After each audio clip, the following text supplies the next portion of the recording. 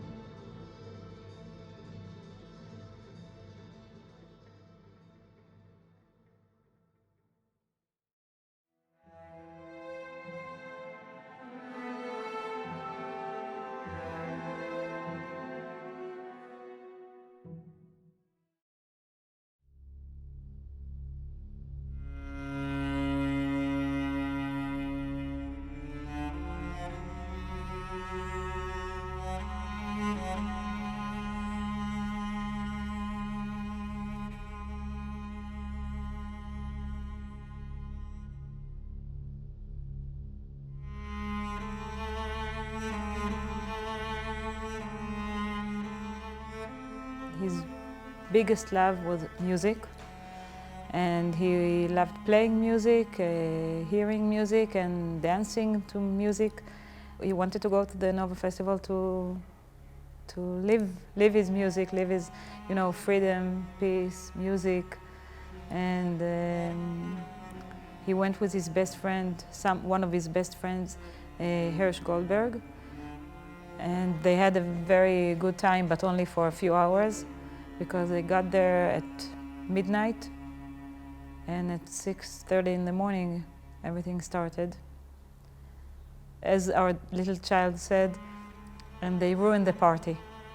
In the morning, we heard their sirens before we went davening in shul. We understood something happened, but we thought it's in Jerusalem. And only when we came back from synagogue around 11, my mother-in-law came and she said a war started. And so we understood that there was something happened. And we said we have to get a contact with Anel, because we know that his platoon was based in Sufa base, which is on the border. We knew that immediately when something happens in Gaza, so they'll be inside. So we said we have to speak with him before he enters Gaza. We tried to reach him by phone, and we didn't succeed. There was no answer in the phone. And later on, his girlfriend called us, and she told us that there were shootings in the party. So at that time, we started worrying. We didn't know what happened to him, but when we heard that there is a mess over there, we said if there is a mess, he'll try to fix it. He'll try to stand, and that's something generally. That friends from Bnei Akiva, friends from elementary school, they all said if there is something that he can do and place a meaningful position there, he'll do it. But we didn't know anything till Monday. Till Monday, we were searching in hospitals, in different places, trying to find where he is. Maybe he's hiding somewhere, maybe he got injured. And only on Monday, we got a phone call that one of the survivors, she called somebody, and he came with the phone to us and told us not much. The only thing he said is she said, Aner was in our migunit. That's a small shelter. Due to him, we're alive. I'm alive. He managed all what happened. And we were thinking, what do you have to manage? He was unarmed. He was with a t-shirt and sandals. What can he manage in this kind of situation? And only on Tuesday, 3 days after the event, one of the fathers of the survivor, the survivor that took the picture of Aner standing in the migunit, he called us and he told us almost all the details that we know till today. Later on, we got pictures and we got a video from what happened, but he knew all the thing. And on Tuesday we got it, and we knew that he got severely injured, but we didn't know if he's dead or not. It looked like we were sitting Shiva this week, but actually we were not sitting. We were working in finding details and calling everyone that we could and trying to get information.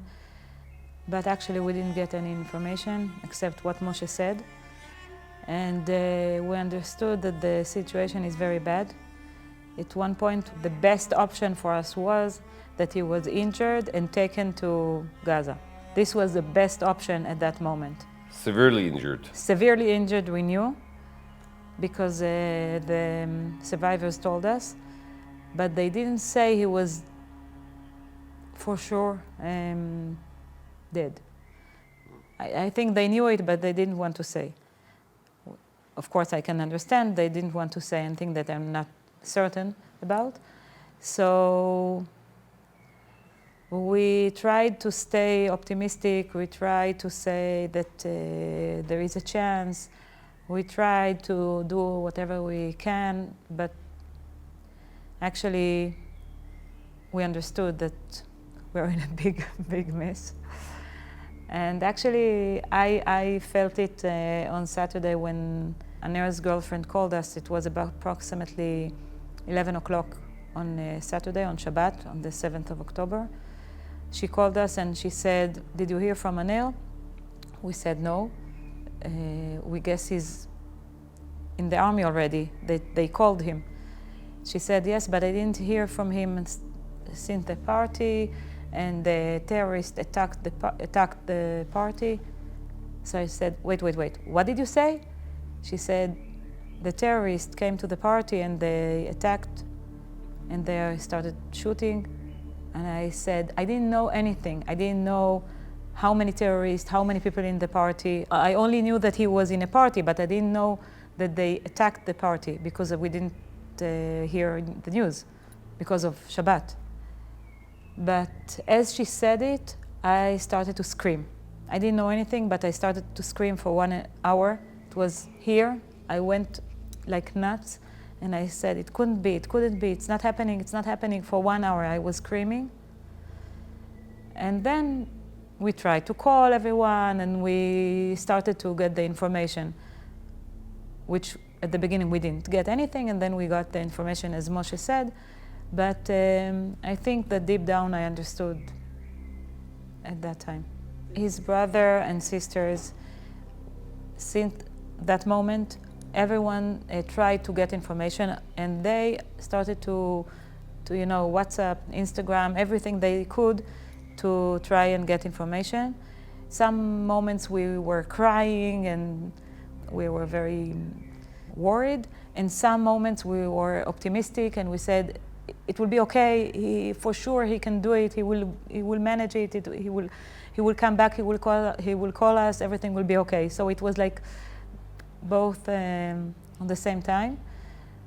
But that was only on Saturday. Sunday, Monday we heard the bad news, but not the information clearly. So by Thursday that they came and told us, everyone was tired from worrying so much. So we were like exhausted from the week. First time the army came on Wednesday morning, 6 in the morning, they came. They knocked on the door. Every kid that grow in Israel know what it means. Of course, after 4 days that we were waiting. So when they came in, we were sure it's the most terrible information. But they said, let's sit down. It's not what you think. We were sitting on this couch here, and everyone, of all the kids, we called them, and we were sitting together, holding hands, and waited to hear what they are saying. And they said they were reading. They had some text that Anel is missing. He's not injured. He's not dead. He's not kidnapped. They don't know where he is. So we said, that we know already. What are you telling us? So they said, we don't know anything. We just want to come and talk with you, but we don't know anything yet. And then we waited until Thursday evening, and they came again, and they said there is a body. We didn't identify it 100%, but it's most likely that it's him. And 3 hours later, they came again, and then they said, we identified him, and it's him. Itamar is one of the survivors. There are 8 survivors that are in Israel right now, and there are 4 survivors that are in Gaza from the Migunit. His father called us on Tuesday, and he told us all the story. He told us what happened with the grenades. He told us, and where I stand now is that Anel entered the shelter with 3 friends. There were 4 altogether. There were already 24 people inside. So there were something like between 28 to 29 people who were in that shelter. It's a very, very, very small place. You have to understand. It's like a bus station, the size of it. It's very tiny. It's like sardines in a tin. That's the way they stand. They stood there, and they entered. When he entered, he said, "Hi, I'm Anel Shapiro. I'm a soldier in the Nachal Orev unit. Don't be afraid. The army is not far from here. A word of what happened, they will come in a few minutes." One of the girls there shouted to him, "Anel, I'm so pleased you came. We are all relaxed now." So she's one of the survivors. She told us that story. But then they started hearing shootings and shoutings in Arabic, very close. Then they throw a grenade. Somebody picked the grenade. Somebody ran outside, got shot. After him, There was another Bedouin guy that was in the shelter. He went outside and said, "We are all Muslims, don't harm the people inside." But they beat him to death. He got killed later on. And Anil understood that they're about to enter. So he picked up a bottle of beer. He broke the bottle. He stood on the front. You can see it in the picture, in the famous picture that Itamar took the picture. Many people took their pictures and sent the messages to the families because they all believe that that's their last moments. He stood there with waiting in order to stab the terrorists when they'll enter, but they were afraid to enter. And Anna saw that they were about to throw grenades, so he told the people inside, first of all, told them that there's something like 20 armed terrorists outside, and he told all the people to lay on the floor, to cover their heads, and he stood at the front, and he said whenever they'll throw a grenade, he'll try to pick the grenade and throw it back. If he won't succeed, or if he got injured or killed, so somebody should stand and do the same as he's doing. And then start throwing grenades and threw it back. And you can see in the video that he tried to hit them. I mean, at the beginning he threw it very far, but he saw that it has no influence on them. So then he tried to throw it at the entrance to the Migunit. Maybe this is the way he will succeed. And the sixth grenade, you can see that he almost came out. You can see his hand coming out of the Migunit, trying to throw it on the terrorist. But eventually, after the eighth grenade, they fired an RPG inside. It's the third RPG that shot to the jailer, and he got from that very severely injured in his face and his hand. His friend lost his arm. The battle itself took like 44 minutes. So if we think about that, it's not only the idea that he succeeded in saving people inside, but he succeeded in postponing 20 armed terrorists with cars from going somewhere else. Or continuing, they were aiming to go to Netivot. You have on one side, you have people with goodness, unarmed, with loving of people. Among them, there are Muslims, there are Christians, Jews, definitely. But the common ground of all those people in the festival, there were people that believed in humanity. And against them came people on the name of Islam, but they're not a representative of Islam. They slaughtered, they kidnapped the Muslims also. And they came with all the evil that they came. I mean, his aim wasn't killing the enemy. It was preventing the enemy from killing the people that he just met a few minutes before. And among them there was a Muslim, non-Jews. They told us that the first thing that he did is to calm them down. So I think it's amazing that in this situation, when we have a video that we can see him before it got it worse. So it's at the beginning. So you see him thinking, understanding what's happening, and then you understand that he decided that he would take the lead and he would calm everyone down and he would take a leadership and a stand. And although he didn't know anything and he didn't know what will happen, he took the position of calming down everyone.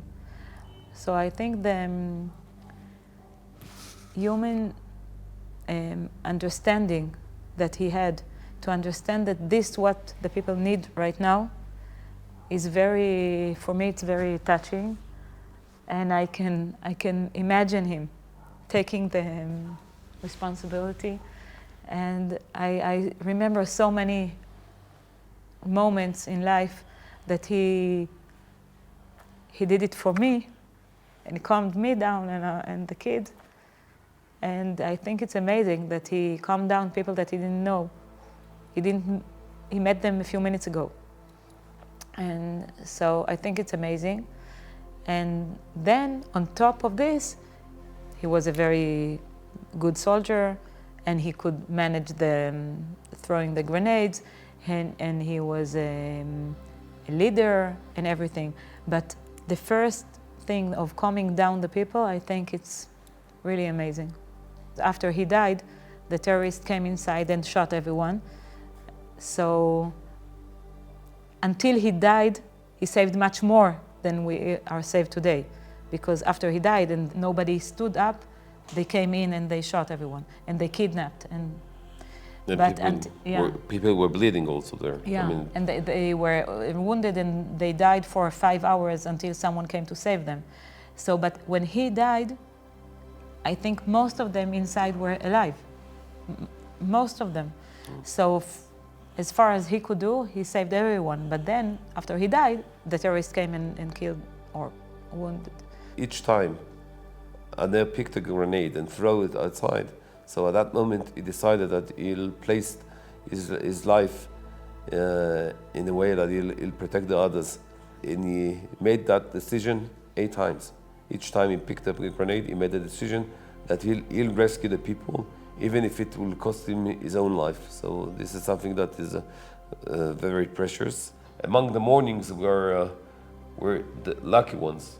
At least we know what happened at his last moments. We know how he behaved, what he have done.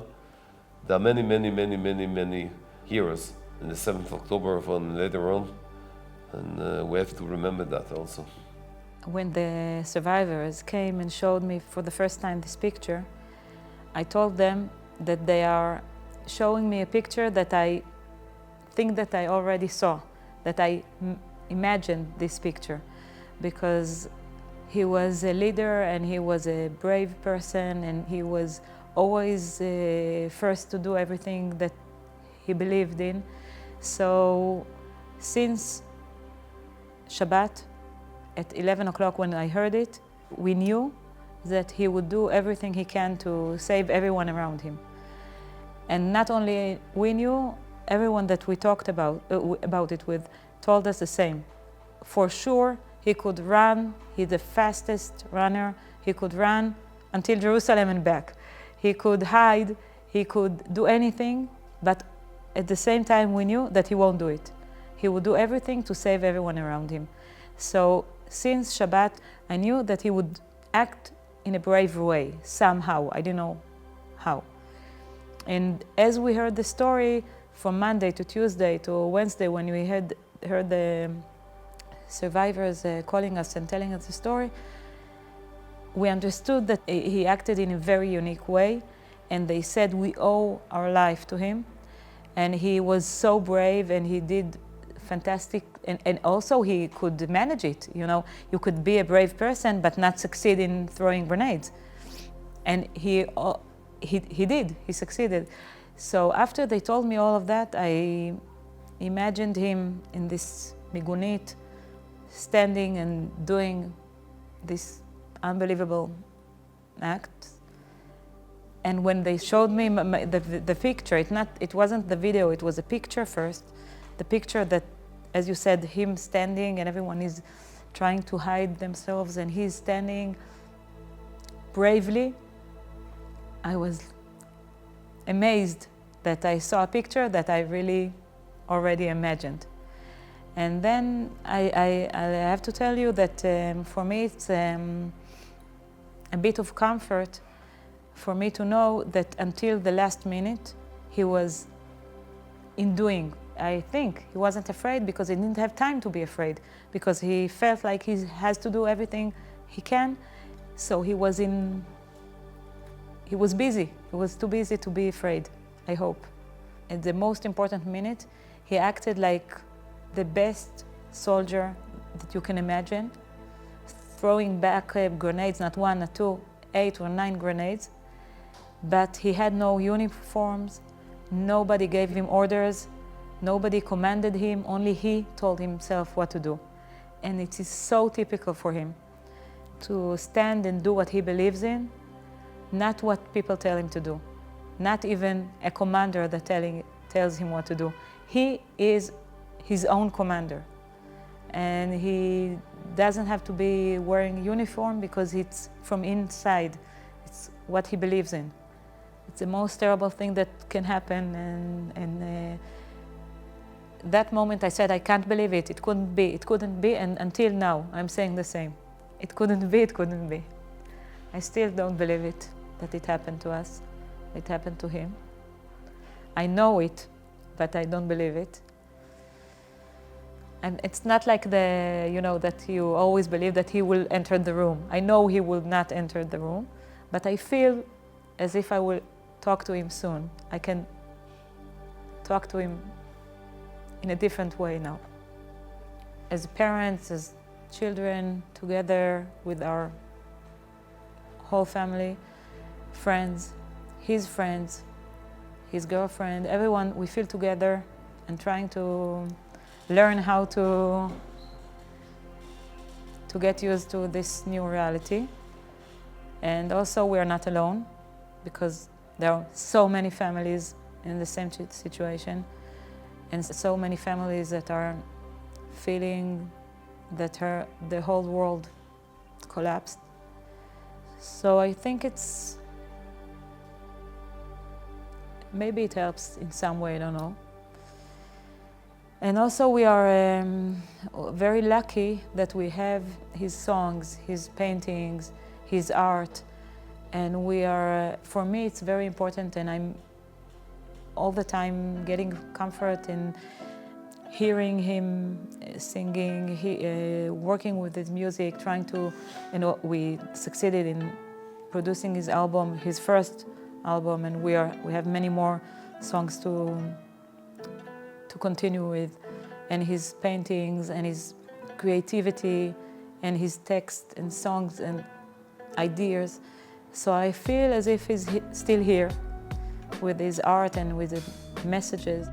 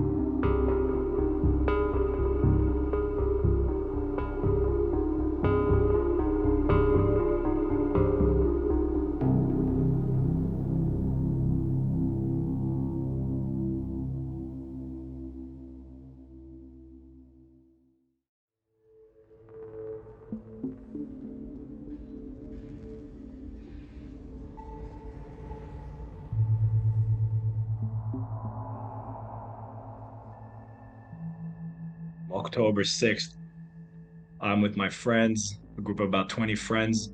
We're having a good time. We're listening to music. We're getting ready for the party. We get to the party at around 1 a.m. We arrive in a bus, our group of 20. Two of them are from my team in the army. The rest mainly friends that we met while traveling. We arrive at the party at 1 a.m. It's a great party. We're having an amazing time.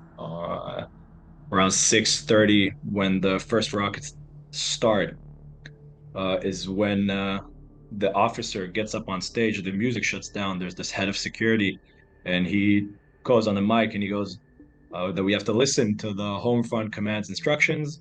The party's over. We have to evacuate the area. This is way before we even realize that there's a terrorist infiltration. It's just 6:30 in the morning, a first few barrage of rockets. As sad as that sounds, we being Israelis, especially us combat soldiers, we don't get too excited from a few missiles. Even though we're super, super close to the border, we're around 1.5 to 2 miles from the border with Gaza, and we were actually seeing the rockets flying out of the strip towards Israel. We don't get too excited. People are still surprised that the party's over. The barrage gets more intense. We're talking from tens of rockets to a few hundreds of rockets. That's when we start, lying on the ground, start evacuating slowly the area of the party.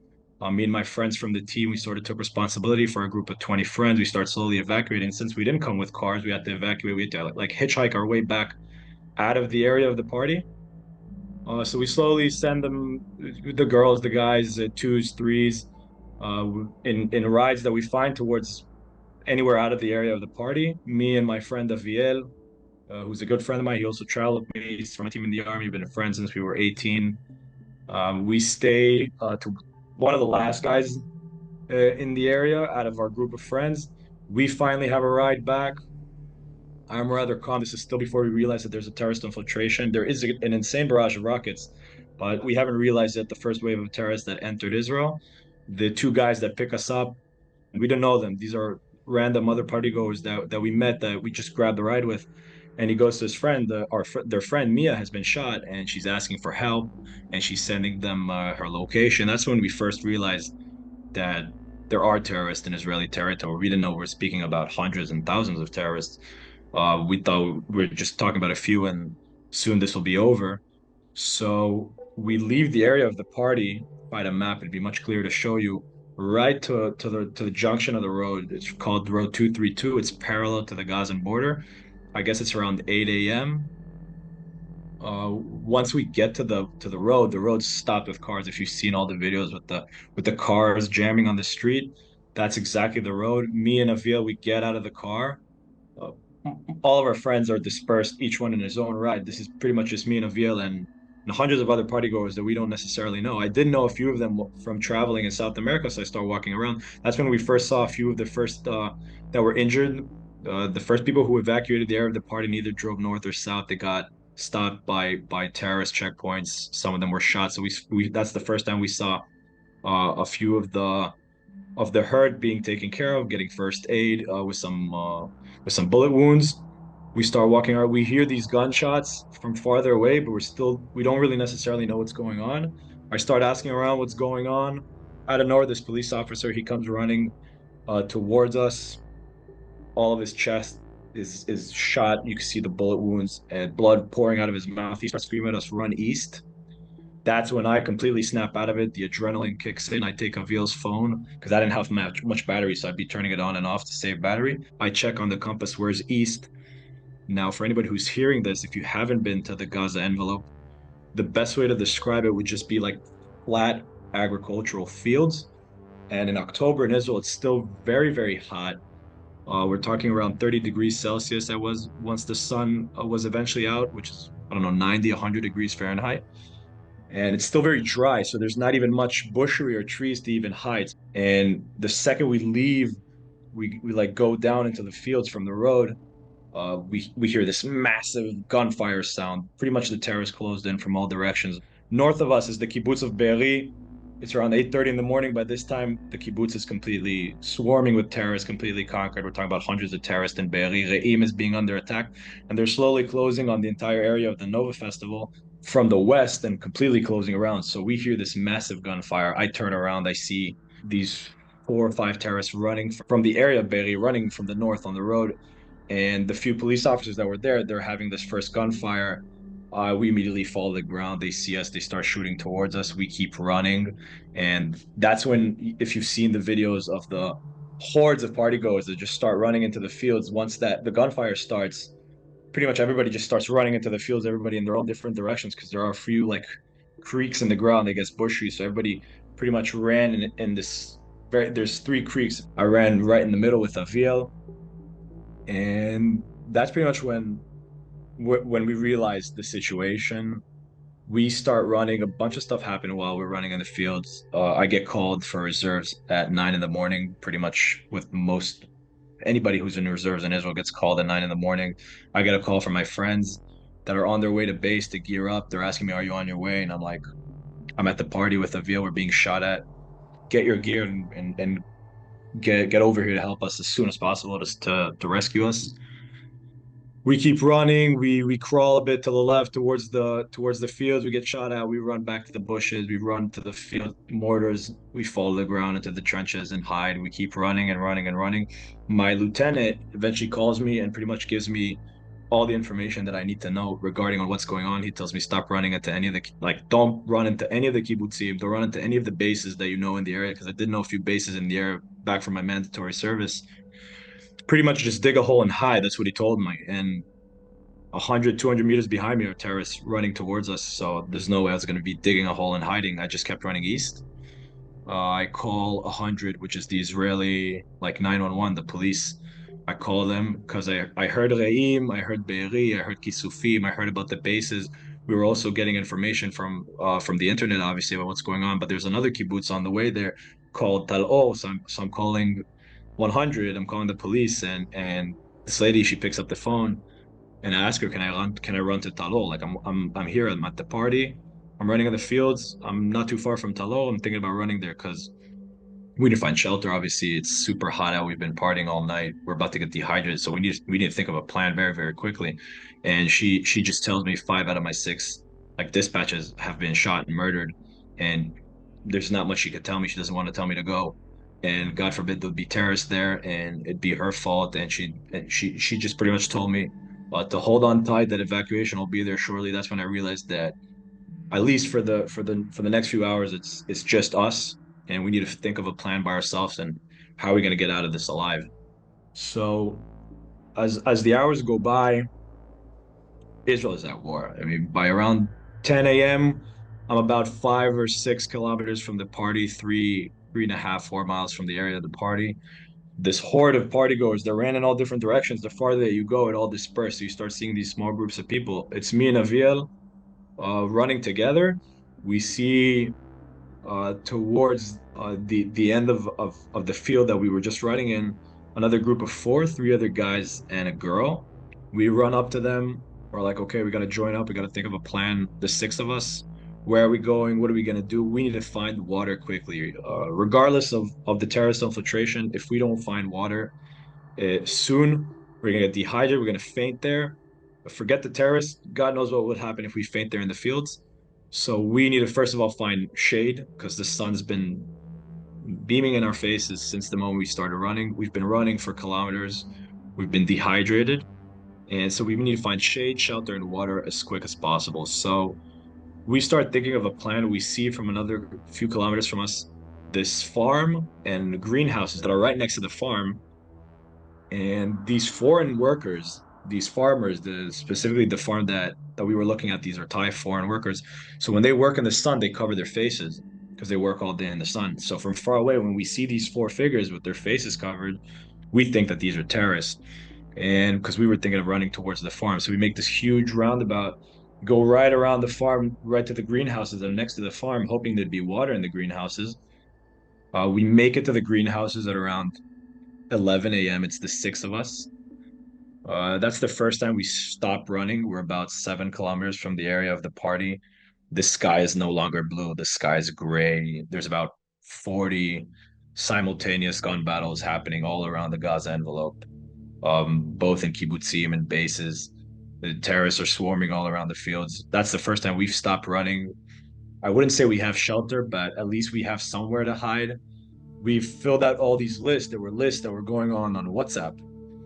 Who's shot, who's injured, who's missing, who's killed, locations, IDs. So we're filling out this information on WhatsApp, the few of us that still have battery left on our phone.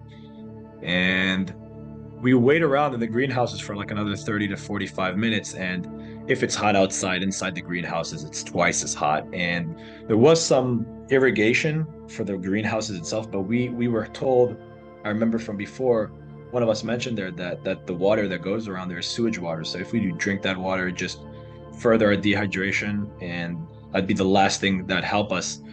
So we didn't drink any of that water, but we did realize that the figures that we thought were terrorists were these Thai foreign workers, because they walked around the greenhouses and they even entered one of them, and we realized that they weren't terrorists. So one of us musters up the courage. We decided we have to go to the farm.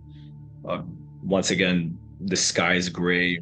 There's tens of helicopters flying around. Us thinking that these are rescue helicopters. These are actually helicopters that are carrying paratroopers from the desert towards Be'eri and moving troops around and evacuating people who are seriously injured, if not killed. There's huge commotion. We muster up the courage, some of us go towards the farm that's right next to the greenhouses. That's when we first meet Yunus. I'll give you a brief about Yunus. Yunus is a Bedouin. He's an Arab Muslim. He's 50 years old, and he's guarding this farm that's right next to the greenhouses. So the first guy that goes there is he's one from the group of four. His name is Shalev. He gets up to there, and we're a bit behind him. The first time we see Yunus and we hear his Arab accent, we think that he might even be from Gaza, because we heard that not only the Hamas terrorists that infiltrated, there's also hundreds of just Gazans that come in to loot and that did those terrible atrocities. So we were thinking that he's from Gaza. We're terrified. Eventually, we realized that he's Israeli, that he's on our side. He brings us into the farm. He hides us in one of these rooms. He brings out food. He brings out water. There's air conditioning. One of our phones charging. Truly a moment of relief. We're finally, I guess, safe. There's water. There's food. We're waiting on instructions from the home front command, from the news, to see what's going on. Yunus, once again, is a 50-year-old Arab Muslim. He has 6 kids at home. In a normal scenario, I would never meet this man in my day-to-day life. We rest around the dining room for another hour. We arrived at this farm, I guess, close to 12:30. Yunus comes running towards us. Yunus had his farmers, his Thai farmers that were working with him. He placed them all around these different entrances to the farm. This is like a gated farm, and he placed it around all different entrances. And one of the Thai farmers, he comes up to Yunus and he shows him with his hand, Yunus, there's a bike on the way. He freaks out. He comes running to us. He speaks for like a few seconds. He screams at us, hide, hide, hide. They're coming. He doesn't say who's coming. He just says, hide. They're coming. He runs back towards the entrance where the bike is supposedly on his way. We freak out. We have a few seconds to figure out what does he mean? Who's coming? Where are we going to hide? From a moment where we feel completely safe and relief, we're feeling trapped. Like there's literally nowhere to run. We're inside this building, inside this gated farm, in these killing fields filled with terrorists. Like, what are we gonna do now? We have a few seconds to decide. We see the building that we were inside, that Yunus put us in, is a bit. It's not straight under the ground. It's about a half a foot. There's a few inches of space between the ground to the building itself. And my friend Avil, he sees that and he just goes, let's crawl underneath. And we, in the 2-3 seconds that we had to decide, we just all agree with him and we start crawling. We jump on the ground. We crawled underneath, and these 2 terrorists come on the bike. These 2 Hamas savage terrorists that God knows what they did before. They arrive at the farm, and we hear these conversation that Yunus is having with them in Arabic.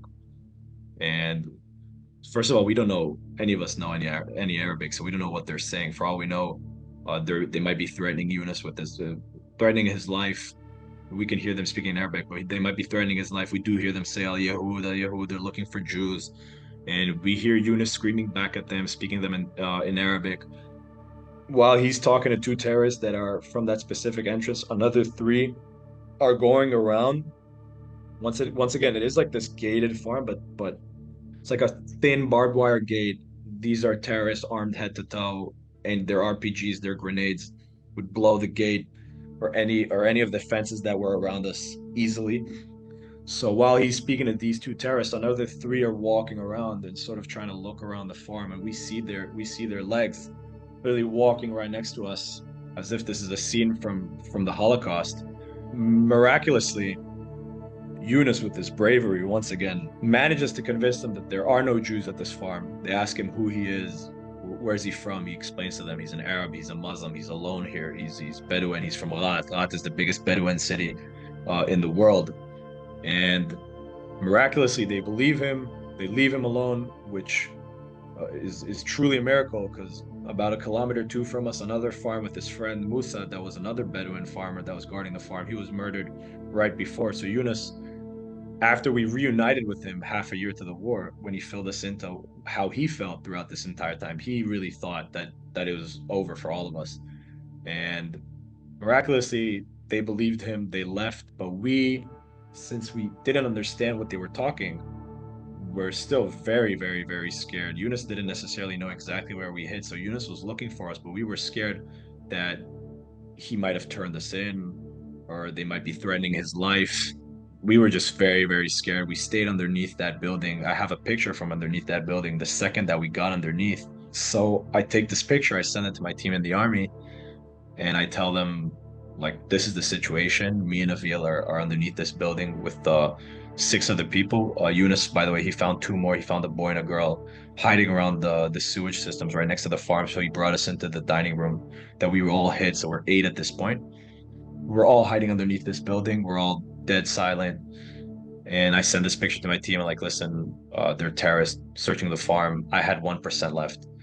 This is our location. This is the situation. Do something. Boom, my phone dies. Right behind me, I see Avil. He's already saying goodbye to his sister. Like, I love you. They're here. We have nowhere to run. They're probably going to find us. And miraculously, after about an hour of us hiding, even though Yunus afterwards, of course, he was a bit hurt, and we were embarrassed that we didn't trust him all the way to the end. These 2 vehicles with brave citizens from the kibbutz Patish that want to stay anonymous till this day, brave citizens that drove straight into the killing fields from 8 a.m. till 8 p.m. rescuing party goers. They came in with 2 vehicles. They picked us up from the farm at around 1:30 p.m. I managed to get back around 4 or 5 p.m. to my house in Tel Aviv, and October 8th, the next day, I was already back where it all began, with my friends in the army, back to reserves, gearing up. And by the 10th, I was back in Re'im, right in the kibbutzim where it all started, in Iroz, with the terrible scenes, with the bodies and the smells and the burning kibbutzim, and the first few weeks of the war. It was very, very difficult. Me being today, going back, you have to think that I've been through so much more. There's definitely a few things that I have to say really stick with me. Obviously, it's Yunus and what he did for us. I have to say, if we're only thinking for a second about October 7th, because I think first of all, life is filled with miracles and moments of luck. Even though I believe that I made decisions with a clear and rational mind while I was running, I didn't feel like I was reacting impulsively, and I didn't feel like I was reacting solely out of fear. At the end of the day, life is filled with miracles and moments of luck. So I definitely believe that there is space for faith and belief to carry us through challenges, obviously. And despite the pressure and stress and fear of losing my life, I managed to maintain composure and made thoughtful decisions that saved my life. And another big thing that I learned reflecting back is, even in life's toughest moments, when you feel lost, there's definitely true heroes in this world. And we meet people who defy stereotypes and expectation. Yunus, a Bedouin Muslim who saved my life, is the perfect example for that. So it's so important not to rush to conclusions or judge those who are different than us. If I had judged Yunus based on stereotypes, which we unfortunately a bit did, we would have never believed that he could save our life. So I would definitely say embrace diversity and avoid quick judgments and stereotypes. And of course, as soldiers, the transition from survival to immediately engaging into battle is just such a mix of emotions. At first, the first few days, it was literally a fight for our home. We felt as if we didn't go and fight, they would come and burn our houses down and rape our women and kill our kids, exactly like they did to the Gaza envelope. So we felt this profound sense of duty, the opportunity to defend our people, our country, especially our close friends. So it definitely filled us with meaning and pride. And of course, we were caught off guard. And this was the biggest tragedy probably in Israeli history. The next time, at least I encountered armed terrorists, we faced them with the full force of the IDF behind us, and we demonstrated the power of our faith in our country. So it's definitely a moment of pride and motivation for us. I finally entered Gaza towards the end of November, beginning of December, after about a month of Israeli presence in the Gaza Strip. First of all, what I can say, we felt once again this profound sense of pride. We believed in what we were doing. There's no war that is more just. I can't go into specific details of what my unit did and how we did it, but I could definitely tell you that what we saw in Gaza, it was crazy. First of all, we witnessed firsthand the intense hatred amongst Gazans. We saw how Jews are depicted horribly in their books, and children are just indoctrinated with images of glorified terrorists. We found books of us being depicted as if it's 1939 in Nazi Germany, with blood on our hands and pickaxes. Under beds of children, weapons are found. the tunnel system is just surreal. I'm pretty sure the war in Gaza is considered the hardest urban warfare in the world, and the metro system that those savages built is definitely has a lot to do with that.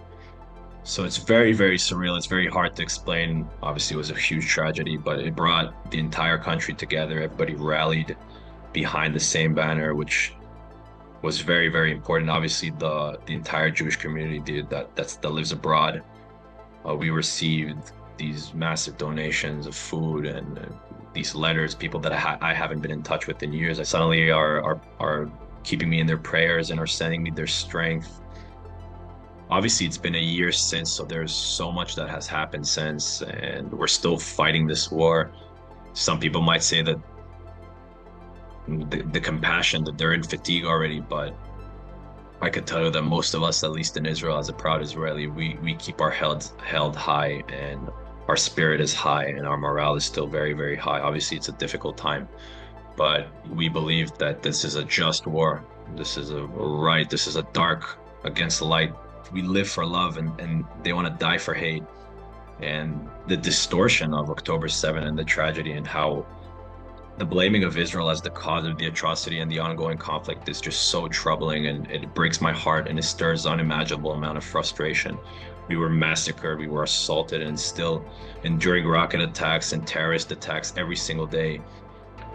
These indiscriminate violence continued, fueled by a hateful ideology that not just aimed at Israeli, but is literally aimed at anyone who aligned with Western values. It's crazy. If I could say something, it's to be strong, even if it's a year to the war, to keep our spirits up high, because that's the best we could do right now. I still deeply believe that Israel has a very, very bright future. I could tell you as a proud Israeli, yes, we failed on October 7th. We all failed, but we woke up, we came to our senses, and we have been fighting like lions ever since. We are not backing down anytime soon. We will bring back our national pride and security. So I definitely welcome anybody to join us in the fight, to ask more questions, to try and be invested in it, because we will prevail. And I'm not the only one who believes in it. I'll definitely seal this moment to call for the love of others, for patience, for the love of our homeland and our people, to find the good that unites and connects us all. There's so much more that can unite us and divides us. We just need to have the desire to find it. So once again, in Hebrew we say Be'achad Nenatzech. Together we will win, and I'm more than sure of it.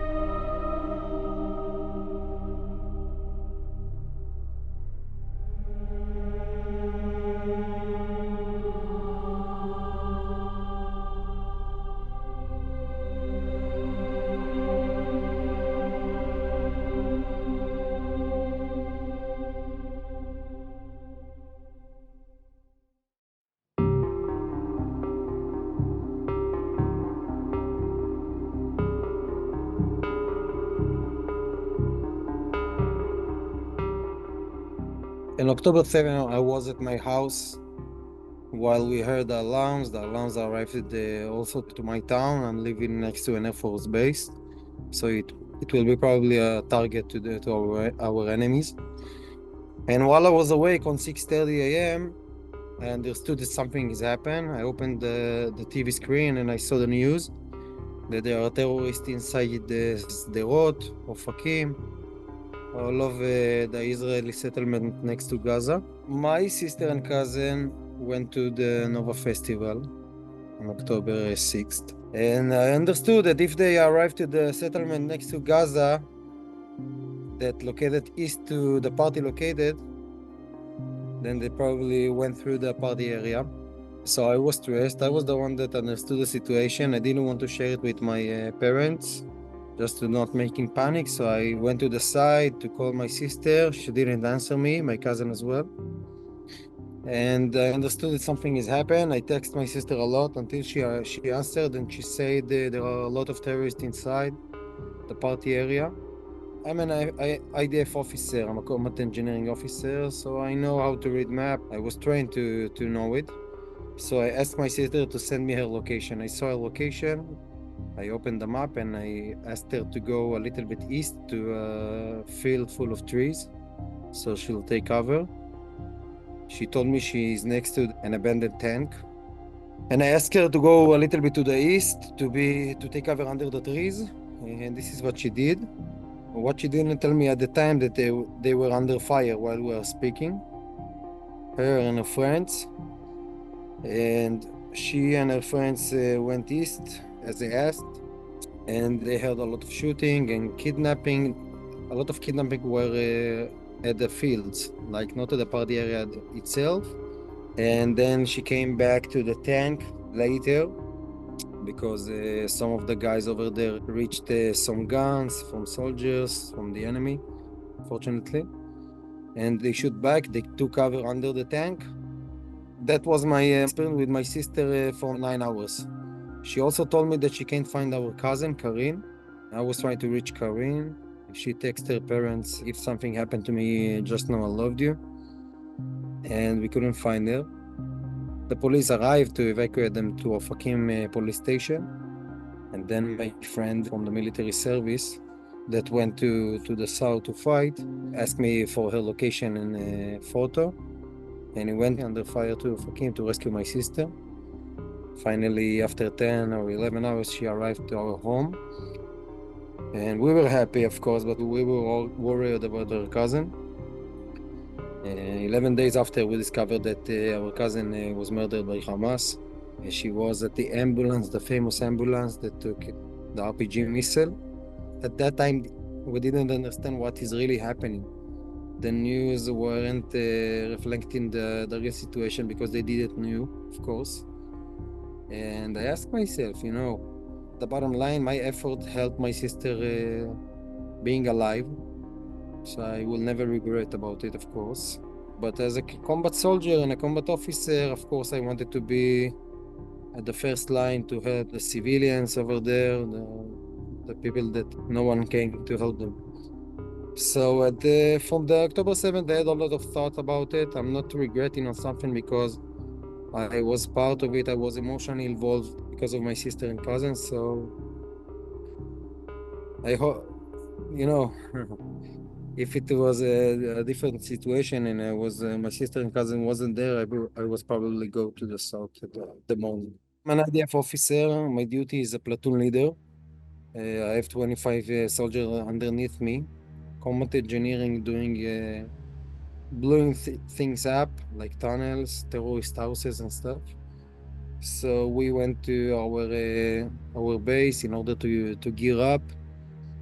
Because we were reservists, we needed to train a little bit about the new technologies and stuff. So we trained for a month and a half, a lot of training in order to raise our level, our professional level. The beginning on December, we entered Gaza for 2 months. I was injured while fighting. I went to the hospital. They evacuated me to the hospital. I came back a day later. I didn't want to leave my soldiers, so I, got the strange in order to help Am Israel, and I came back a day later. I had after it a recovery time on a month and a half, and later we rest for 2 months. And 2 days ago, I finished my second tour. I went to Rafah for another 2 months. And right now I'm resting, waiting for another tour. We were together with the paratroops unit, an amazing paratroop reservist as well. And we had a lot of special missions in order to blow terrorist house, to attack neighborhood full of terrorists and the armory. And when I injured, I see the event as a success because it was a massive success. We find something really classified that is really important to Hamas, and it really helps the Israeli government to show to the world and to the international courts that Hamas has the ability of what we found, so it was really important. And after we took the photos and all of the evidence, my duty is to blow things up, so we arrange ourselves in order to blow it up. We put something like 1,000 pounds of explosive, and chemistry reaction happened. I saw smoke, and I tried to pull it away, the mine that we used, try to pull it away while the smoke is happening. So my breathing ability was a little bit harmed. And after I saw I can't succeed to do it, I told all of my soldiers to run away as fast as they can because it's about to explode. We ran as fast as we can. 5 or 6 later, 1,000 pounds blew up, because of the chemistry reaction. We all flew in the air, and luckily none of the shrapnel stuff hit me, but my hearing was damaged badly. And after it, as a commander, I have responsibility not just for me, also to my soldiers. So I rised up with the power that left, and I started to take care of the event.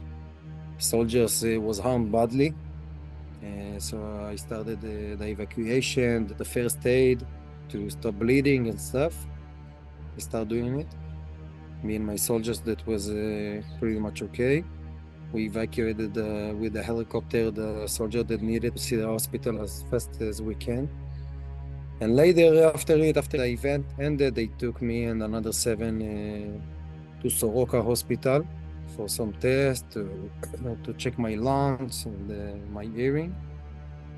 And a day later, I came back because my soldiers were over there and I didn't want them to be without their commander. But the event was a success because what we tried to blew up at the end. We avoid 600 long-term missiles that were aimed to Israel. And imagine yourself 600 long-term missiles. The Iron Dome has a 95% of success, so the rest of the 5% means 30 long-term missiles, probably harmed or even killed some civilians. So for us it was a massive success, even though we injured a little bit. But luckily I'm here, and I'm happy about it, that we had the privilege to avoid such an amount of long-term missiles. We went to a special operation. The intelligence forces told us that there is something that they don't know what it is in some location. Together with the paratroop unit, we went to this location and find a lot of machines. After a small search, we understood that those are machines that creates a lot of weapons, rifle, RPG, and stuff. And while we started working in order to blow this place up, me together with the paratroops unit commander decided that they will go to search around, because if we found this, probably around there are more of it. And while I'm working, he called me on the radio and told me that they found another. They continued to look, and they found another machines and another. We expected it to be 2 hours, and we ended up like 10 hours of work. Eventually, after we succeed to do it, the intelligence forces told us that until that day, all of the army managed to destroy the 82 machines, and 63 out of it belonged to my platoon. So it was a massive success. I was really happy. We had a high spirit every time. Like, we had bad events, but the spirit of helping Am Israel, of doing good for the citizens, for everyone, from the Jewish people around the world even. It's not for the Israeli civilians, it's for everyone. The attack was on the Jewish people. They managed to do it on the Israeli Jewish people, but the attack was on the Jewish people, and they aimed to everyone. So to do it and to have this success to the Israeli people, to the Jewish community around the world, was absolutely amazing, and we were really happy and satisfied from our success to do it. Every time there is a war or some operation, the Israeli people shows a lot of unity. Everyone works together, put all of their opinions aside in order to help the military service to raise the spirit. Also here after October 7, of course, you know, the October 7 victims, the injury, the deaths, they all belong to all of the opinions rainbow. You know, there is not, it's not a special community. Everyone was involved. Religious, not religious, right, left, everyone was involved. So I think the Israeli people understood it, that it's all of us. It's everyone's problem. So the unity was amazing. I saw with my own eyes the soldiers, the combat soldiers that put anything aside, the reservists, everyone put anything aside, and everyone is different. Everyone is different, you know. Some guy from Bnei Brak, which is the most religious city in Israel, and some guy from the kibbutzes that doesn't have any connection to the religious, and from the left and from the side, we all fight shoulder to shoulder, brother in arms. It's what I saw with my own eyes, brother in arms. And I saw the Israeli people that go to, I went to the hospital in the middle of the war, so I had the privilege to see. I couldn't even enter the hospital because the amount of the people that came to help, to donate, to help with something. People came and went to the nurse and say, what can I do? And to see the people so unite, you can see it with your own eyes, and you said, of course, I'm optimistic about our future, the Israeli future.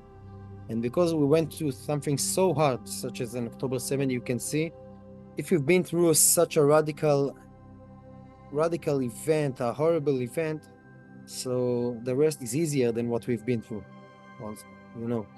So I'm absolutely optimistic about Israel, and I'm absolutely proud and optimistic about the Jewish community connection with Israel. It is an amazing thing. I couldn't believe it happening. I had the privilege, the amazing privilege, to go to the US to meet some Jewish communities together with my sister to tell our story to the world, my combat story and my sister's survival story. And we saw an amazing love, amazing support. I saw how people that lives on the other side of the world so worried about the country that Israel is their country, it's the Jewish people country. So even though they live in another country, Israel is in their heart. And the unity and the love and the support that the army gets, that the Israeli people gets. I saw people that Israel is in their veins. Is in their veins. People that lives generation in the US, generation, you know, it's not just people that went from Israel to the US few years ago. People that born and raised according to the American culture and they're involved with the American politics and culture and the market and stuff, but you see people that Israel is in their veins and the Jewish people are in their veins. So I'm absolutely optimistic. I also get to meet two of FIDF missions in Dallas and in San Diego. You see such a good people that just wanted to help with everything they could, money, missions to Israel, to volunteer and stuff. And I saw it. I walked in the street with a massive smile on my face to see the unity and to see how we are really one big family. And I knew it, and I always told it, but to see it with my eyes, to meet the FIDF guys, the missions here in Israel or in Dallas or whenever, to see how they worried, how they, you know, I told my story over there. I talked with them about my story with slides, and I saw people cried. Bottom line, they don't live in Israel, they are American, and they have their concerns and stuff. And to show them the Israeli war, the Israeli stuff, with slides, with photo, they cried. It was an emotional event, and I'm not getting emotional that fast. You know, I've been through some stuff in my life. The unity was absolutely amazing. And to see that it's possible in bad times, it's absolutely possible in good times. You know, when you don't have troubles like war and stuff, you're messing with silly things like politics and opinions and religious and stuff. But the bottom line, we all have the same blood. We all have the same blood. And The unity that the Am Israel and the Jewish community showed after October 7th is something that we need to learn that it's possible. It's possible to put everything aside and understood that we are one. We are the Jewish people, no matter where, and it was absolutely amazing. We are in a good world of community right now, after the war. And the day after, everyone should look inside and say, now what? Now what? Should I put my small effort in order to make the big unity happen? I think that yes, and I'm absolutely optimistic about our future. I've been there, I saw anything. I lost my cousin at the Nova Festival. I have all of the reason to be negative. I lost friends. I saw people injured and stuff. But from my perspective, I can say, and I say it loud and clear, Am Israel Chai. We are the forever people. The forever people. We are the people that live forever. Our people lives for generation and 1,000 years because of our unity. And the Jewish people, as long as they keep their unity, Am Israel Chai, of course.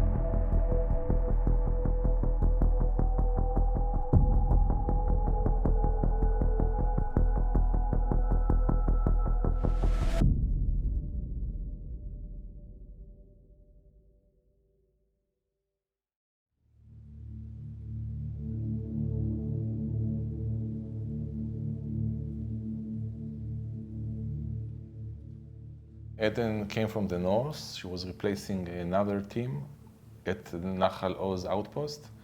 She was just getting a place to sleep there in the outpost. She didn't have any role in the outpost. It's an outpost of Tatzpitaniyot, observers, and Golani soldiers. And Eden and her team of other 4 combats, they were just getting a place to sleep in Nahal Oz, but the real role was to fly the drone all around the Gaza Strip when needed. And on Friday they went to sleep. On Saturday morning, early morning, they heard the rockets and they ran with the pajamas to a safe zone next to where they slept. And over there they found out another 25 soldiers, girls, who were not armed. They were unarmed. The only people with weapon was Eden and her combats. So this is also a good soldier even if he runs with the pajama, he takes his weapon. This is something that you must practice. And in the safe area, they heard a lot of rockets and a lot of noise, and all of a sudden there was a call on the loudspeaker saying enemy entered invention into the outpost. Now we know that there were about almost 200 terrorists invading this small outpost. They didn't know it then. So she was in her pajama. She's an officer, but no one knows her. No one knows she's an officer, but she took leadership. Immediately she took leadership.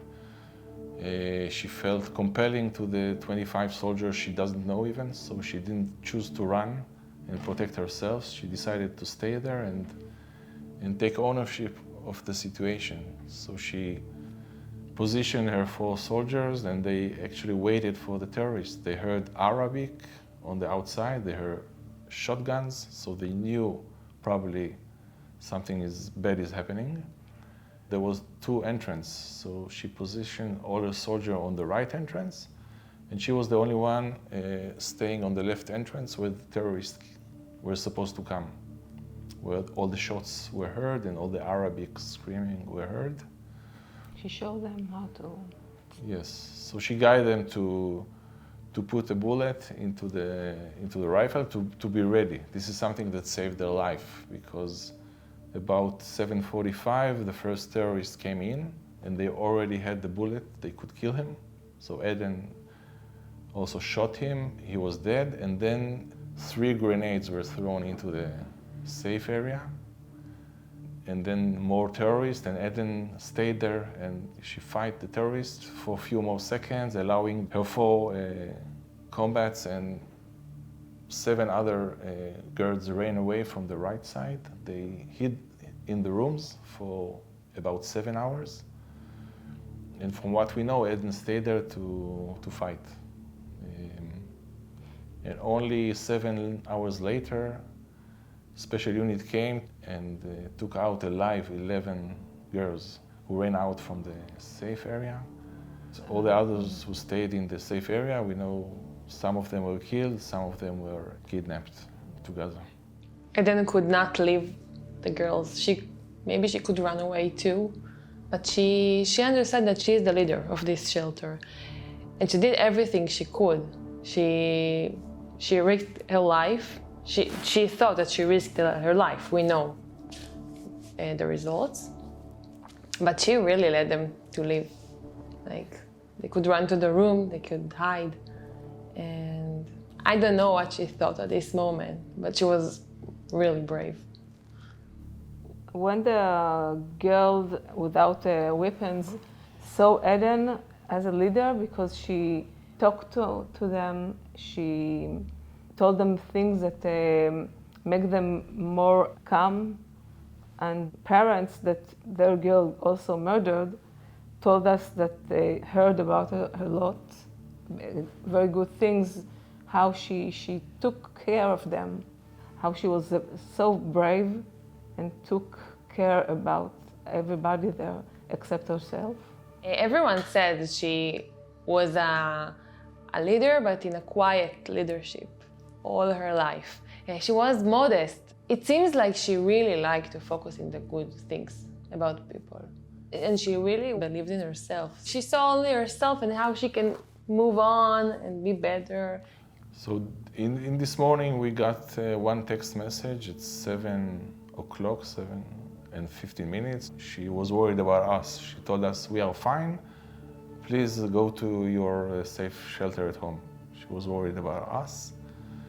And about 7:21, she sent a picture to her unit, to the Skyrider unit, proudly saying, "Our team, the Team Nimri, is defending the safe area."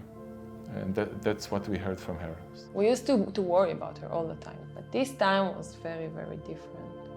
Her soldier went to the hospital and came back to the home, and we didn't know nothing.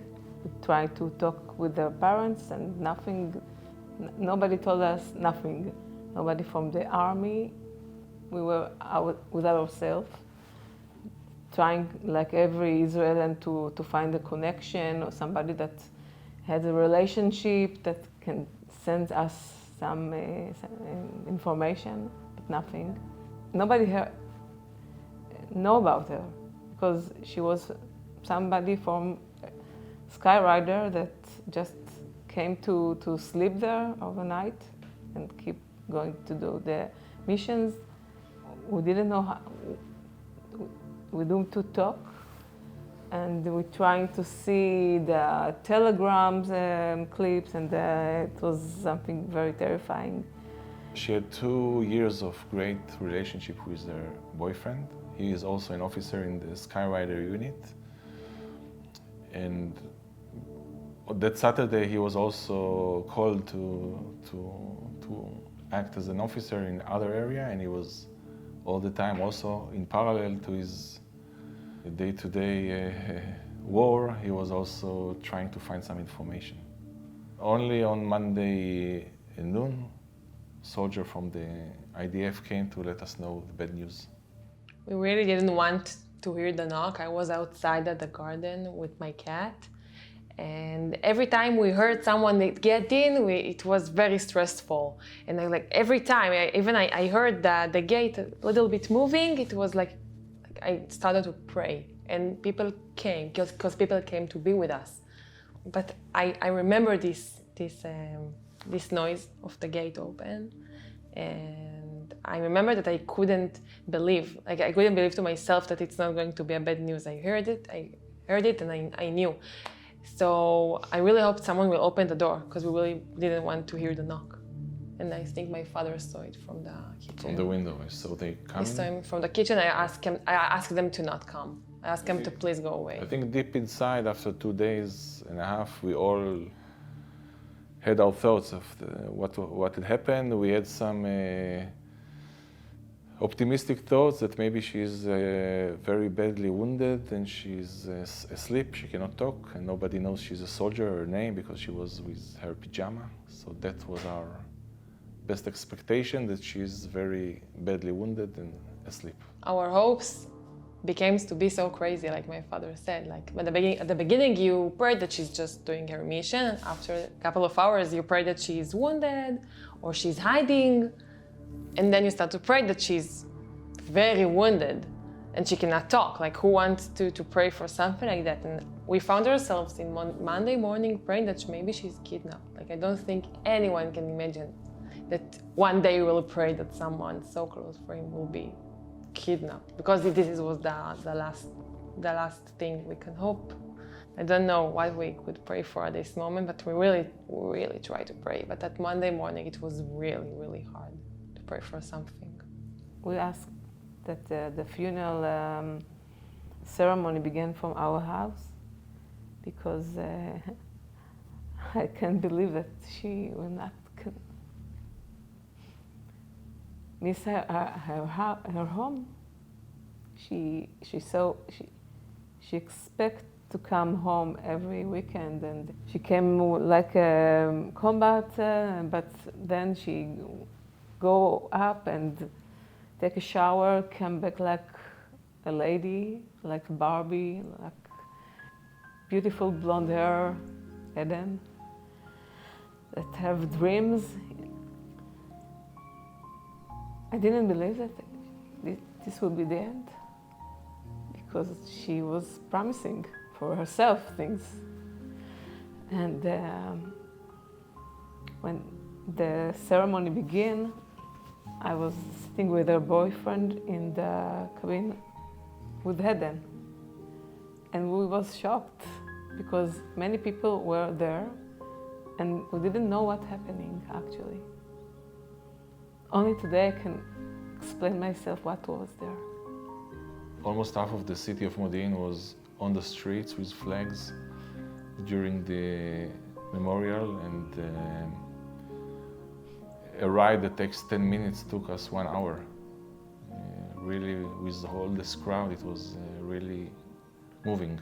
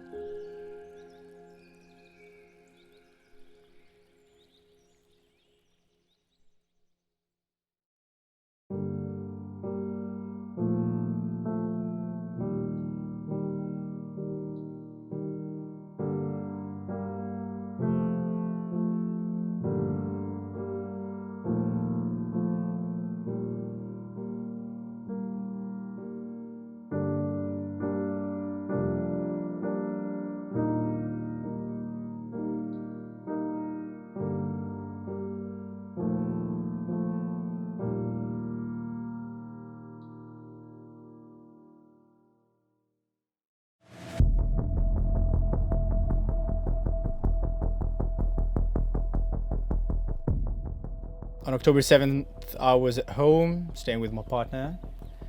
I got a call from my paramedic telling me stuff are getting heated up in the Gaza Strip. At that moment, I called my commander, asking him, where should I be? And he told me, south. And that's basically about it. In that minute, I understand what I have to do. I'm passing through my apartment, picking up all my stuff, getting my uniform and weapon ready, and started driving out towards south part of Israel, not knowing nothing, not having any of my ceramic vest, without having my medical gear. I'm calling all my medics, keeping them updated on what I think is going on. And these minutes, we don't have any clue what's happening around us, yeah? I'm getting my reports from the news, strictly. Meanwhile, rocket sirens are flying on top of us. When I got to Ashkelon, I was with my medic inside my car. We saw a rocket hitting a balcony, and the balcony just collapsed right in front of us, and we're driving towards fire. Like, that's the situation. It's almost like an apocalyptic feeling. Our battalion is part of Israel's search and rescue units. So what we do is we rescue people who are trapped underneath ruins. So we have a place that we're supposed to convene in the south part of Israel, around the Gaza Strip. So I got there without any connection to my commander. We had a brief phone call of 10 seconds where he told me, do not leave the spot you're in. And that's all I got from him. Right before I got there were rockets flying everywhere. A constant Tseva Adom, red alert, which means that you should go into shelter bombs. We didn't have the privilege to do so and protect ourselves. In these minutes, I get a slight understanding that there is some events going in Zikim. There, I understand that there are 15 people who are injured inside Bacha Oref, which is the home base, the boot camp base of our battalion. So I think to myself, I need to go there. I know that there are some injuries there. The main thing that I held in my head the entire time was the life and well-being of my soldiers, of my medics. After we got to our convention place, we took a regular car, just a car, and drove straight ahead to Zikim. In the middle of the road, an ambulance stopped us, and he just started taking out dead bodies out of the ambulance and putting them in the back of my truck, shouting at us, "Help us! Take these bodies away from me! I need to go back and fetch more." In these minutes, I understand that the whole scenario is way more severe than I thought it was. They were from our training boot camp. These dead bodies was of training soldiers who were in the first few days, months in the army. These were the dead bodies of also the commanders of my own soldiers. They knew them. One of my direct soldiers told me, this is her, like, this is my commander, I know her. As we moved her from our vehicle to another, because I understand that we need to go forward. We need to maintain our abilities and our gear and be helpful somewhere else. When we got to Zikim, like right outside of the Zikim, there was a T-crossroad, and there we did something that's called injured concentration spot, which is where we concentrate all our injureds, do triage, and then evacuate them by urgency. And I tried to contact our Magen David Adom, who they also tried to contact me because they wanted to go there and evacuate all the injureds, and they couldn't come there because it was under fire. It was under direct fire, and we had terrorist units going around everywhere, so it wasn't safe for them to come in. We, as army medical forces are we had to, go under fire and endanger our own lives doing so. So it was an ongoing scenario. We started getting pulses and pulses of injured soldiers, civilians, from the whole surrounding of the Zakim perimeter, from the beach and the bases nearby. If we conclude that to brute numbers, I guess we evacuated almost 40 injured soldiers and dead bodies altogether, and we passed on the information into Barzilai Hospital. So we drove. I tried to manage all the armed vehicles, like vehicles that are protected against shootings.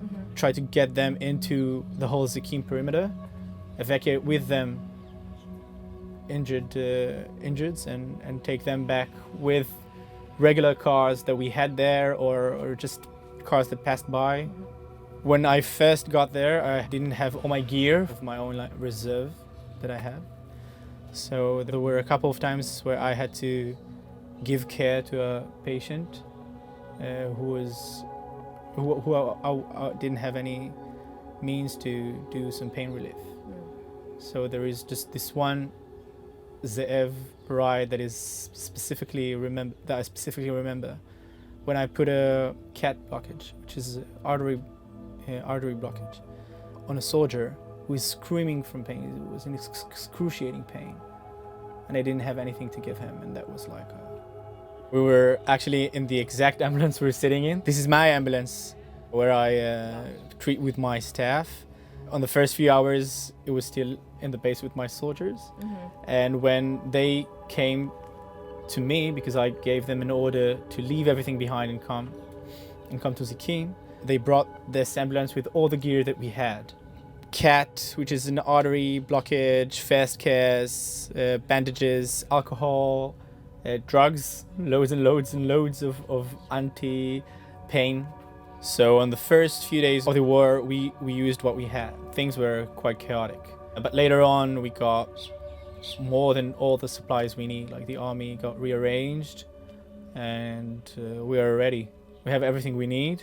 We're in full capacity and capability to treat any wounded soldier or civilians that would need us, thanks to the FIDF and the medical corps of the army. There was this one troop who was injured. He got a gunshot in his back, and he got to our wounded collection point that we talked about.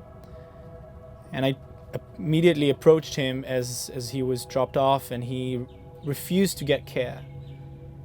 He told us that one of his friends is severely injured in one of the front bases, and he is in the middle of a terrorist attack right now, and he wouldn't let me touch him. So I moved him to my paramedic, and I told him, listen, I'm gonna find your friend, I'm gonna get him, and we're gonna treat him. We found just this one guy who had a armed vehicle. He just took an armed vehicle that he found, and I asked him to come with me and find this soldier. We drove. It's something like a 6 minutes drive, but it was like every minute was an eternity, yeah. And while we were driving the road next to Zakim, you saw all these just piles of dead bodies on the ground. And we were manipulating the vehicle in between them. And when we got to the base, we entered, and we tracked the force that was there. They were in the middle of fighting, like they were shooting right at us all the time. And we tried to collect the soldier that he was talking about, who is already gone, unfortunately. So we couldn't help this particular soldier. But the thing that strikes me the most in this story is like the friend who refused to take care of himself. Wow. For his fellow warrior. Yeah, he's been treated. We evacuated him to Barzilai Hospital and he got there safe and sound. I don't know the exact state of this particular patient, but I can tell you that we closed some circles and we know that there are at least 3 patients that we treated that day who came back into fighting. It's a lot for me. It's like, feels like we've done at least one thing right.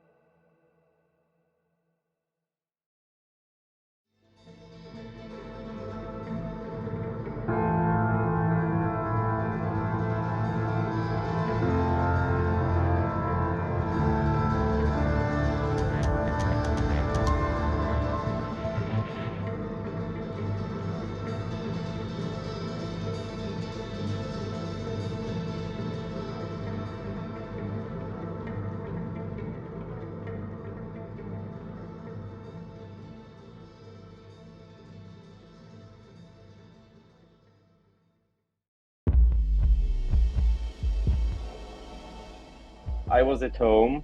My house is north into Tel Aviv in Kfar Yona, something like 30 minutes north into Tel Aviv. And at 6:30, it started with ringing of the Homefront Command application that signals for alerts. And at first I thought it's an error because it's Simchat Torah morning. No way that there are missiles in Israel. But only after a few minutes I understood that it's not a mistake. During this time in Zikim, I had one company out of 8. Usually we have 8 companies, but most of them were in the vacation for the holiday, so they were at home. And on this morning, we had a company of something like 120 new recruits. Only 22 of them are commanders with minimal experience. Only one of them, the company commander, was experienced under fire. So we have a very young platoon commanders and squad commanders, sergeants, and second lieutenants. All of them are very young. They only finished their training something like 2 months ago, and they managed to get to this role and to accept the new recruits. And these new soldiers are only 2 months in the army, very young, unexperienced fully. By 7 or 7:15, I understood that there is a serious thing in Zikim. Usually we don't have missiles on Zikim. Usually the missiles are passing Zikim, going to Ashkelon, to Ashdod, maybe to Tel Aviv, or even north into that, but not in Zikim. And at the first 45, 60 minutes, I got a lot of notifications from my staff there that there are shells and missiles that actually bombing the base.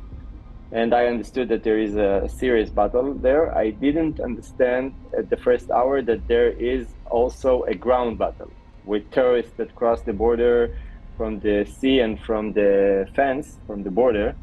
But after an hour, we understood that there is a massive attack of all the part of the western Negev and also the settlements around the Gaza Strip. We didn't understand the magnitude. It took a few hours that we the senior commanders, understand that there is a massive offensive all over the strip. But we indeed understood that there is also a ground offensive. So I started getting out of my house. My driver is also a young soldier. He lived in Netanya. It's very close to Kfar Yona. I called him. I told him that I'm coming and to take him, and that we are about to go to Ramle. Ramle is the headquarters where my most of the staff of the brigade, of the headquarters of the brigade, are stationed. So I plan to come here to take my gun, my equipment, my jeep, and to get to Zikim as soon as possible to participate in the battle. During my drive from Kfar Yona to Zikim, on the morning of the holiday of Simchat Torah, I got a few calls from my battalion commanders. All of them were stationed in the Judah and Samaria, different strongholds. And they told me that they are starting also mobilize from the West Bank to the Gaza Strip to get to Zikim and to help me. The most incredible phone call was from the commander of Zikim base, which lives here in Sderot. A week before the battle, he had a new baby born, which is only 7 days old on the day of the battle. So his wife with his newborn baby were at her in-laws' house, and he was with his two young kids, 4 and 6, that's it, in his house in Sderot. So when I just got out of my home and I called him and I told him, come to Zikim, we'll meet there and we'll fight, he told me, I'm opening the window and I can count 16 terrorists with AK-47s under my house in trucks. And I understood that if he walks out of his house, he will be slaughtered. As simple as that. And I told him, I command you to stay at home and I'll get there by myself. So we sent one of our battalion commanders to Sderot, and he rescued this commander and his family also. And another battalion commander, which lives in Abu Snan. Abu Snan is almost in the Israeli northern border next to Nahariya. He also was at weekend vacation for the holiday, and the both of us started to drive really fast from our homes to Zikim. And when we understood that the commander of the Zikim base can't come, and we understand that there are a lot of barricades between Be'er Sheva and Zikim, we understood that only from the north we can get there because the other roads were blocked. And we hit the road, and I'm talking about 130 miles per hour, driving like crazy from the northern part of Israel to Zikim. Once we got there,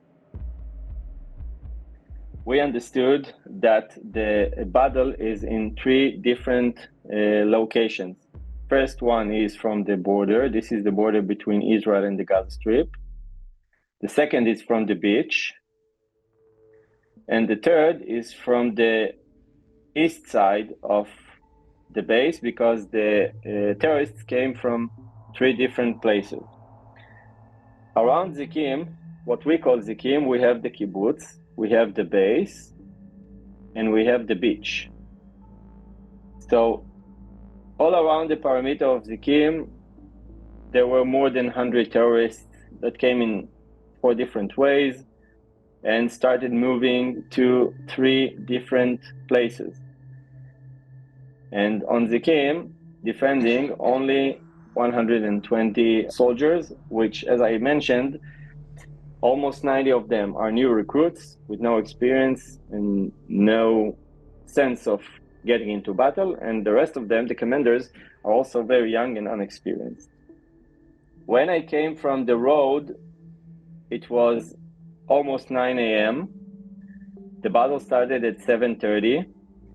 The commanders of the base were in 5 different posts. The rest of the company was in blocks are used to sleep. And the rest of the base is actually empty. So I came from the road and I was without nothing. I came straight from home. Once I understood that there is a ground battle on Zikim, I skipped off Ramle. I didn't take my gear, my weapon, my jeep. I just came with my original car. And I was without nothing, only the uniform to my body. Then we got to this road. On this road, I was amazed, overwhelmed to see vehicles, civilian vehicles, obviously, that came from the beach. Once the terrorists landed on the beach, the civilians tried to escape to this road. And here also terrorists waited and ambushed them and actually slaughtered them. So I saw a few vehicles, including one military vehicle, just on the shoulders of the road, and I saw a lot of bodies on the road. I didn't understand what I see at first, because obviously it wasn't a car accident. even not a mass car accident. Obviously, it was an ambush. And for a second there, I actually waited to get also shot by someone from one of these bushes from the both sides of the road. And actually what happened that I passed this road, I don't know how, nobody shot me. I don't have explanation until today. And then I got to the main gate. On the main gate, there were a few soldiers very frightened. They almost shot me themselves because they didn't understand who I am. The young soldiers don't know who is the brigade commander. But one of the squad commanders that was also posted on this gate saw that it's me, and he opened the gate. And then when he opened the gate, I got inside to the entrance of the base.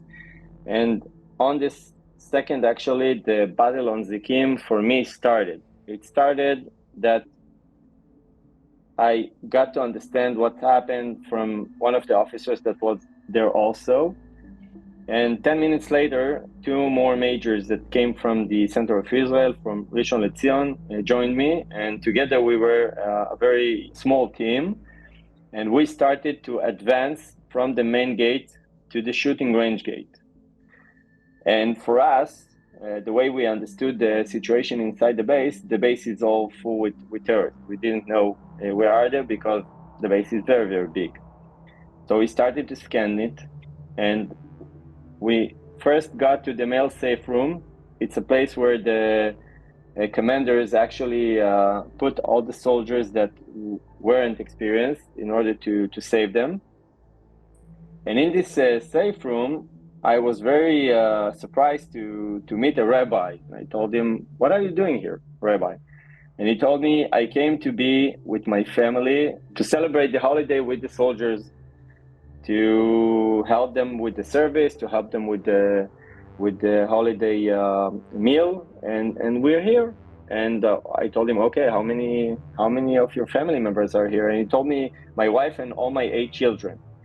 And his wife was a nurse. She is still a nurse, the Rebbetzin. And at the first shooting, at the beginning of the battle, she tried to help one of the sergeants that was injured, and she was injured also herself by the bullets of the terrorists. So she was shot. She got shot in 3 different spots in her belly, and she was very severe wounded. So I have a family of 10 civilians in the middle of a battlefield, in the middle of a base that is attacked. And I saw a lot of something like 80 young soldiers, very frightened. Some of them were crying, some of them were wiping, some of them were in shock. And I don't see any commander. And then it was the first time that someone told me that the commanders actually are at the post. It means that the company commander, in a very, very brave and very intelligent decision, decided on the beginning of the battle that all the commanders will go to the posts. They will replace the young soldiers, the unexperienced soldiers, and then they locked the young unexperienced soldiers in 2 different safe rooms. We have safe rooms for male and female. So in this place where it's written male safe room, we have in 2 different rooms something like 80 to 90 new recruits. We have the family of the rabbi. And then I discovered that on the sea gate, we also have 20 civilians that managed to save from the beach, because on the beach there was a small party of 50 people, more or less. The first terrorists that landed on the beach, they slaughtered something like 20, 25, and the rest of them managed to run to the sea gate. So I have also 20 civilians in the sea gate, guarded by only 1 commander. I have 4 commanders in the shooting range gate and 6 commanders in Vav post. These young soldiers, young squad commanders, young platoon commanders, they saved the day because they were fought with the terrorists for almost an hour and a half before I just came there. And they managed to defend the base. They managed to avoid from the terrorists to get inside the base. Only 1 terrorist managed to get inside. It was the one that shot the rabbi's wife, the Rebbetzin, and managed to kill another 1 new recruit. But then the soldiers killed him immediately. So during the scanning of the base, I found eventually 7 dead soldiers. from this company. The company commander, his deputy, 2 platoon commanders, 1 squad commander, the driver of the company, and 1 new recruit. Beside them, we had 10 commanders and soldiers that were injured from the many fire and many shots that the terrorists shot at them from the different directions of the base. The base actually was attacked from 4 different directions. And when I got there with a few of my officers that came from home with me, we managed to kill the rest of the terrorists that were surrounding the base. We managed to take care of the wounded, and we managed to save them. During the evacuation of the wounded, that was under heavy fire of missiles and shots and shells and you name it, to the main gate of the base came a civilian, a volunteer, very brave, from Zikim, the kibbutz. And he put his truck and he told me, if you have wounded, I can take them. So I took 2 wounded commanders from the battle and I put them on the truck. You can't close the back door of the truck, so it was an extreme danger that the stretchers will fall down from the truck while it's driving back to Ashkelon, where we have the closest hospital called Barzilai. So I picked 2 soldiers, very brave. I told them, jump on the truck with your left hand, just put it on the truck and hold yourself. When with your right hand, you need to hold the wounded, you need to hold the stretcher and to avoid it from falling down to the floor, because if it will happen during the driving, of course, they will die. And these 2 very brave soldiers escorted the wounded, by the way, without weapons. So if they would have ambushed, they would have also killed on the way. It was a very dangerous road. Noa Zevi is one of the very famous stories from the Zikim battle. She was shot in her left eye, and the bullet penetrated the brain and blowed her skull. On the first time when I saw her lying in one of the barracks in the company blocks, I thought she is dead. After something like 40 minutes, one of my officers noticed that she is alive, and we decided to take her with this truck. And believe me, I didn't see for my whole life as a commander. I'm 25 years serving at the IDF, and I didn't see in my life someone that is getting shot in their head and they managed to survive. So she was shot in her head and her skull was blown, and she survived this drive. She got to the hospital. From Barzilai in Ashkelon, they took her to Jerusalem to a special surgery that she needed to have in her head. And today we have Noa alive. The happy part of it is that last week she had a very complicated surgery that actually completed her head with a special part that was printed from a special polymer in Switzerland.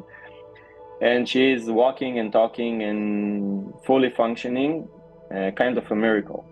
And it's only one out of a few dozens of stories from this battle, because on this battle 4 different commanders got shot in their head. All of them survived. The Rebbetzin survived, and we managed to take out all the wounded and to give them a good treatment that saved their lives. These are the 7 dead soldiers and officers from this battle. The left picture is Adir Abudi, Zichrono Livracha, is the company commander. On his right, it's Or Moses, his deputy. In the center of the picture, the 2 platoon commanders, both of them died together in the same post from an RPG rocket. Here on the right and up picture, we can see Omri Niv Feierstein, which is the driver of the company. On the right side, from the bottom, we can see Neria, which was the only recruit that was killed in this battle. And on the left and the bottom picture, we can see Eden Alon Levi, which was the squad commander that was died. All 7 of them were part of very heroism battle that managed to prevent the terrorists to get inside Zikim. To the other strongholds around Zikim, also a lot of terrorists came and attacked, and we had a few dozens of young soldiers that were died during these battles. And all around Zikim, we had a lot of casualties, unfortunately. Used to say in the IDF that we failed on the morning of October 7th because we didn't keep on our mission to defend the Israeli society. We failed, we admit it. But very, very soon after we got surprised by this mega offensive of Hamas, we managed to attack back. And this offensive of the IDF is still ongoing inside the Strip. And we're very proud of what we do, even today. The Battle of Zikim ended exactly by 2:15 p.m. I called the general, the Home Front Command General. I told him that we killed all the terrorists, we evacuated all the wounded and the dead. And we thought for a few minutes that it was the end of the day, and it was only the beginning. My units went to assist all the near settlements, Derot and Ofakim, and a few kibbutzim. The most famous one is Be'eri.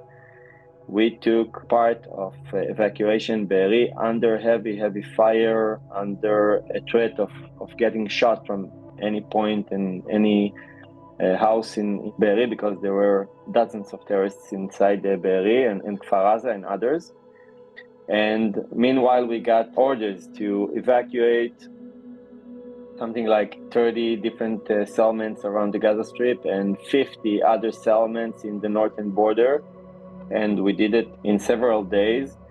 And I think that the 5 first days were like one very, very long day for us, because we rescued and we evacuated and we went from south to north and backwards, and all the search and rescue brigade took a huge effort in order to save all these citizens, because the IDF first mission is to defend the people of Israel. That's it. And that's what we did for the first 5 days.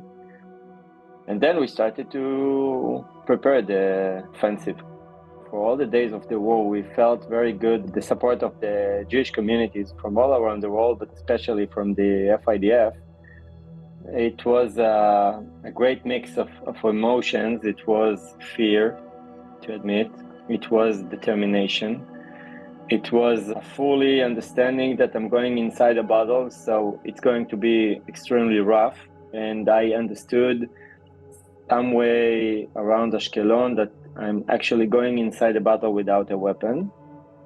All I had in my head was that I need to be with my soldiers in the front, and there is no way that I will let them fight and I'll left behind. And in the IDF, we believe that the commanders always need to be in the front and defend their soldiers while fighting the terrorists. I think that the situation in Israel is that in every house you know someone that is inside the Strip, is in the northern border, is risking his life in some way. So the atmosphere here is of great pride and a great resilience, because we know that it's for a very good cause. We know that we came here to win this war, whatever it takes, and we are willing to do it for many, many months from now, including the northern enemy we have, the Hezbollah. So there is nothing to worry about for the resilience and the ability of the IDF, believe me.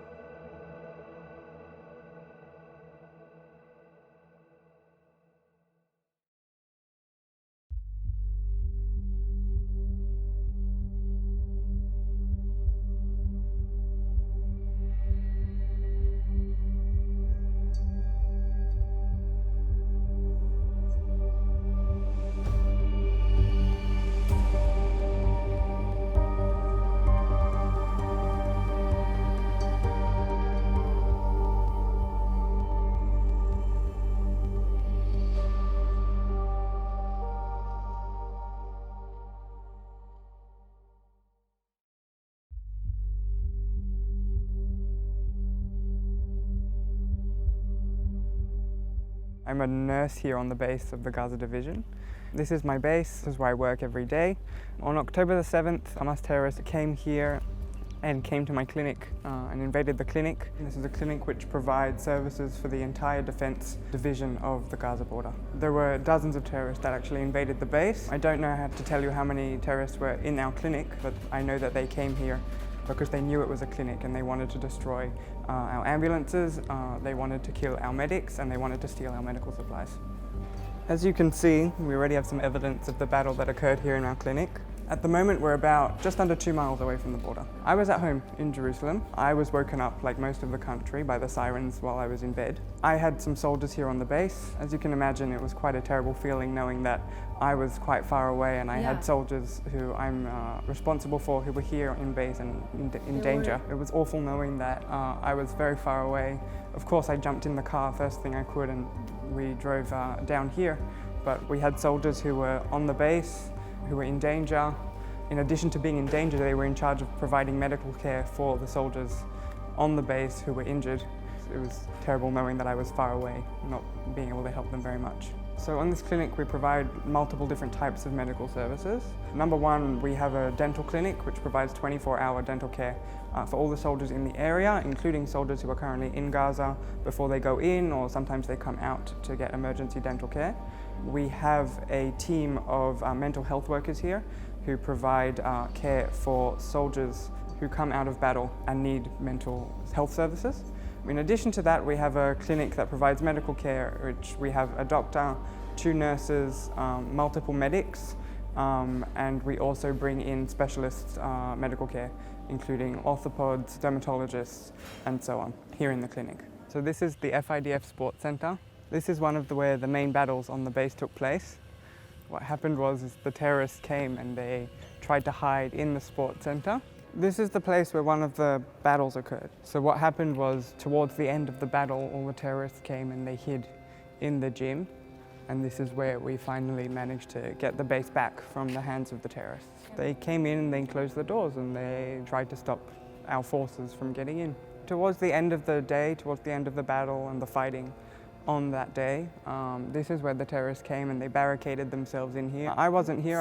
By that point, I was in a different base. My soldiers were here and on the base. And by that point, they were also providing medical care for our injured soldiers. They were very scared. They were talking with me and some of their other commanders during the fighting, like via WhatsApp. We were speaking to them, making sure they were okay, and then once they were able to get out of where they were hiding, they started providing medical care as they're trained to do. Because they're the medics on the base, they're in charge of providing medical care for the injured soldiers. So they came and they were taken to a point which they were then able to provide care for any injured soldiers that were brought to them. So it took most of the day and it was quite difficult, but in the end we managed to defeat everybody that was here. Being here in the gym is a bit of a reminder of that day where, although we were providing care in other areas of the division, my soldiers and my friends and my patients were all here on the base, and we were far away and we couldn't really do anything about it, and it was quite awful.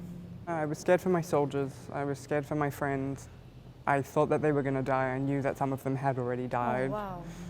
And it was total helplessness, and it was probably the worst feeling ever. Worse than anything I could have ever possibly imagined when I came to join the IDF. Being here and seeing all this destruction is a reminder of what Hamas did and they brought to us on October 7th, all the death and destruction and darkness. But it also reminds me of what was here on October 6th, the day before the battle. This was a state-of-the-art gym which was provided by the FIDF. It was a gym where the entire division came to exercise and to hang out and to enjoy themselves. And I know that in the spirit of our country and of our army that we will rebuild this place and bring it back to its former glory after the war.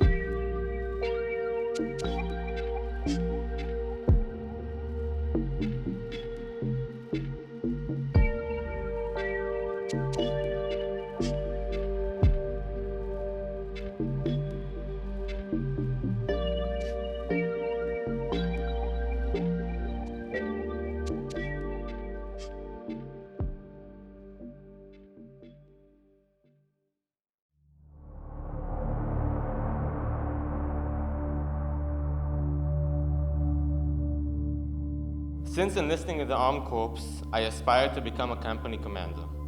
7 years later, I had the privilege of commanding Company H, Malchut Hermon, in the 77th Battalion of the 7th Brigade.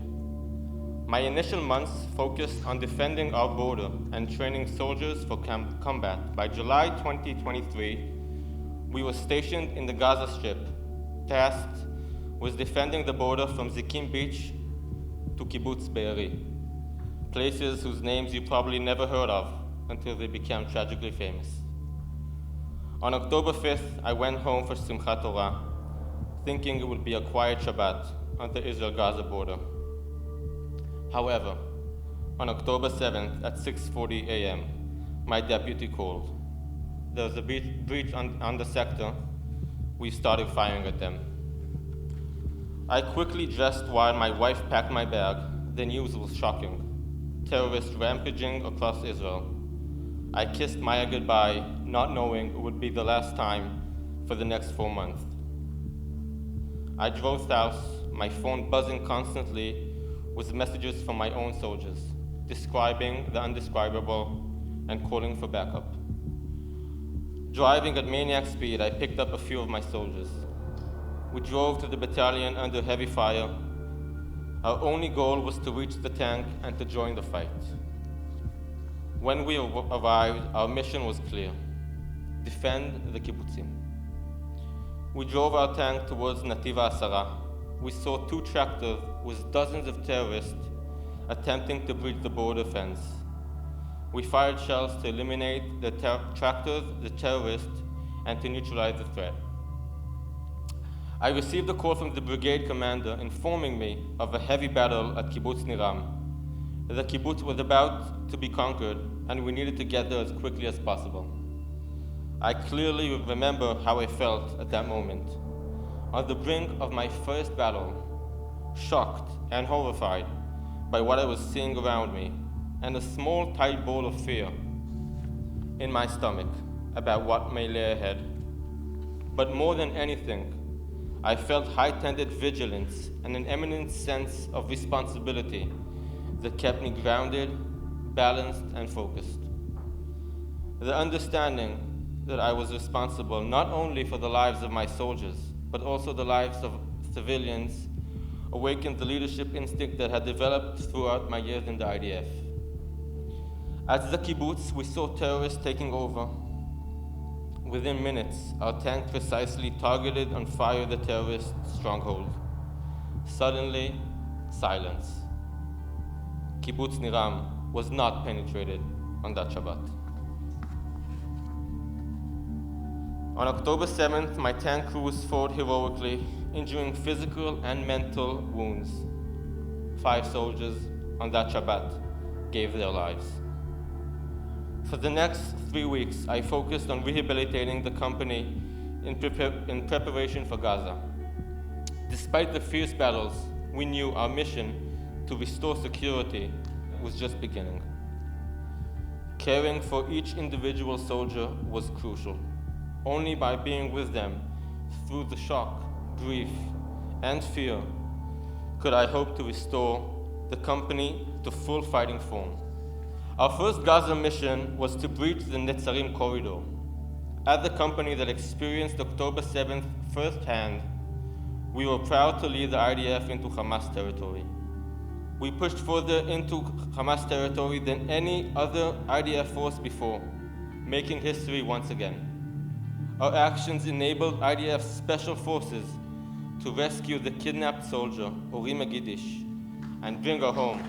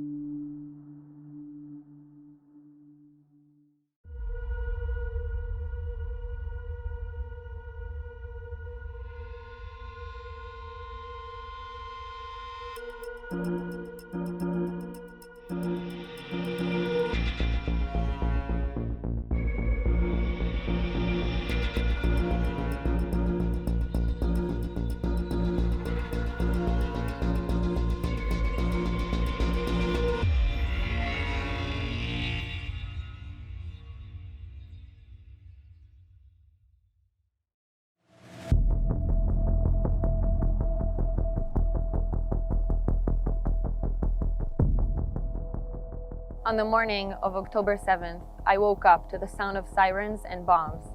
Trying to figure out what was going on, I reached out to my commanders and soldiers. One of them told me she's afraid for her life. I told her to stay in a safe place until our forces will get to her. That's when I realized what was going on here. Then I started heading down south. On the way here, I tried to calm my soldiers, to tell them to stay safe. Meanwhile, I'm starting to get notifications about our soldiers, wounded soldiers that are being evacuated to the hospital after a battle that afterwards I found out that was happening here at our base right behind us. And then we unfortunately got a message about our beloved Adi Guruman, may her memory be a blessing, that was killed here trying to protect her soldiers, her teammates. We all knew her face, always smiling. It was hard to ignore her smile, her laugh. She was the light of the team, and that was what I will always remember from her. Adi was certainly a hero. She was the first one to respond and to go and fight when she realized that terrorists came here and tried to invade our base. They stopped the terrorists from getting inside the base. They neutralized them all and killed them all behind the fence. Thanks to her teammates, the strong combat soldiers, they were incredible, all of them. She saved a lot of lives by doing what she did. Knowing that makes it a little bit of a relief.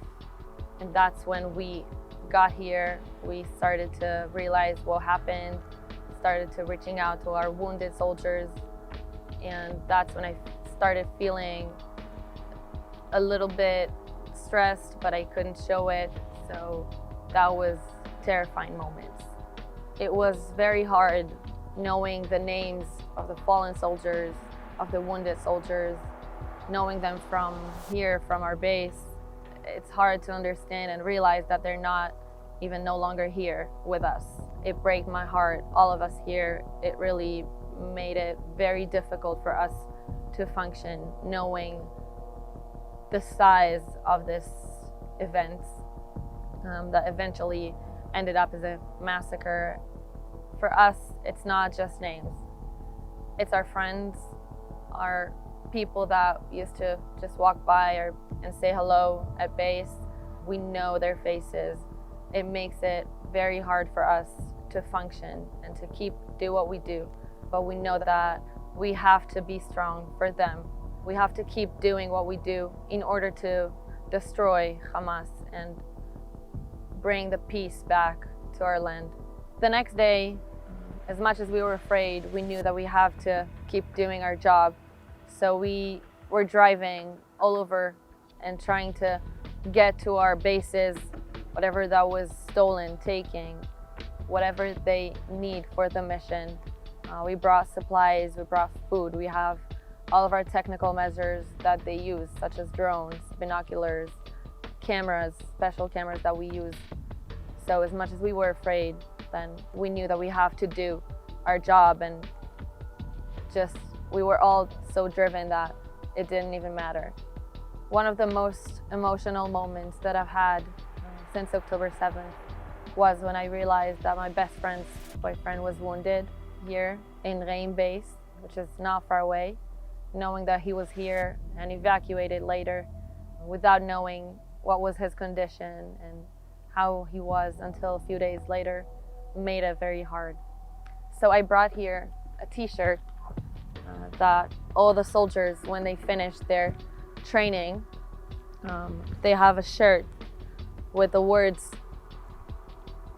combat soldier. That was Adi's shirt. Her teammates brought me the shirt. They all can't describe how loved she was at the team, and that I will always remember.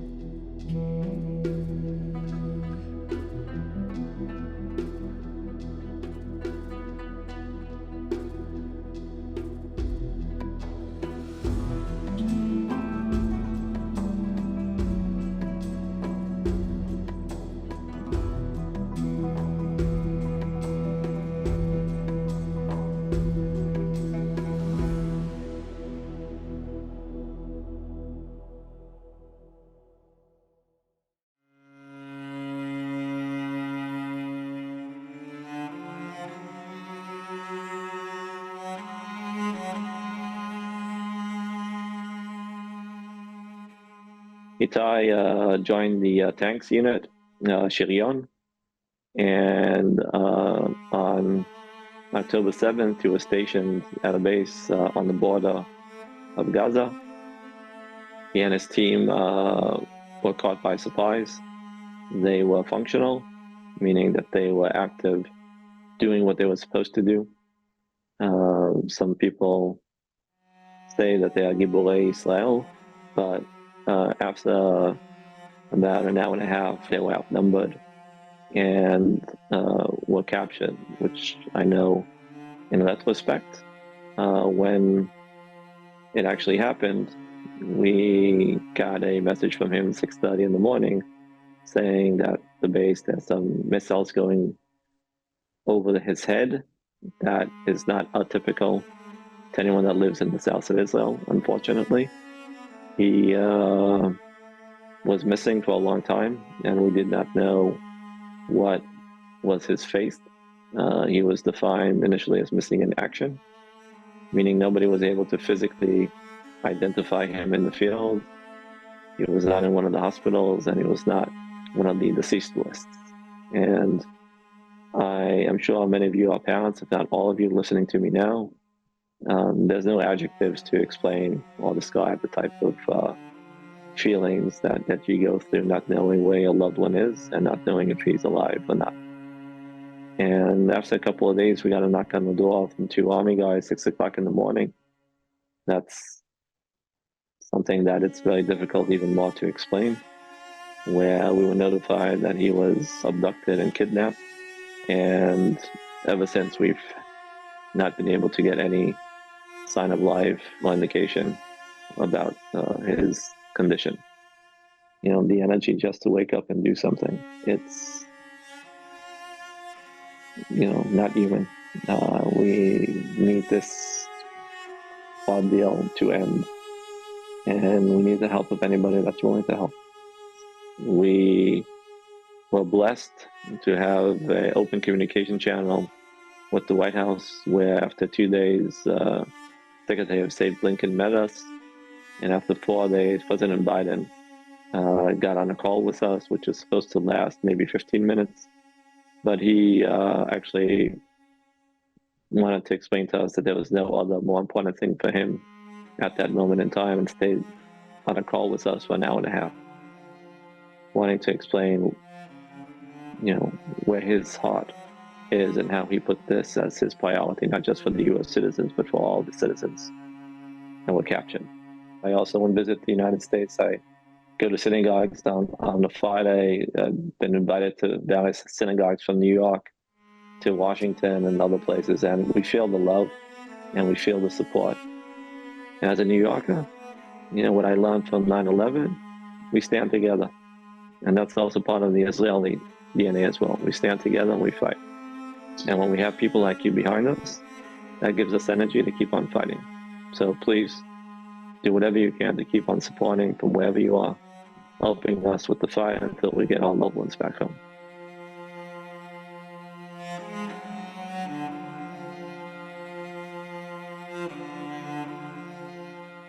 We got to listen to the Black Box and heard, you know, what they needed to go through, which at the beginning, a lot of chaos, was the Wild West pretty quickly. But they did what they were supposed to do, and then some more. At some point in time, after a few hours where no backup came, they saw the border full of a new wave of sailors coming in, and they decided to do what they were taught to do in the army, and that was to make sure that those savages would not get to the kibbutzes near them or to the bases that were near, and just took the tank and started making sure that they wouldn't get where they needed to get to. Those terrorists, unfortunately, they were outnumbered, and a tank is not supposed to be in close combat. And Hamas put some explosives on the tank, and that's how the story of this tank ended after a couple of hours. Unfortunately, in March, we were notified most likely Itai was killed on October 7th. There's no hard evidence on Itai. As such, when we were told by the rabbi we could do a shiva, we actually said we will wait until Itai is physically back with us, and then we will deal with whatever we need to deal with. We have some hope, small percentage, but we hope that maybe some doctor was able to see him somehow. Maybe some miracle could happen. And we continue to advocate because nothing after March changed Itai's status, which he is first and foremost defined as a hostage. Ever since the new administration came about, we've built relationships with them, where we've been into the White House a couple of times with the National Security Advisor and with Mr. Witkoff. That has been very helpful, very open communication with us. And we just need to continue to have the international community behind us, as well as the Jewish community in the United States, and actually also all the US citizens should care about this topic, regardless of Jewish or not Jewish, because it is a humanitarian crisis for us, and anyone that is a US citizen should feel compelled to support us, the US citizens. And we here in Israel focusing our government that this should be the #1 priority, even before the dismantling of Hamas. And we need to continue the support of anyone that is able and willing to support us. Even in the United States, each and every one of you listening could be called to action to call up your congressman, call up your senator, and say that I'm a concerned US citizen, and ask them, what have you done today to help bring these hostages out, including these US citizens? The motivation of knowing that each day, he is suffering, motivate someone to try to put their child in a safe place. And it very much motivates you to do whatever is possible. And as stated, when we got the message and the meeting and they showed us what they could share with us, it dawned upon us that his status did not change. He's still a hostage. And we know that the IDF has the obligation to bring back all of its soldiers. And when you go to battle, you know, as I know, when I was a IDF soldier, that if something happened to me, the IDF would bring me back no matter what. And that is something that we hold on as continued motivation to continue to fight for this cause, where it is inconceivable to get a notice like that and just have a kid disappear. And where is he? And it doesn't enable you to move to the next phase of acknowledgement and recognition. Like, we are still in the trauma phase. In order to get to the post-trauma phase, you need to pass through a gate. And a lot of fallen IDF families, victims, they have that process of, you get notified, you have a funeral, you have a shiva, and then you have a place to go to. And we are going through this psychological warfare and torture where we're kind of like in limbo. Well, we don't have that process. And as such, it's kind of abstract. And my family has decided to continue the fight. There are other families that have said, you know what, I'm done. But I, as a father, can't compute, paths going forward without making sure my son is where he's supposed to be. And that's being with us, whatever physical status that might be.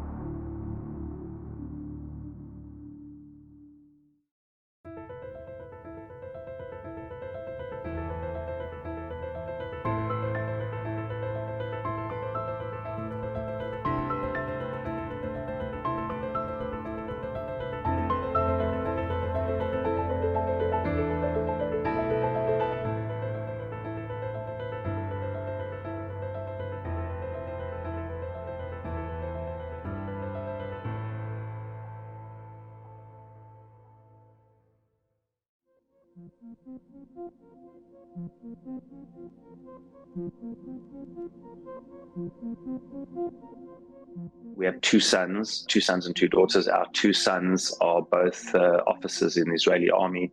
Our oldest son, Yonatan, in the paratroopers, and our youngest son, Daniel, a commander in the tank corps. Both fought on October 7th, Simchat Torah. Daniel was positioned with his tank crew on the Nachal Oz base, where he had been based since June, as part of his what's called a border service.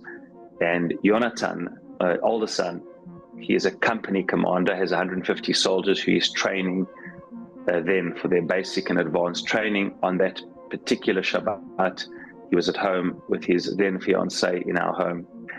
By the end of the day, Yonatan had gone really quickly to the front, to the Gaza border, as soon as he heard at 8 in the morning what was going on. And by the end of the day, we actually have had two injured sons. Yonatan was injured and found himself in Soroka Hospital, which we went to visit him after Shabbat, and only by the grace of God was he shot through his thigh, and without hitting any of the main arteries. A number of soldiers died from being shot in the main artery in the leg. It's a very, very dangerous injury.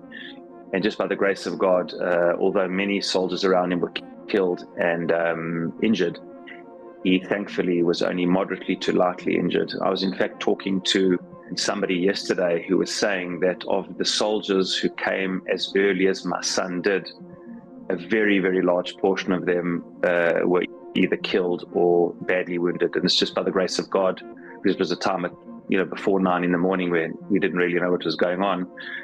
And they were literally fighting blind, not knowing where terrorists were, all around the Gaza envelope. So by the grace of God, Yonatan was lightly injured, shot through the thigh in Soroka Hospital. Unfortunately, our youngest son, Daniel, was not as lucky. We found out 6 weeks later that he had also been injured on the day after gallantly and valiantly placing their tank in between the many hundreds, eventually thousands, of between 600 and 1,000 Nukhba terrorists eventually came in the area of Nachal Oz. And at the time, they defended very valiantly for a number of hours until their tank was overrun between the border and Nachal Oz. And unfortunately, our son and two other soldiers were taken hostage. One soldier was killed. His name is Tomer Leibovitz, Zichrono Livracha, who was found in the tank and buried soon thereafterwards. Our son, as mentioned, was injured on the day. We know that somewhere after 9 o'clock in the morning, having been in their tank for a number of hours, the tank was overrun and they were taken hostage. They were declared as missing for 3 weeks and thereafter changed to assumed taken captive and now taken captive. So we have made a decision, the families of the soldiers, to campaign as the family and parents of male soldiers. We know that Hamas wants to lead them to the end. We know that that is their standpoint and they want to exact the highest price. Most of the hostage sort of campaign has not been around soldiers. We were fearful to sort of give Hamas any information. We also took directives and advice from the Ministry of Defense, but we felt that the price of keeping quiet and not saying anything about them is beginning to be more than the price of actually speaking about them, because they're just not spoken about.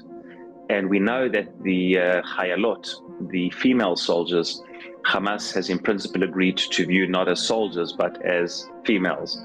To cut a long story short, we have decided to campaign, and since that moment, we got together as a group of all the soldiers, and we meet every day, multiple times a day, with whoever will meet us, which is pretty much anyone we ask for. There are 37 or 38 ministers. We meet with them, including the heads of the Mossad and the Shabak and the army and whoever we can. And our aim is to campaign on behalf of our children. That Hamas would like our children to remain to the end doesn't mean that Israel should. Israel has a motto of not leaving Lo mafkirim chayalim.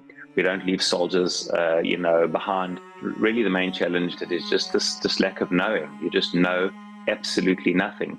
Has your son, God forbid, been deceased from October 7th? Did he recover from his injury and has he been okay since then? And where is he and what's he going through? The call could be, please God, he's been released. Please God, there's information about him and he's healthy. Please God, chas v'shalom. And it's just such a crazy reality. I have by and large found that as we've got to know many of the families, I think the hardest nisayon as a general rule is for the mothers. I've spoken about it quite a lot. And I give the example of my wife and I see it with many other families. You know, one handles this lack of information and concern for our children the way one, I think, has handled it before. I often say I've never been particularly worried about what Daniel eats, even though he's a particular eater, and whether he's hot or cold, even though he doesn't particularly like the cold. Every day in the army, I talk to him about what he's doing in the army and what exercises he's doing and how he's progressing in the army and about leadership, etc. My wife, almost every single day, would speak to Daniel about his eating and his warm and cold, etc. So when that's how you've dealt with it until now, this impossible situation of wondering, you know, I look at my wife and I see the same almost with every family that I encounter, that it's difficult to take a shower without thinking, is your son warm? It's difficult to eat anything and swallow anything without asking, without feeling, you know, just sometimes crying, like, is your son eating or not?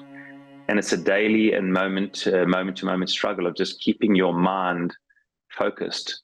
It's really challenging, and you know, sometimes I succeed more than others. I'm able, as a general rule, to compartmentalize, but it's really challenging. And I think it's this ongoing challenge of just keeping your thoughts in check. Not keeping our thoughts in check doesn't help our son, and it will destroy me.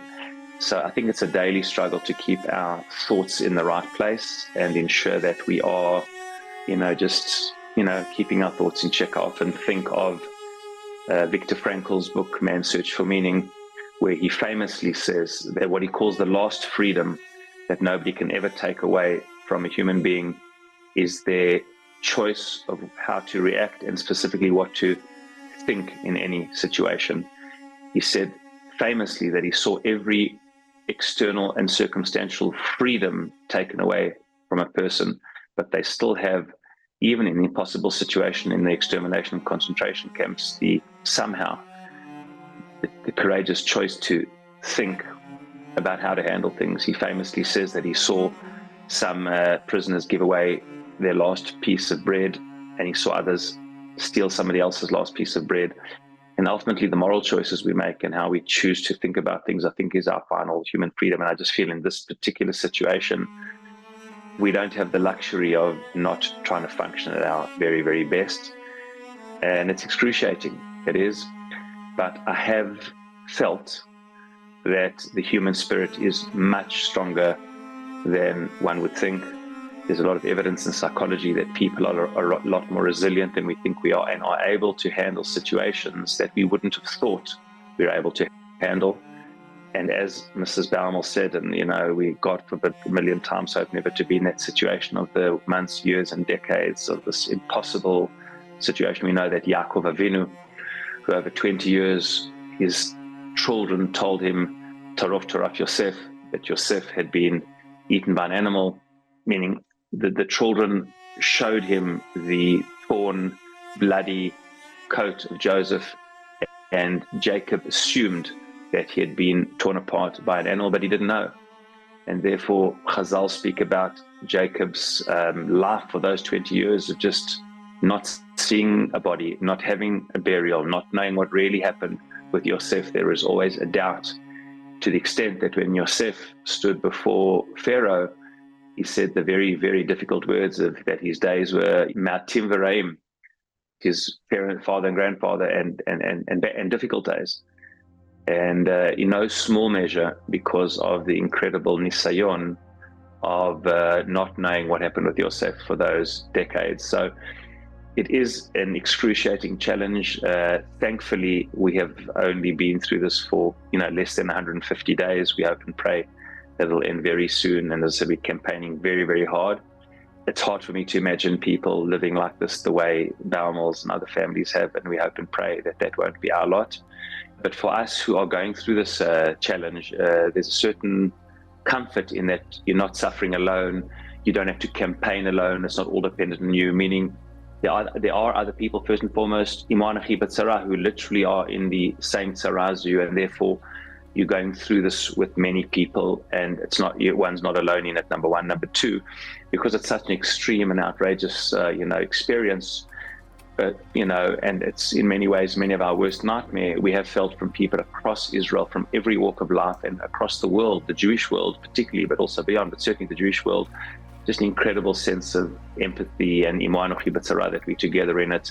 And I think for us, the myriads of tefillot and messages, and every single day there's a different message, on multiple messages and initiatives, and tehillim groups and prayer services and mitzvot and all types of things happening all around Israel and around the world, where we don't feel alone. And I think the aloneness is something really, really challenging. But I think because it's been such a shock and there's so many, there definitely has been this tremendous sense of redemption from loneliness. As painful as it is, we're not going through it alone. The others going through it with us, and everybody on some level is going through it. And I think the many, as I have the privilege of being the chairman of World Mizrahi, and we alone have 5 solidarity groups a week coming here. And so many other organizations are bringing out so many solidarity groups, schools and shuls and organizations. And it's just the sense that I felt of, as painful as it is, and it's been incredibly painful, 2 things that have come out of this have been an incredible self-sacrifice.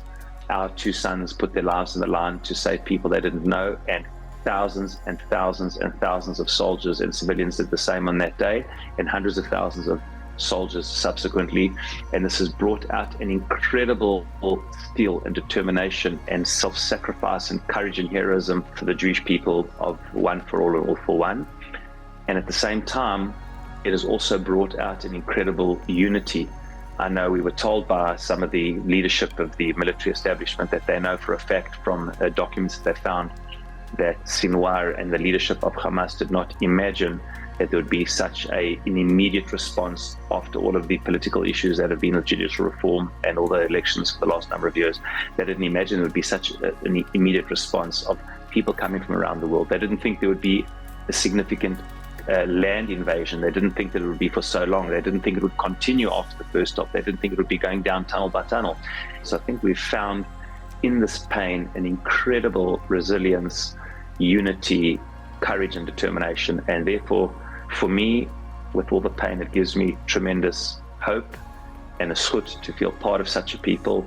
And despite the pain and difficulty, we unfortunately are part of a people who unfortunately know perhaps more than any other what pain and difficulty is, and are able somehow to bounce back from pain and difficulty with resilience and with hopefulness and never with despair. And with all the pain, I do feel that the zchut of the unity and the tefillot and the afrashat challah and the acts of chesed and the solidarity and the messages, and we hope and pray of feeling ish echad b'lev echad. We hope and pray that all of our children and protect all of our soldiers which are putting their lives on the line, and B'ezrat Hashem be able to bring them all back very, very soon and safely, B'ezrat Hashem.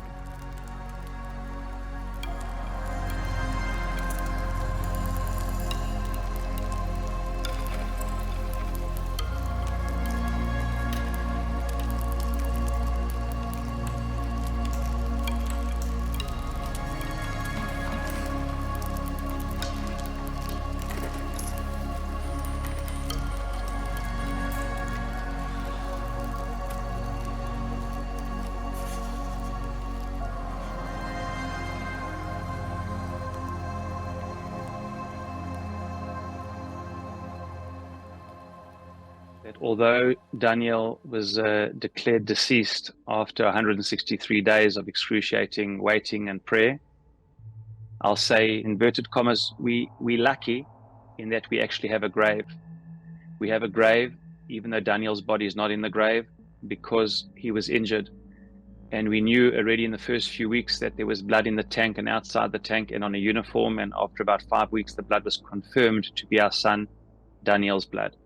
And although it was additionally excruciating to know that our son had been injured, because, you now know what chance does he have of survival when he's also injured, I always felt personally that had Daniel survived the first day, that he would have a very good chance of surviving. He's very strong physically, emotionally, mentally. He is somebody who Hamas need alive. He's a soldier and an officer. And I thought there's a very, very good chance he'll be okay. But the knowledge that he had been injured was very, very painful in and of itself. And also in and of the fact that, we didn't know, what he was going through and what his fate was. But the silver lining in that was, thankfully, we have a blood-drenched uniform. We were able to bury something. The majority of the 40-odd families who have been informed of the death of one of the hostages do not have a burial site. And that is even more excruciating because you have nowhere to go.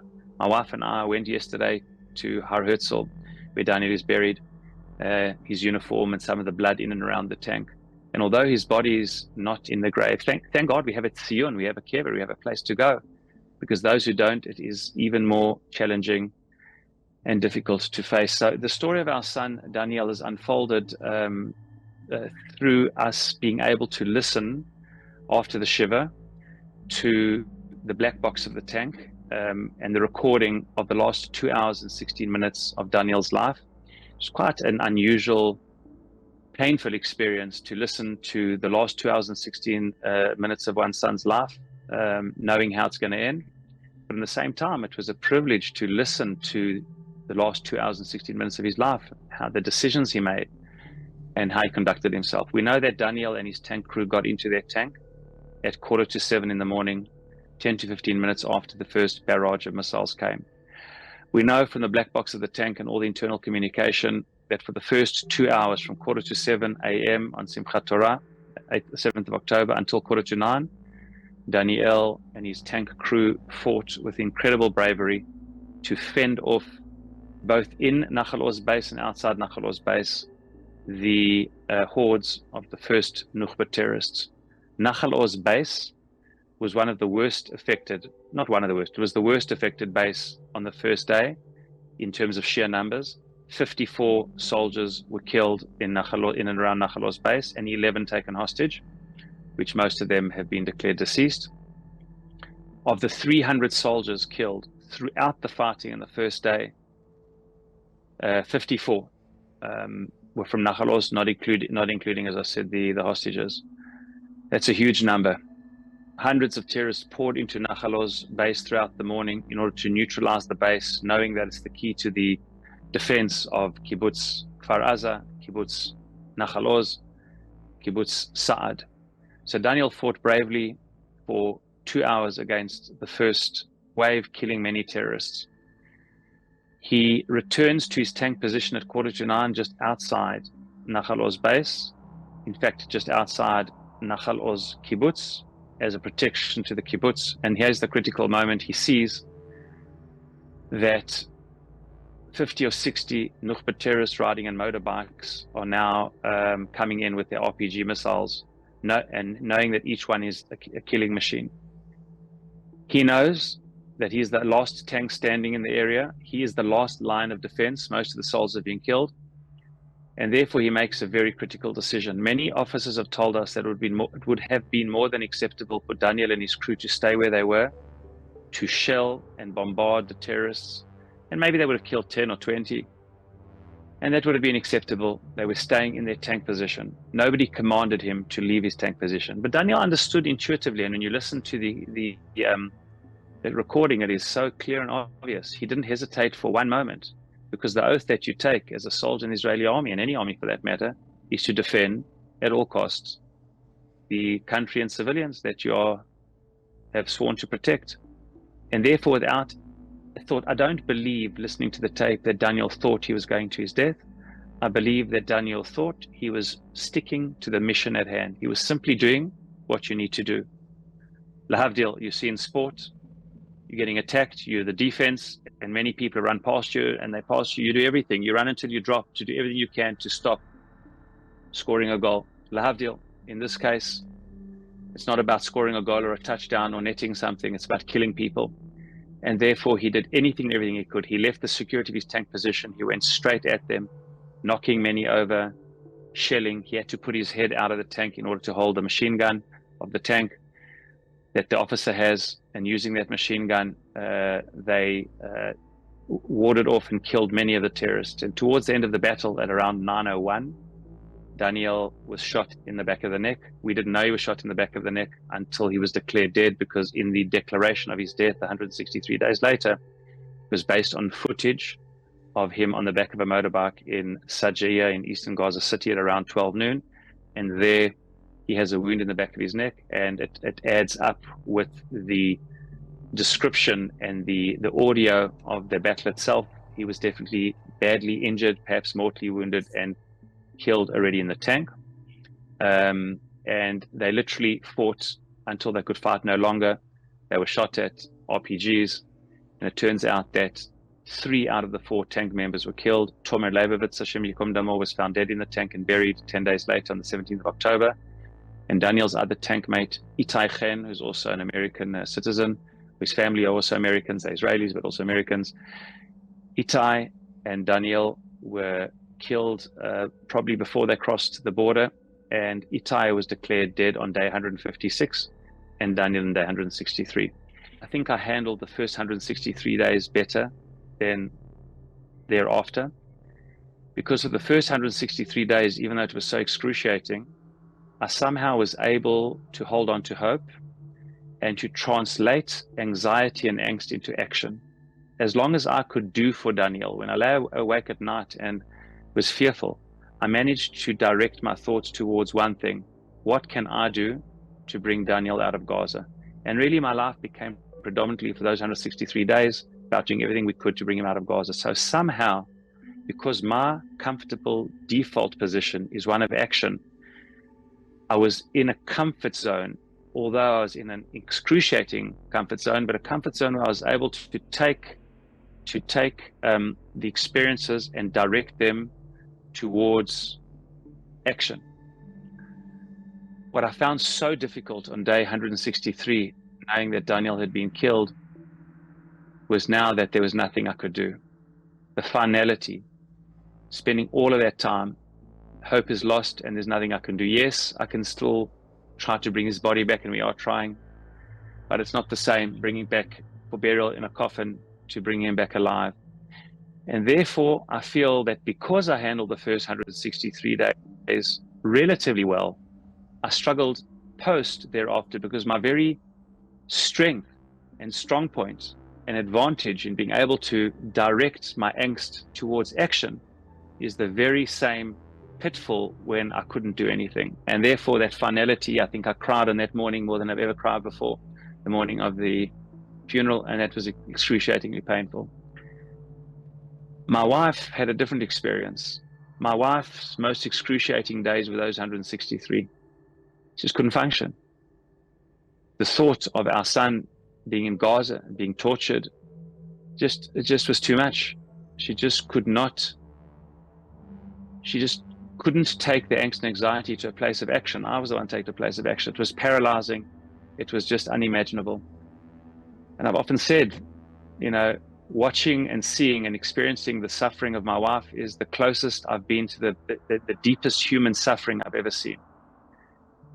My wife is particularly close, as mothers are to their children. I was very close to Daniel, but I didn't speak to Daniel every day in the army, a couple of times a week. And when we did speak, we spoke about leadership. We spoke about what he was doing in the army. My wife spoke to him about what he's eating. She spoke to him about what he's wearing. He didn't like the cold at all. He was a very fussy eater. So when she spends her life thinking about Daniel, what he's eating and how he's dressed, so one can only imagine that's what she's thinking about every day and every second in the tunnels of Gaza. That was just kasher minaso, just too difficult to bear, incredibly painful. Yet somehow, my wife told me at the end of Shiva, when I asked her how she's doing on the Shabbos of Shiva, she said, Doron, it's actually easier for me now than it was in the first 163 days. I said, Shell, how can you say that? How can you say that now there's no hope and he's deceased? It's easier. She said, because I don't have to worry. I know now that Hamas didn't have him alive for 1 second. I know, and we know from the video and from the chief rabbi of the army told us, he didn't suffer. He was probably killed instantly. He didn't suffer. He won't suffer. He isn't suffering, and he'll never suffer. She said the worry for him was just too much to bear. She said the pain now is her pain. And somehow it feels that her pain she can deal with because it's her pain, and it doesn't in any way reflect the pain and the worry of a child. So certainly I think for my wife, the first few weeks thereafter brought a level of relief. I wouldn't say that that's what she's feeling today, because of course now the juxtaposition of him having been a hostage is no longer as acute. Now it's the reality of him being deceased. So it's incredibly, incredibly painful and sore. But there's no doubt in the transition from day 163 to 164 was very different for me, very different for my wife, and each one of us experiences it and handles it in a different way. During the Shiva, like all the Shiva commemorations of hostage parents and of those who've fallen, there's a tremendous feeling of Am Yisrael. People come from all around Israel and around the world, those who are here, to come and pay their respects and wish their condolences and be Menachem Avel. Many different people come. People who maybe their mission is they've lost children themselves, they've lost soldiers. They come and they share something, they give you something. One of those people came and took me aside at the Shiva. I can't remember his name. I don't know who he is. He came and spoke to me for 2 or 3 minutes, and he said to me the following. He said to me, Doron, I can see that you seem to be handling this, with strength. Yeshar Koach. But he said, I want to give you some advice. He said, I want you to know that having been through this, it's not enough that you handle this well. That's just the entry to keep yourself afloat. As we say in there, when we get in the airlines, at first, secure yourself and put your mask on, your air mask on before your children, because if you can't look after yourself, you can't look after anyone. But that's not enough. The fact that you've looked after yourself doesn't mean you've looked after your children. That you've just begun to look after. He said, be very mindful of how your wife is handling this. Very, very mindful of how each one of your children is handling it, because each one of them is going to handle it in a different way. And you need to be with them and there for them in their way. It was very profound, and I've been very, very mindful of that. One of my daughters and myself handle this in a way where we're able to have these type of Zooms and speak publicly and process it, carry our heart in our sleeve, so to speak, and are comfortable to process it in a way that others are privy. My wife and one of my daughters is exactly not like that. They're much more private. They prefer to process this with their closest friends. My oldest son, I'm not sure is how much he's able to process this. He was injured in the first day. He was shot through the thigh in Nachal Oz, actually. He was at our home with his fiancée then and wife today, Galia. He left at 8 o'clock in the morning in Yad Binyamin and fought for 6 hours in different places. He was eventually shot in the thigh. We decided to go ahead with the wedding, with all the deliberations, a small wedding. He got married, injured, recovered, and went back into active duty. I think by his own admission, he hasn't had the mind space, the head space to emotionally process this. He's gone back into active duty. So I think each one handles it in their own way, but absolutely, it affects every single person. Israel's very good. I don't know how other countries are, but Israel provides support to all the family members, the social workers who worked with us, work with every family member. There's some type of financial remuneration on a monthly basis from the Ministry of Defense for deceased soldiers, to parents and to siblings. I mean, to a less extent siblings. But there's a sense of taking responsibility. And yeah, it affects everyone. It affects grandparents. I think my father, was just absolutely broken, especially in the first 163 days. I feel that my mother handled the first 163 days with less brokenness, but now is more broken. Everybody, this affects so many people in so many ways. And as you also said at the outset, our son hasn't unfortunately yet been buried. Yes, we buried his blood and we were grateful to have a funeral and a grave, but there's still an open wound. We're not only mourning, we're also praying, being active and doing whatever we can to bring back our son, which is very daunting, because we see, that we're struggling to bring anyone back, very few, and certainly soldiers, officers are not going to be at the front of any line that Hamas is prepared to entertain. So it's a very harrowing situation, and it does affect each person and each sibling and each grandparent. And, we have to try our best as we are to process it individually, but also together as a family. To just shoulder the pain and the burden with our brethren, brothers and sisters in their pain. And that's the most important principle. And that expresses itself in so many ways. Messages that people send, people who've got a connection to people and people who don't. A lady arrived at our door, a young woman, 23 years old, from one of the neighboring Yeshuvim, with a challah that she baked and a cake because she said it's her birthday. And there's a custom to bless on her birthday. We didn't know. She just came and gave my wife a hug and said, I've just come to give you challah for Shabbos and to bless you and been davening for your son. So here's a not so random act of kindness of somebody you don't know, and it's very, very touching. And of course, those who do know as well, sending messages that you're thinking about people, and that's of course very appropriate. There's a lot to daven for, to daven and pray for those who need comfort, the healing for those who need to be returned, the hostages.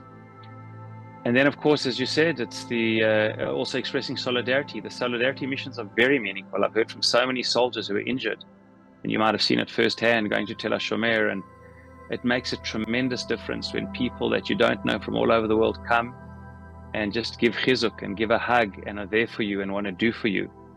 I know soldiers who said just even a card of a few hundred shekels, which nobody expects, but even that, any little thing which lightens their burden in any way, first and foremost, just being there for them, even without any financial assistance, is incredible. And of course, financial assistance is looking for those gaps. Thankfully, we're not, each one's got their own source. My son's injuries recovered from, basically, and our other son is a deceased hostage. So we haven't been through the other excruciating pain of having a very badly injured, for life and maimed son.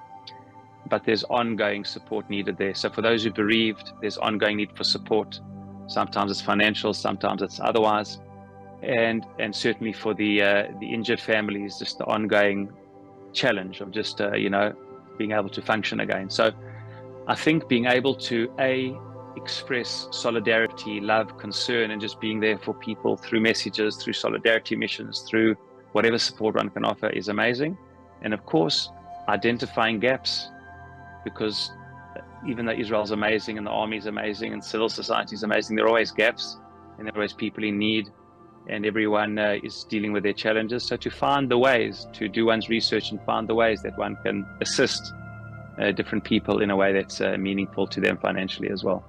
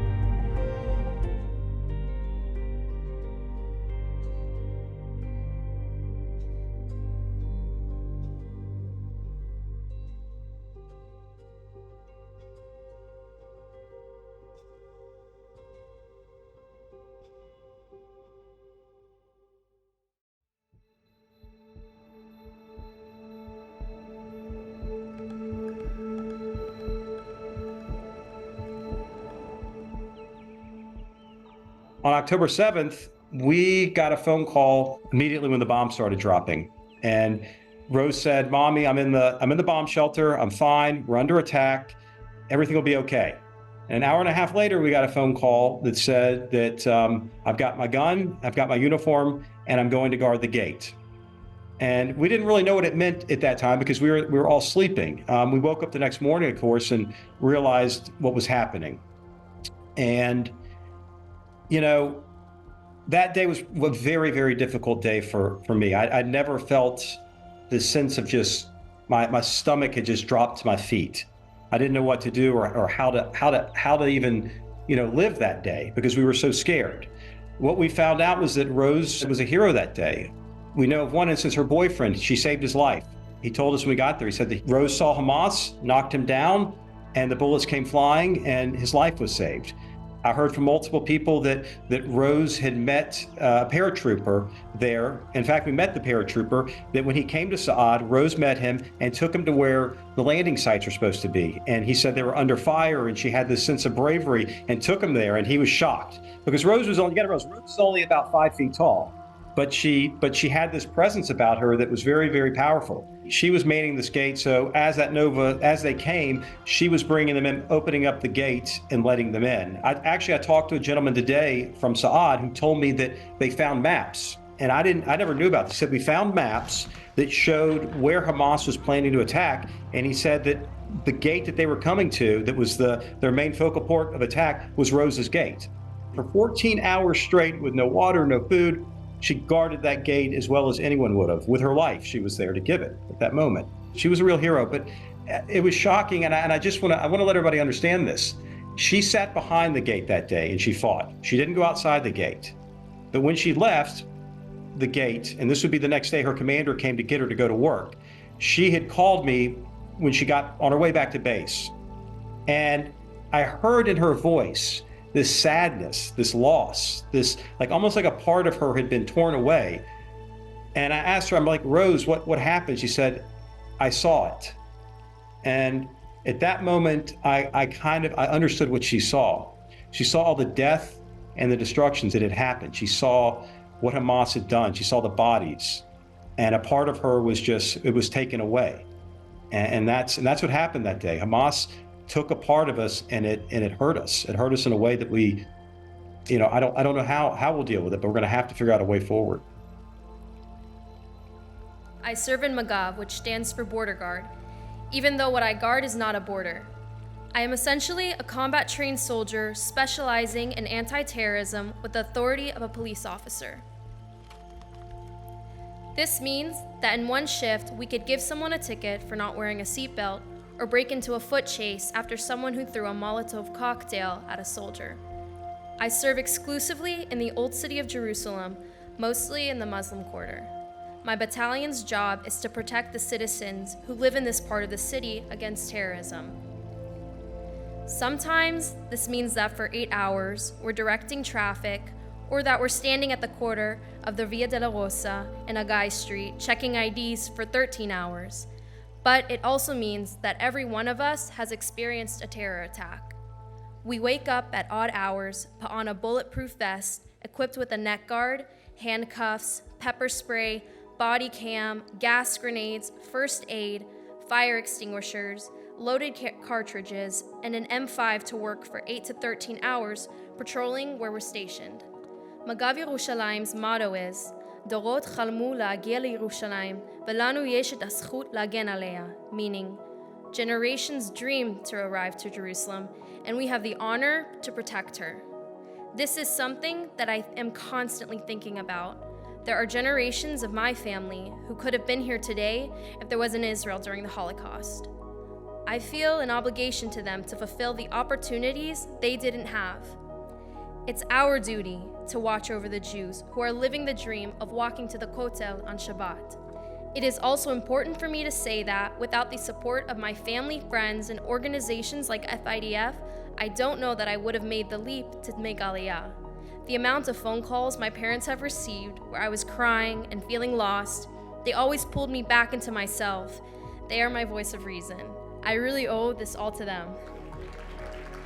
So it was 4:30 in the morning that the consulate was knocking on the door of our house, and we were sound asleep. I was awoken to that, and I came downstairs. I think as I was coming down my stairs, it hit me that moment of this can't be good. And I came to the door and I was like, who are you? Who are you? And I saw a man in a kippah. And our front door, since we have young kids, doesn't have a thumb. You have to have a key to unlock it. And I had to go find the key. And I didn't want to open that door. I knew at that moment what was on the other side. I did not want to open that door because I knew what he was going to tell me. I got to the door and I opened the door and I said, she's hurt. And he's like, no, she's gone. And I just said, what do I need to do? And he said, we got to go to Israel. I said, okay. And you know, I'm divorced from Rose's natural mother, and I knew at that moment that I then had to be the person to tell everyone. I had to tell my children. Of course, I had to tell my wife. And you know, as I did that, it was very clear that you know, our life would never be the same, and it hasn't. But it was also clear that the people that were around us at that moment cared for us in a way that I didn't know. I didn't know it existed. You know, between the FIDF coming in, y'all helped.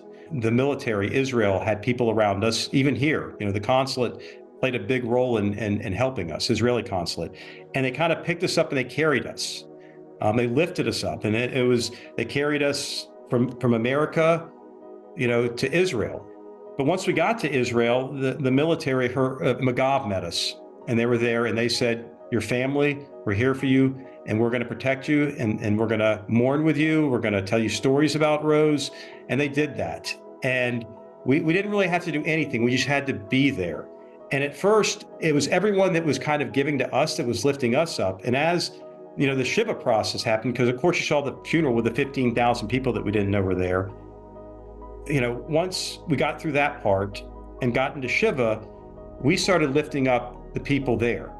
And it was very powerful to see people come to us, and they were crying. And they weren't crying in a way that, you know, a person cries at a funeral. They were crying that they had lost their own child, like that Rose was a part of them, that our love of life and our passion for life, that every one of these children is a part of Am Yisrael. And they showed us that, and we lifted them, they lifted us, we cried, we told stories, and it gave us a clear understanding that her life was not lost in vain, that there was a purpose to her life, there was a meaning to her life, that all of these soldiers that have given their life, they're giving it for a reason. They're giving it for our freedom, and everyone there in Israel, they get it. Every day, 1,000 people would come, and they would line up, and for about 10 hours straight, this would go on. You know, they'd come into the tent, 75 people would sit down, and they'd all want to know, why did she do this? Why did she come here? They couldn't comprehend that this girl would leave Georgia, where she had all this opportunity, a beautiful home, a beautiful life ahead of her, that she would leave, come to Israel, and be willing to give her life. And I would explain to them that she came there because she understood what was happening, and that she felt the need to serve. And then they would cry, and we would cry, and they would hug us, and this would go on and on all day. It would probably have gone on all night if we hadn't set times. I'm not kidding. I think people would have continued to come. But the Israeli people, they have this sense that they have to show up. They have to be there. They have to show they care, because it's genuine. It's real.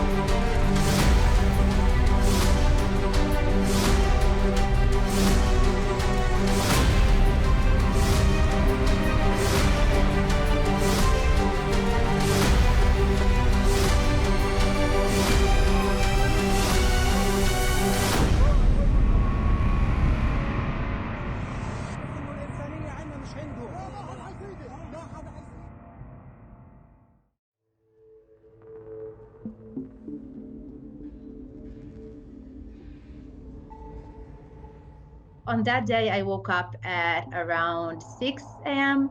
because I wanted to go for a run. I ran a half marathon and now decided I'm going to try to do the marathon, the full marathon. So I said, okay, I will wake up early in the morning and I'll run 17 kilometers.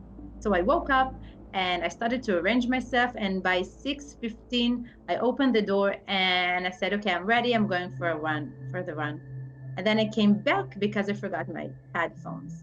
So I came back, and by 6:29, 6:30, the alarm started. As I told you before, we're a resident of the Gaza envelope, so we're used to waking up to alarms, but nothing on this scale. I mean, the number of the lunches was so overwhelming that we quickly realized that it's going to be something else. So we rushed to our safe room, that our children all were already sleeping there. So we just waited for instruction for the emergency response team, from the army, from the consul, from someone, but no message came. And I remember those minutes because the first minutes were the scariest minutes, I think, that we've had, because basically we used to get messages right on start, and without getting any messages, then we understand and realize that something bad is going to happen, because there's no way that no one sends you anything, that no one's giving you an alarm of something. And I think half an hour or an hour later, we started to hearing the gunshots. And the gunfire, our kibbutz is really close to the Sufa base. We have kibbutz Sufa and we have Sufa base, where the army is. So I remember telling to Adam, like, so naive, wow, it's so funny that we can hear the gunfire from Sufa base. And then he looked at me and he said, it's not from Sufa. It's not our soldiers' gunfires. Israeli soldiers are not allowed to use automatically weapon. And the sound that we heard was pak, pak, pak, pak, pak. And Adam knew immediately after being in the army that it's not something that Israeli soldiers use. And he told me, this one is a Kalashnikov. It's not something that we use. So I think that in that second, Adam first of all realized that we have terrorists in the kibbutz. So Adam is an amputee. He lost his leg after the army. And when the alarm started, he just jumped without his leg, because he used to sleep without his leg, from the bed to the safe room. But after knowing what is going to happen, so he just crawled back to the room, took his leg, put it on, and brought a knife from the kitchen. We also just managed to bring one bottle and 2 buns that we had on the kitchen.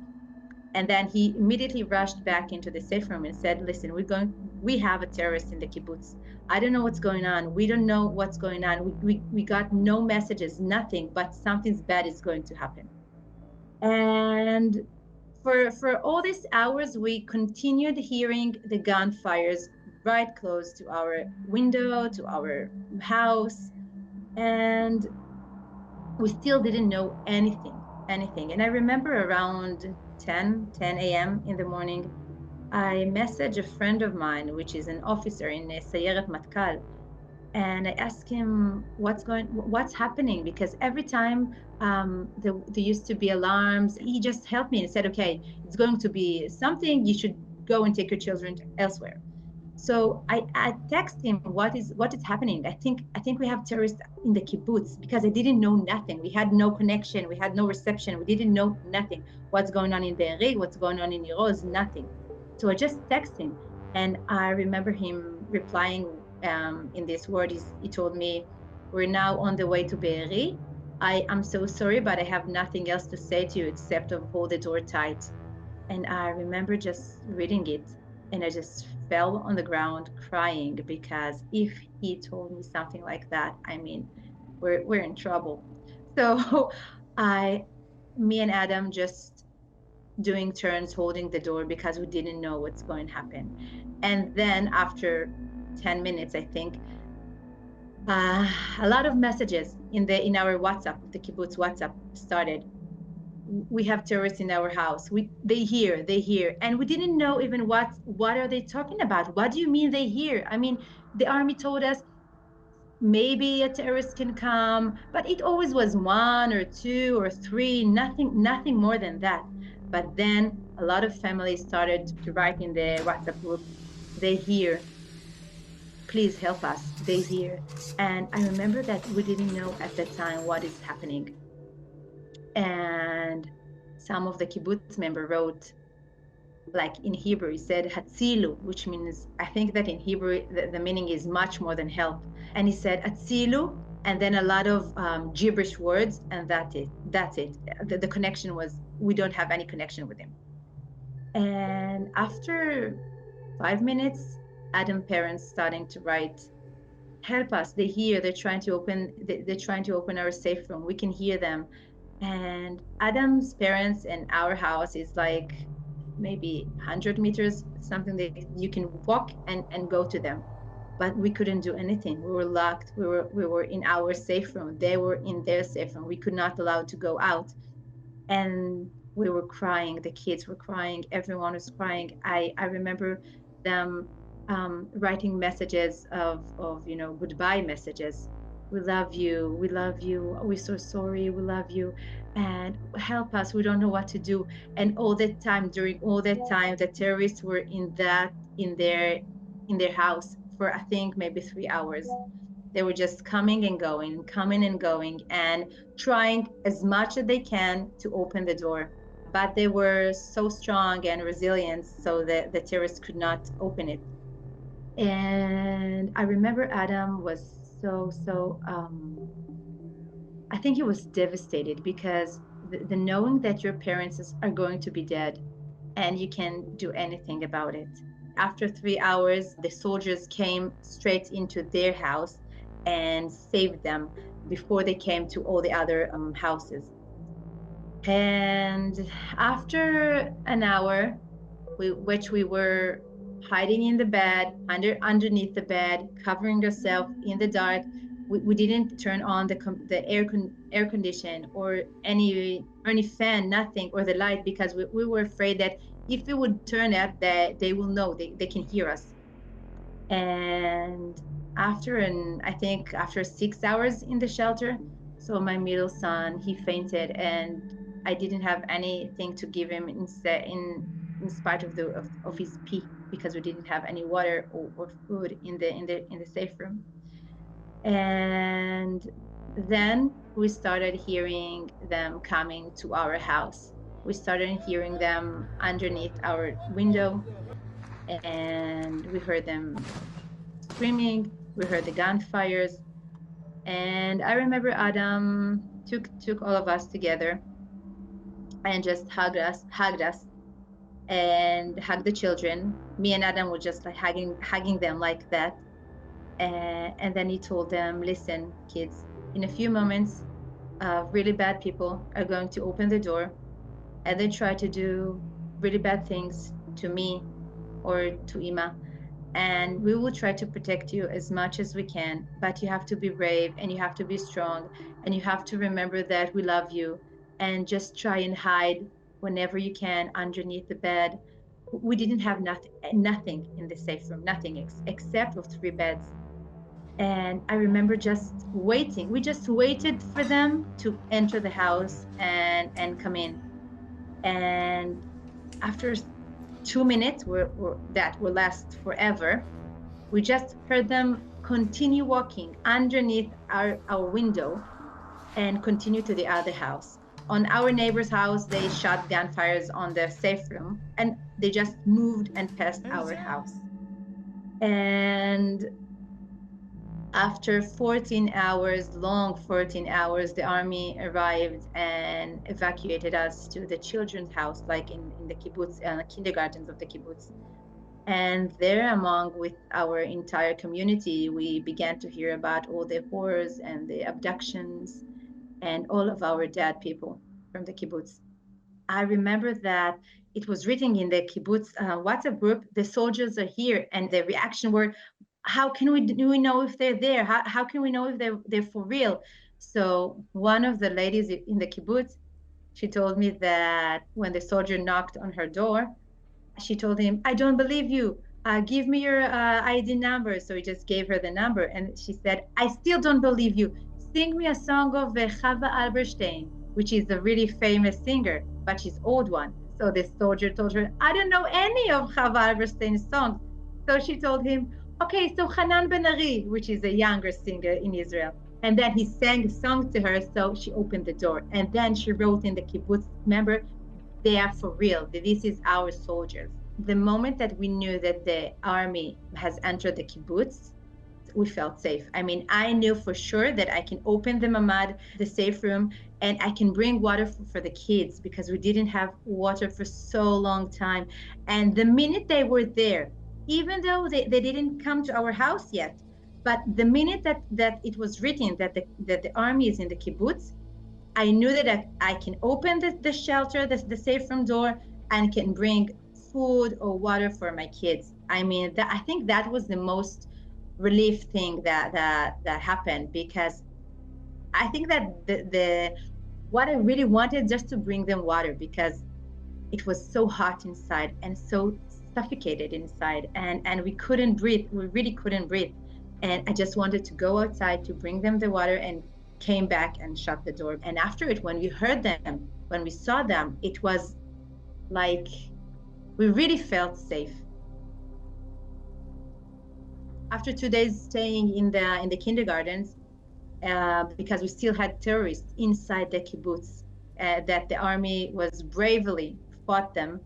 After 2 days, we were evacuated to Eilat, and and we began our new life as a refugees, as after grieving and being in a continuous shiva. And I think only then we knew what happened to all of our friends, all of our really best friends, because living in our council, in the Moatza, in the region, is a really small one. You happen to know everyone. And me, during my work, I happen to know a lot of kids, a lot of people from our region. And then we started hearing about all that happened. And I think that there's nothing that can reflect the feeling that we felt during those days. And the crying, the amount of crying that we had, it's enormous. And living here now, I know that we were actually saved, and we had such a luck to end as we ended, because things could have been so much worse. My oldest 10, the second one he's 8, and the little one is 6. And my middle one is also he's diagnosed with PTSD ever since he was 5.5. I mean, he's the youngest child that being diagnosed in our council with PTSD, because we used to go to therapy, to the center of the therapy in Israel, ever since he was 3 years old. And his beloved therapist was killed during the 7th, Lilach, from Be'eri. And I remember him telling me right after we got from the safe room, really, I mean, I think it was on the same day, he told me, Ima, right, that everything is that finished, and we coming back to the kibbutz. So I'm going to meet Lilach, and she's going to talk with me about everything that happened. And only after we will know that she was murdered in her own house in Be'eri. The kibbutz is much more than a place that you live in. It's a community. It's something that is inside of you. I mean, my children all the time keep saying how they want to go back to the kibbutz, because they remember all the good things that they used to have in the kibbutz. We don't live in the kibbutz because of, I don't know, a messiah ideology or something. We live in a kibbutz because we love to be close to the ground, because we're simple people, because we like to go to the fields and barefoot and run in the grass, and we love the simple life. But as more than I speak about it, I understand that what we've been through is like a tattoo, because I can hide it, we can conceal it, we can not talk about it, but it will always be there.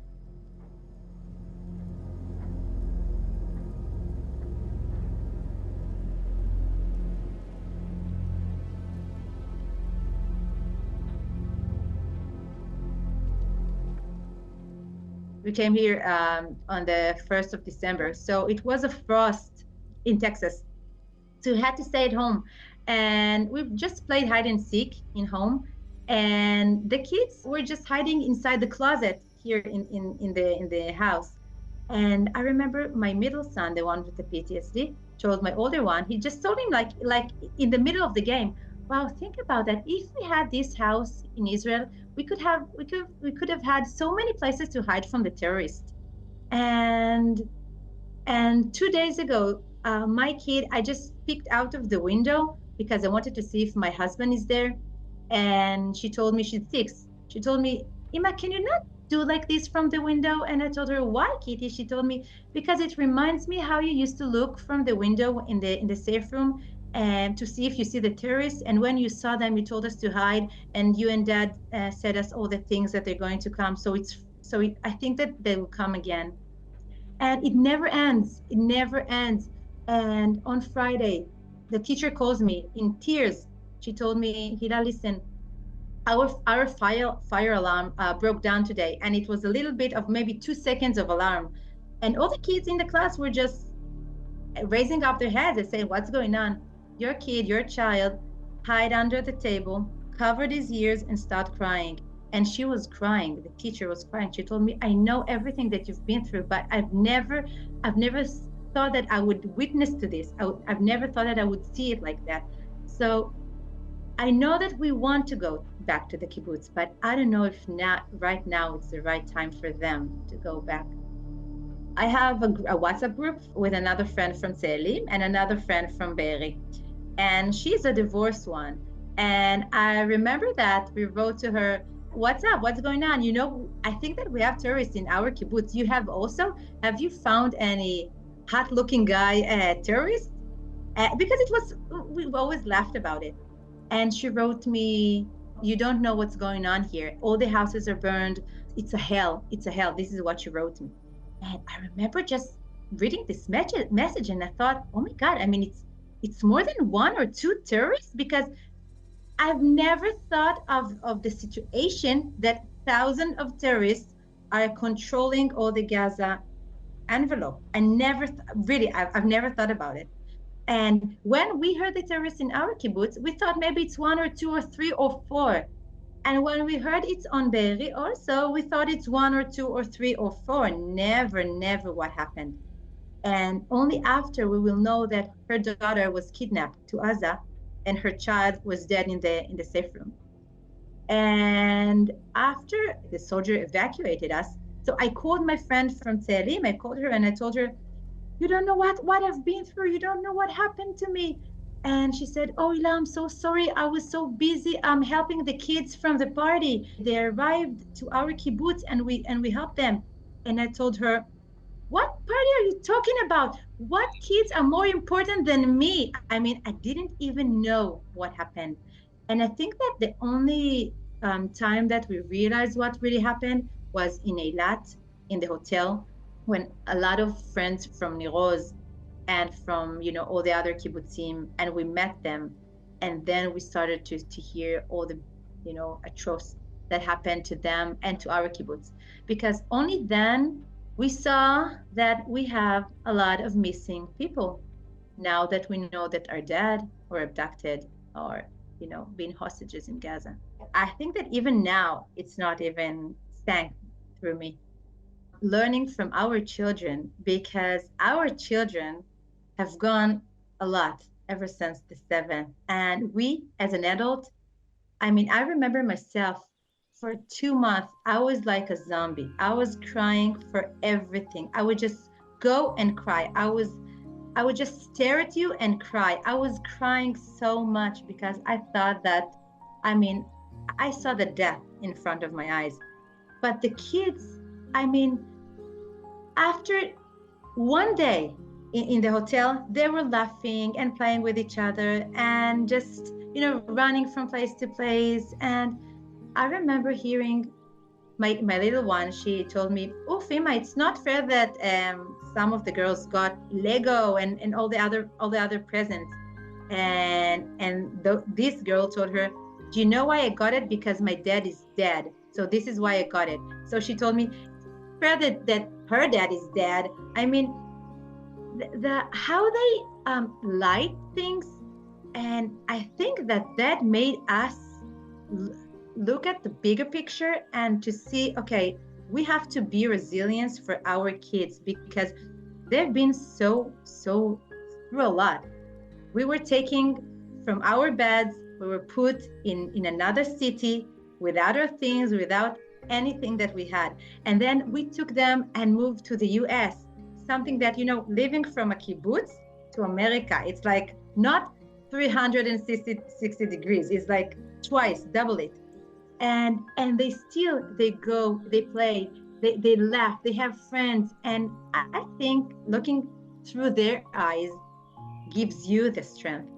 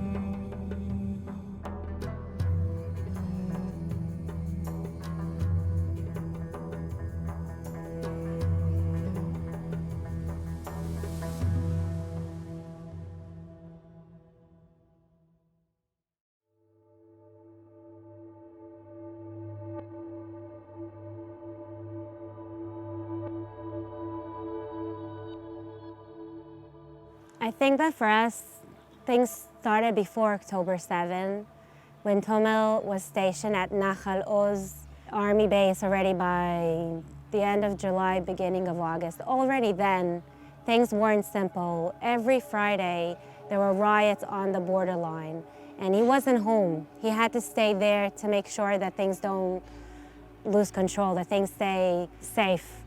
Tomel wasn't calm, and he shared his worries with his commanders and with the head of the security of all the communities nearby.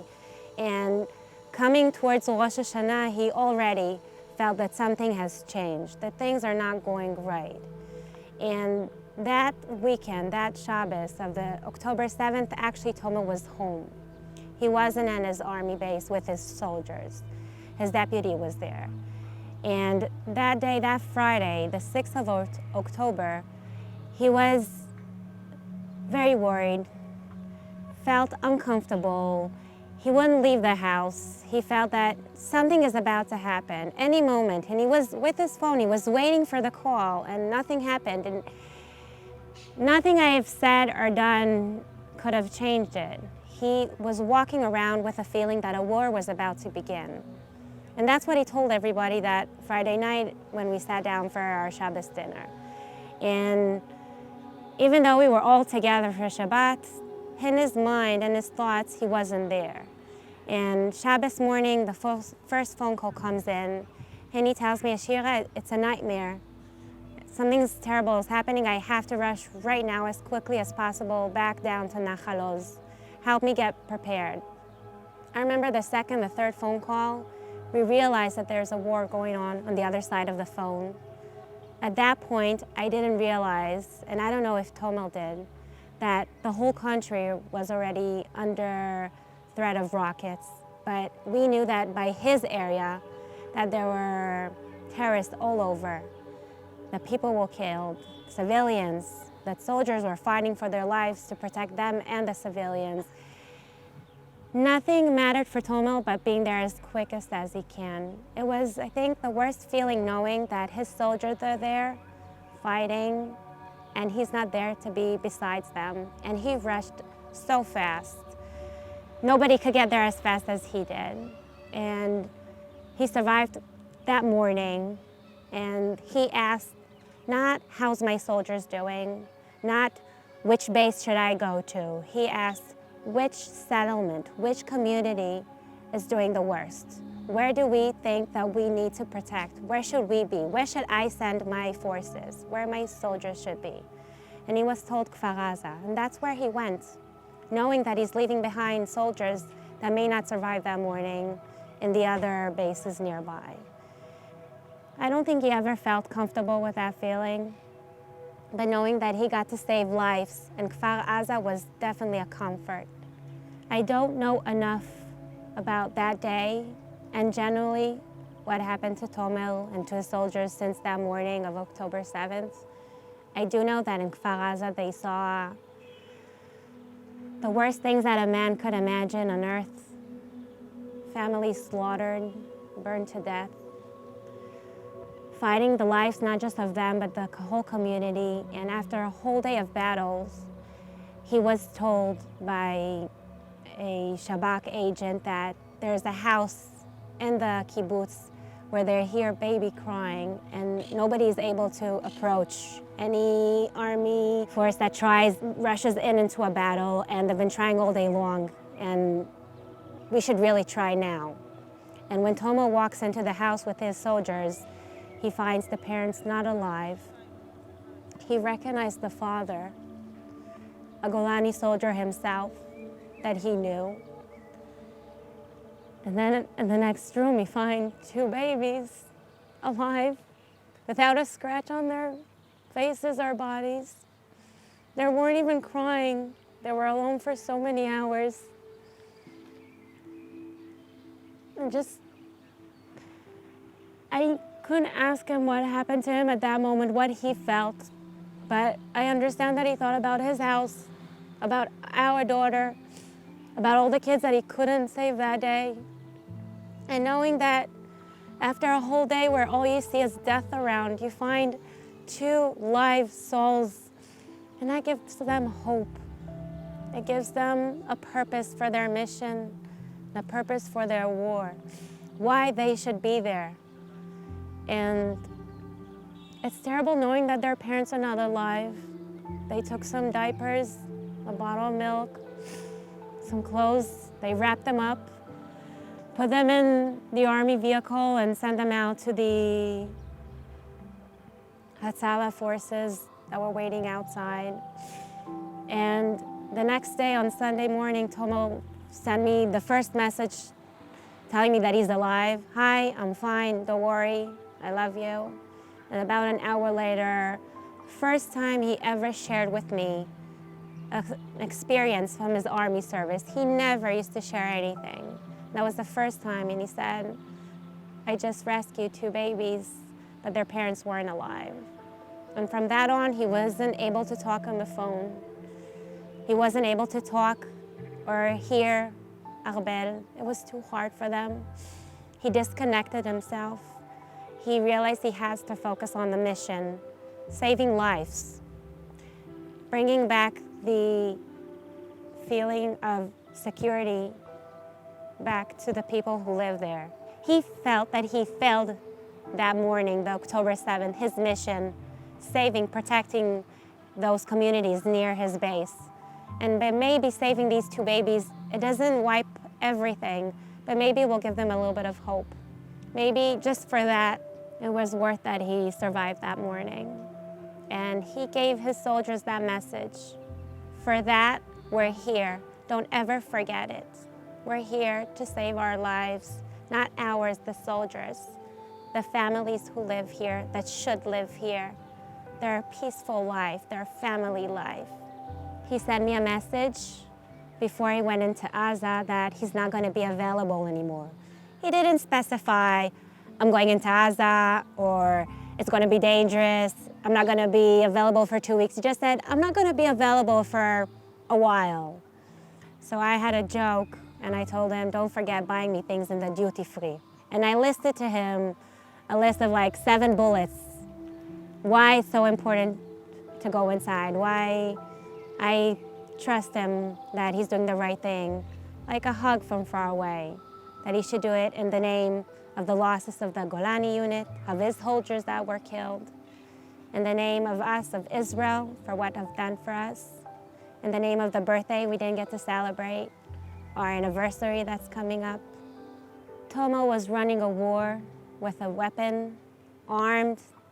I was running a war in my mind and in my heart to remind myself that I'm safe and that as long as that I could keep as long as I could keep it with it for myself and for my daughter, Tomel could command easier on his soldiers. He could focus on his mission.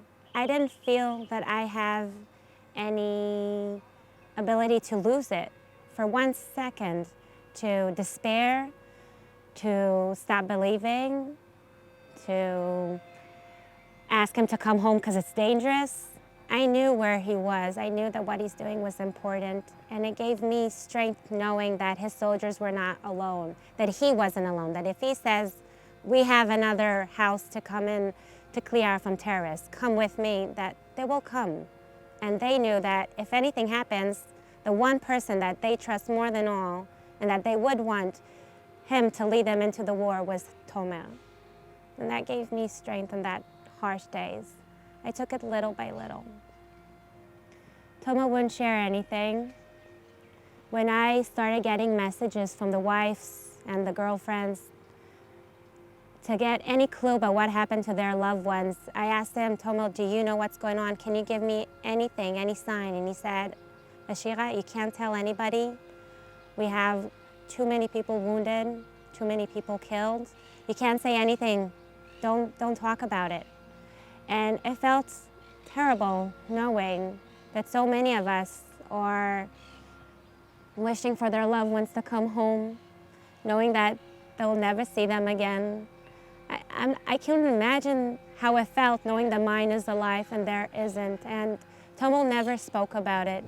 The only thing he did say and mention, and it followed him not just for this war, for October 7, but also years back when he first lost his soldier and his commander, was he felt their spirit on his shoulders, but not as a burden, but as something lifting.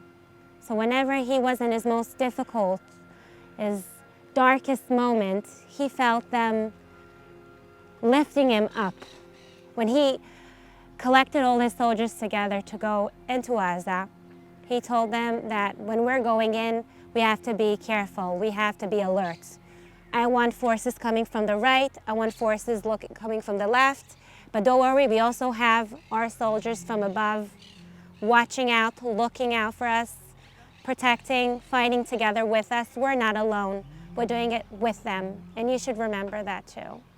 And when he said it wasn't a cliche, he lived it, he knew it, he felt it. Even though he lost 42 soldiers, even though he lost friends and he saw the worst things that could have happened, he didn't give up. And he gave his soldiers, and I believe that also the people around the whole state of Israel, the face that there could be a tomorrow. The last time I saw Tomel was after more than 50 days of war, when they started letting out the hostages out.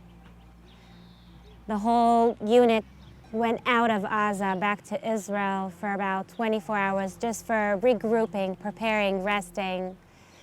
And Tomel felt that if his soldiers can go out home to visit their families, he shouldn't get that right either. So he didn't come home. We met in a different base of the squad unit in Latrun. And for that time, it wasn't family time. It wasn't privacy time. We were sitting with his friends that are also officers, talking about things that they shared from their fighting from the first days of the war. And on that 3 or 4 hours, Albel didn't get off his hands for even a moment. Kissing him, jumping on him, tickling him. It was so delightful. and so painful not being able to hear from him his personal stories, feelings, emotions, fears, happy moments, anything.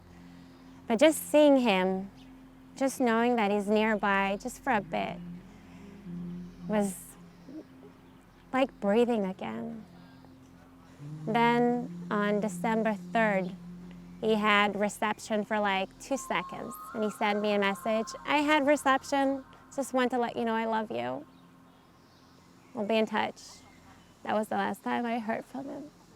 You have your secret countdown in your heart, but it's not really a countdown, it's a count up.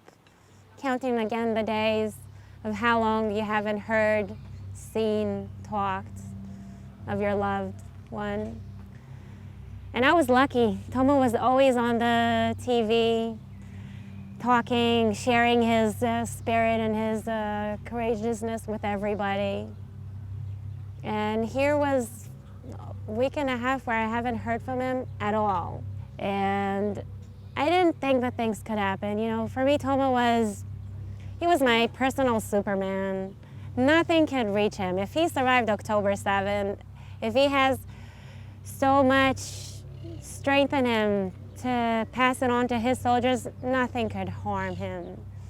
And even when I got the worst message of all, it was hard to believe. I thought they were just coming to give me a message that he was seriously wounded. And I thought to myself, I would manage. It will be hard, but I will be there for him. But knowing that it was final, that even someone great like Tomo couldn't touch the last bullet, it was close to losing faith.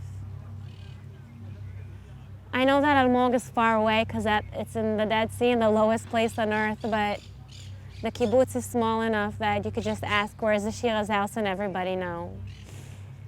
When they came into the kibbutz, they told the security that they're on their way to leave the message to my house. So the head security of the kibbutz walked them to my house, made sure that nobody came over so I get the privacy I needed. Then you hear the screen door, and I was thinking, nobody shows up at my house at 9:30 at night. My friends know that it's my quiet time that I needed for myself. So who could it be? And by that time, I was already concerned because they canceled the fun day that was supposed to be the next day for all the Golani families. And the news was too quiet. I know it's hard to understand it in a war where news could be too much routinely, but I felt that there is something big going on that they're not sharing, that wasn't allowed to be published yet. But I didn't think for a second that it concerned my door, my family. I just realized that there was something big happening in Golani, and I was hoping that it doesn't concern me.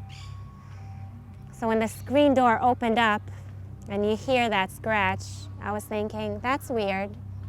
And then you hear the footsteps. And I said, it sounds like army shoes. Maybe something that terrible happened that for some reason Tomo came home. Something happened and Tomo's home. He's probably coming to visit and he didn't call, he didn't say anything, not to get my expectations high up. And then there was a knock. And I was thinking, why should Tomo knock on his own door and his own family and his own house? But since October 7th, even at the kibbutz, the most safest, calmest place on earth, you lock your door. So I open up the door. I don't even ask who's on the other side. And you see 3 army officers. And I still don't lose hope. I let them in and I asked them, should I be sitting down? Because in my mind, it doesn't have to be the worst case scenario.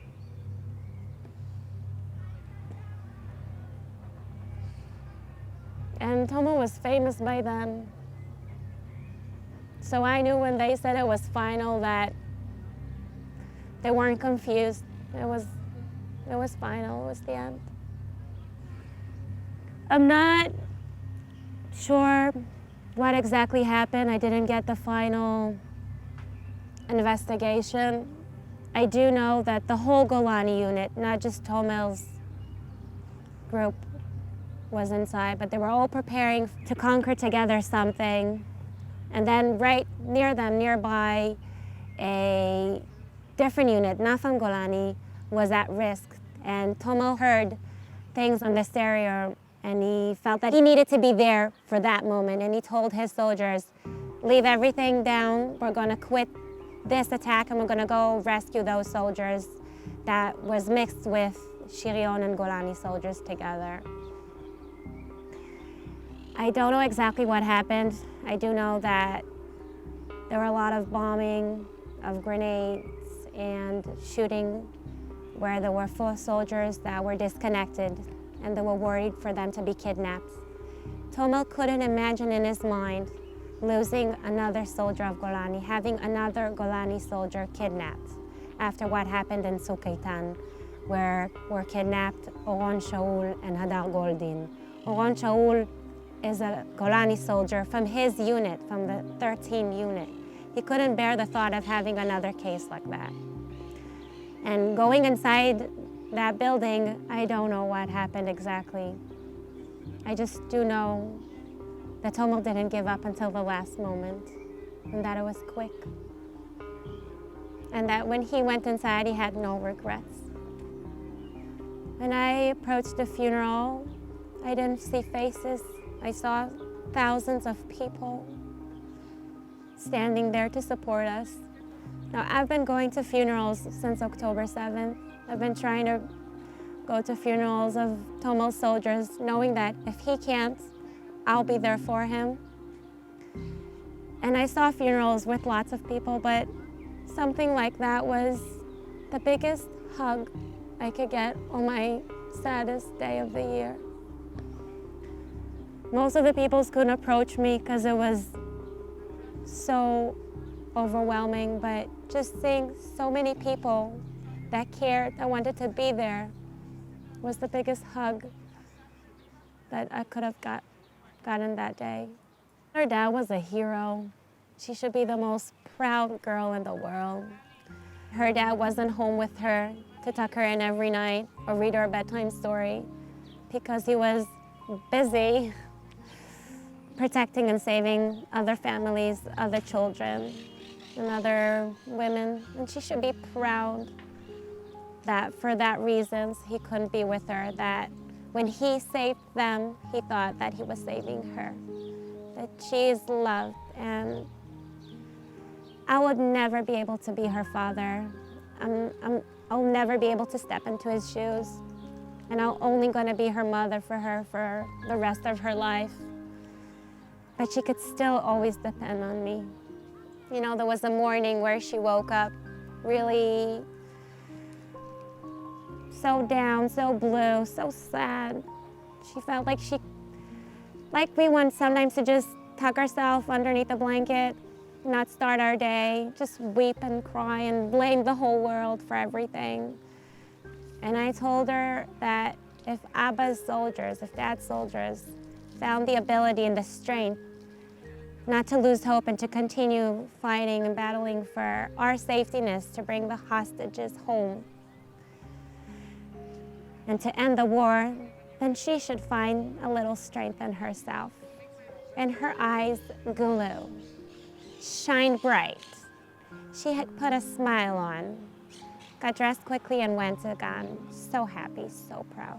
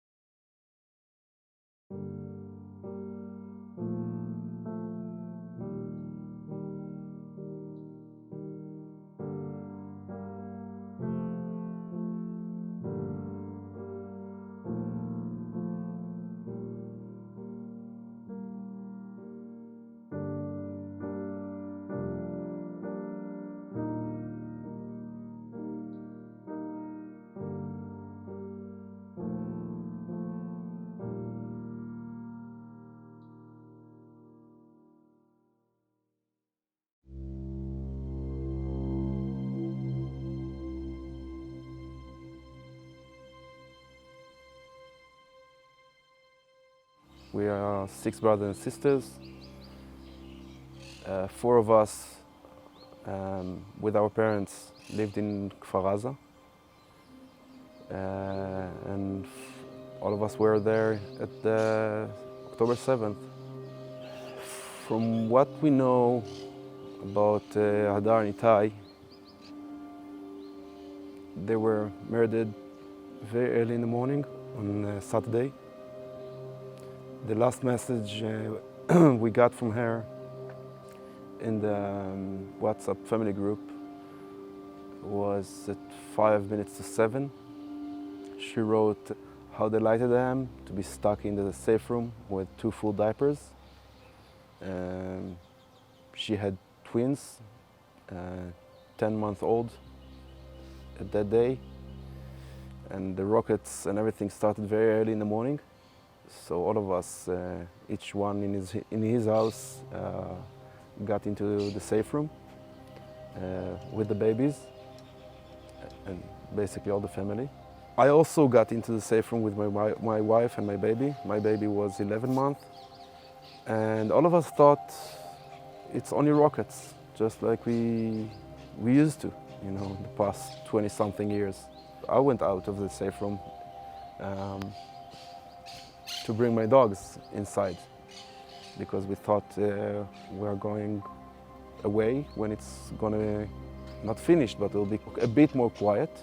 Hadar left the safe room in the morning to fix bottles for them, because she knew that they're going to be stuck there for 2-3 hours, just like it happened before. And they saw her through the window. The terrorists saw her through the window and shot her. They got into the house, they broke the front door and verified the kill. The soldiers found her lying on the kitchen floor with 2 bottles in her hands, in her pajamas. Itai was still in the safe room with the babies, and he closed the door behind him. And the terrorist shot 3 bullets through the door. He was smart and fast enough thinking, because they had 2 cribs, one in front of the door, the safe room door, and one on the side. And the soldiers found both of the twins in the side bed, side crib. And this is what saved at least one of them, because the 3 bullets they shot through the door, 2 hit Itai in the body, and 1 hit the crib that was in front of the door. And then they got inside the safe room, and they verified the kill on Itai, just in the safe room next to the babies. And they left their parents lying on the floor, bleeding, dead, and left the twins there for 12 to 14 hours. The terrorist intention was to use them as bait. They left them all those hours together in the same crib, with no water, no food, no nothing, only diapers on their bodies. So the people will hear them crying and will come to rescue them. And we know that a lot of people either got injured, got shot, or died in the process. A few times people tried to go and rescue them. Me also, in a certain point, I told my wife that I'm going to bring them, because no one knew the amount of the terrorists that was going on in the kibbutz. We thought it's just few. And the first message we got from their neighbor was at 10:30 in the morning. He wrote us that he got back home and he saw the front door busted open, an empty AK-47 magazine on the front stairs, and that he hears the twins that they're crying. And I remember that while we were in our safe room, I'm holding the door, and Maya, my wife, holding Ziv, our son,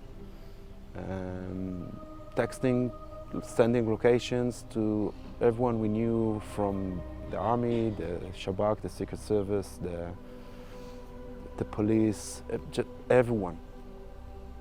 And a lot of people wrote us back that they are trying to get there. Only afterwards we learned that they basically used them as bait. They waited for the army in the house and on the rooftops around their house to hurt whoever gets there. The force that came to rescue the babies, the twins, was a combined force of Shabak and Golani. They made up out of Kfar Aza, near Saad Junction. They heard what is going on in Kfar Aza, especially that there are babies that's crying and the parents possibly dead. So they took one of the armed vehicles and got there. And they also heard that terrorists are shooting everyone who gets near the house. So they came with, in the beginning, with one armed vehicles, and afterwards few more arrived also. And it was very complicated rescue. Usually when you get to clear a house or a room, you throw grenades inside, you shoot all over, and only then you get in. But in that case, they knew that there are babies inside. So they surrounded the house and forced us, inside with a lot of courage, and basically sacrificed themselves to rescue the twins. And they managed to kill the terrorist and to rescue the babies. It was around 8:30 in the evening. With all the loss of my sister and her husband, they gave us the biggest present, biggest hope we could have under,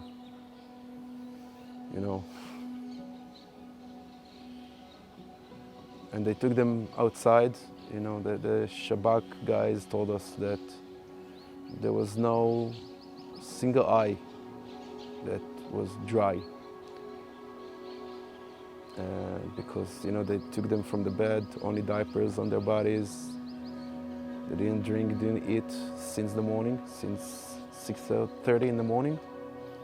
The terrorists had no attention to take care of the babies. A lot of people tell us we're so lucky that they kept them alive. They didn't have any attention to keep them alive as taking care of them. They just let them cry for hours on hours on hours. Most of the people that took part of this rescue, from their neighbor, the soldiers, Tomer among them, Ichud Hatzalah guys, they took them from the soldiers, took care of them and brought them to the hospital.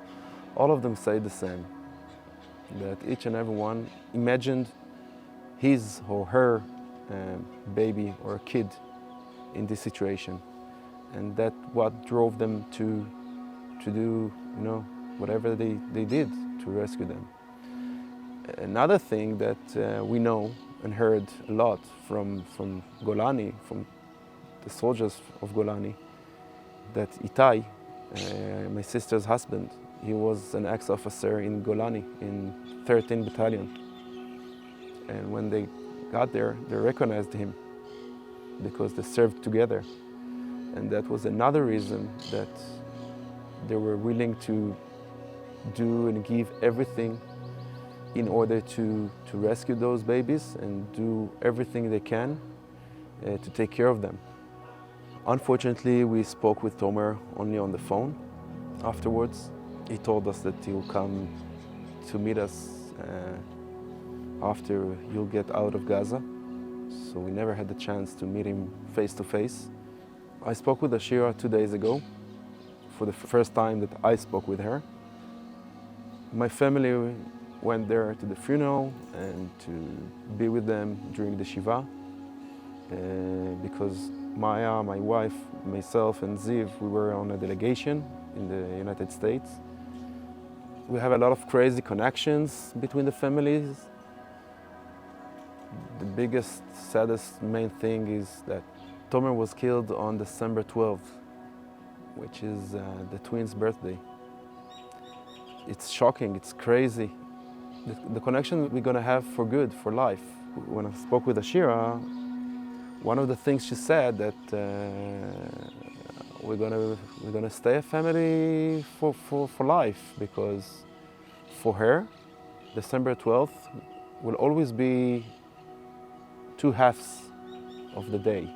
The first half is she's gonna visit her husband and cry.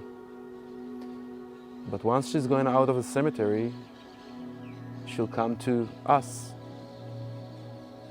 to celebrate with the twins. And she's an amazing woman. The way she looks at things, the way she chooses the words, I admire her. She's amazing. But yeah, we're gonna have this combination of sadness and happiness for the rest of our lives. With her, with ourselves, seeing those twins growing up, starting to talk.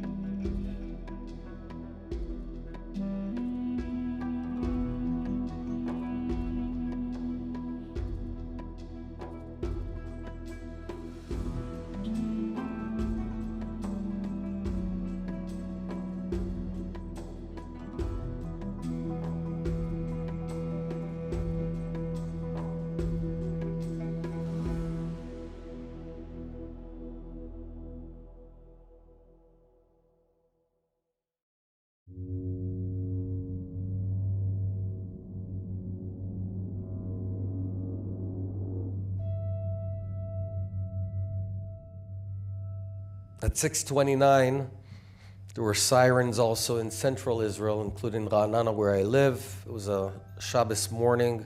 We were all sleeping and got the kids, went down to the shelter. Strange. Came back to my room and I looked at the phone and I began at about 7-ish getting messages from kibbutzniks from the south sending me direct messages. Bennett, there's terrorists here. The reason they had my phone number is because for the past decade, every time there's been a conflict with Gaza, I had a habit as a minister of economy, minister of education, I went down to sleep at someone's home, like just randomly, poor them. I'd come with my toothbrush and knock on the door, I'm gonna sleep in your home. But I always felt I need to be there, I need to feel what it means. Just forget this massacre, just a regular little round means that throughout the night, 3 or 4 or 5 times, everyone runs to the shelter with what's called Tseva Adom. You wake up the next morning and like you didn't really sleep. It's these small things that you don't catch if you're in government, but don't feel the field. So whenever I'm there, I also hand out my phone number. So I begin getting these messages, we've got terrorists, send the soldiers. And I begin calling up senior commanders and other senior officials, send soldiers down, now. And I was sure it would be about 20 minutes, 25 minutes, and we'd take care of this. And it moved on to 8 in the morning, 8:30, 9, 9:30, 10. And they keep, I'm getting these horrible messages, especially from Kibbutz Kfar Aza. I get in my car, I drive over to my reserve unit. I'm no longer in reserve, but my former reserve unit, Division 98, which is sort of a commando. And I want to enroll, get a weapon and drive down. And these scary Shin Bet guys say to me, forget it, man. We're not going to ignite the car. They called up the head of Shin Bet and he said, this guy's not going down. But what I did, and here's something I realized, the Prime Minister had declared that we're at war with Gaza, and there was a psychological problem because when there's a war, let's say Yom Kippur war, okay?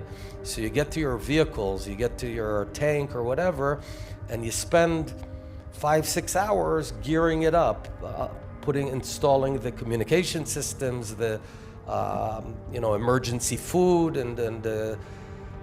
but this wasn't a war. This was a massacre, and in massacre you don't have 5 hours, you don't have 1 hour. It's seconds and minutes, and I sort of went from one battalion commander to another, and I showed them the cell phone. I said, guys, stop this. We don't need food. We don't get on every 5 soldiers that have a rifle and a magazine, just go, get the hell down. And it was very frustrating. That's one story. But there's another story that happened on October 7th. The worst moment in Israel's history also became one of its finest moments. This generation revealed itself as an amazing, courageous, tough, resilient generation. Amazing stories. I'll tell you one story. A guy called Elchanan, civilian, reservist, 42 years old. He hears that there's massacres going on, calls up his brother. They live in an area near Jerusalem, and the nephew, they have a pistol, each of them, and the nephew has a rifle because he's on leave from the army. Get in a car, drive down to Kibbutz Be'eri. Now they have no relatives there. They have nothing. No one told them to go down. And they drive into Kibbutz Be'eri, which is one of the 4 massacres. There were 4. And for 16 hours straight, this team of 3 people, they go from one house to another under fire, knock on the door, say, we're Israelis, try to persuade the folks in the shelter that they are Israeli and not pretending to be Israeli, and evacuate them to the entrance of the kibbutz, safe space, and back and forth for 16 hours. They saved over 70 residents of Kibbutz Be'eri, just regular people like you and me. At about 9 in the morning, Elchanan took a bullet and died. He left 5 children. And he's one example, but it just goes on and on. Ben Shimoni, who lives in Beersheba, he was at the party. He had a car. He told 5 people, get in my car, and he started driving through paths and back roads, left the folks in Beersheba, and then he drove back. And his girlfriend Jessica, they were going for 6 years, said, you can't go back. His parents said, you can't go back. He went back, collected another 5 people, took them out of harm's way back to Beersheba, went back a 3rd time, collected another 5 people, and took a hit, and he died. You know, in Israel, there's, unfortunately, after wars, there's an award. It's called the Tzalashim or Iturim. The highest degree of courage, last time it was given was in the Yom Kippur War, because they were very cautious about this. I think there's about 100 such awards to be given of what happened on October 7th.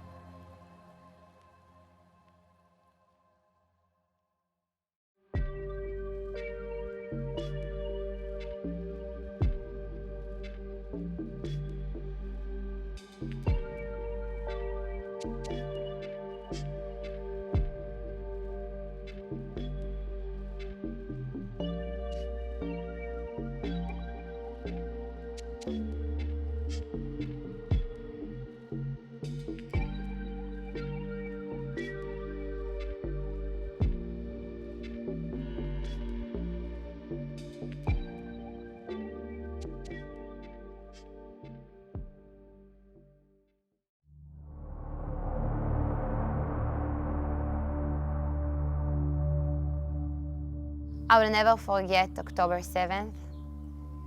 The feeling of uncontrolled and helpless, feelings that I get only now. On October 7th, I woke up at my parents' house. While the sirens started, my mom woke me up. Me and my boyfriend were asleep. He's also an officer at the IDF. And she said that the war starts, and we didn't understand what's going on. We just heard the sirens, so we woke up and started to get ready. I immediately called my commander and asked her where to go. She told me to go south towards Ofakim.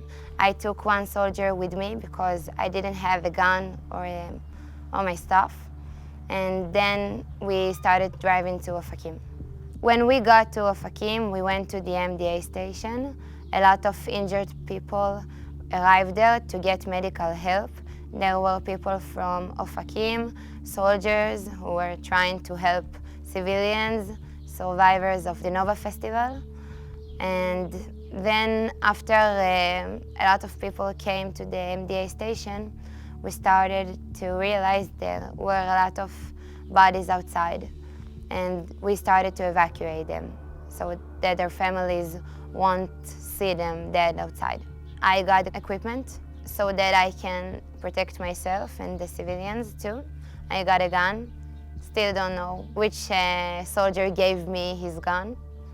And I didn't feel a lot.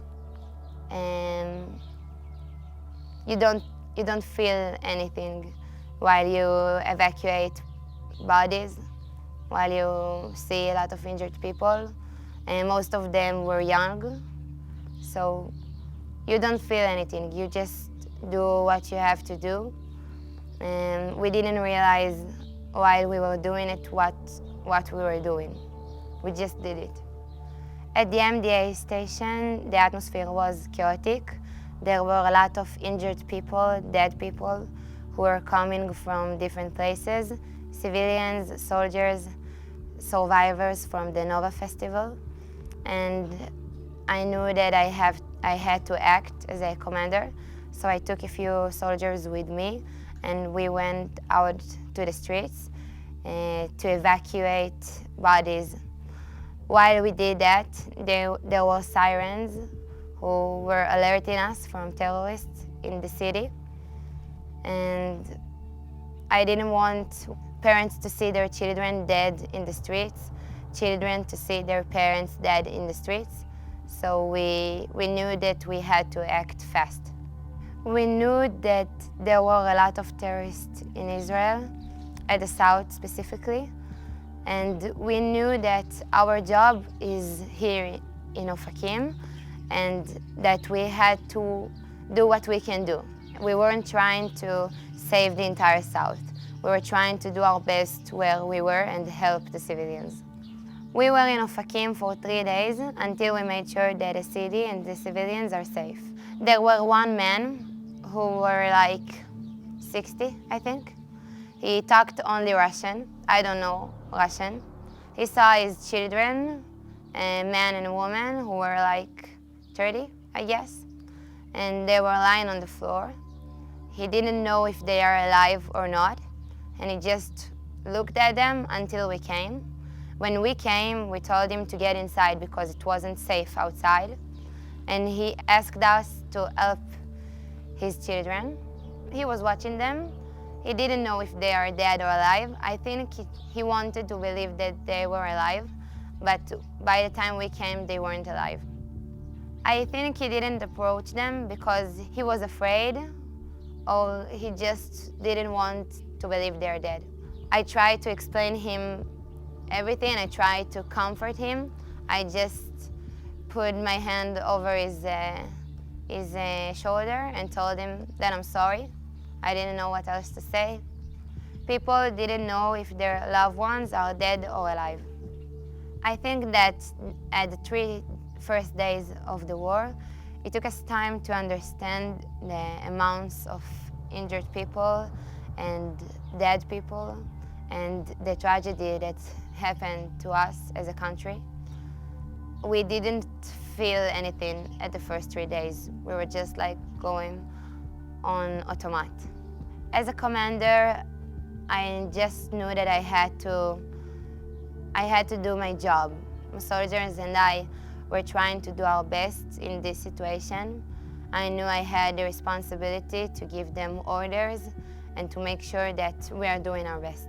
At the next phase, after we were in Ofakim, we trained to get inside Gaza in order to be a rescue team. Since the war started after October 7th, my life has become more meaningful, and I think I prepared myself for the past 5 years for this moment. At the end of every mission, we sit together, the entire group. We talk about what we saw, what we felt, what we thought during the mission. It helps. Also, talking to friends who were with you at the situation helps the most. And I go to a therapist, and she helps me. I don't think that never again happened on October 7th because we have a strong army who can fight back. We have a country, and we're gonna win this war.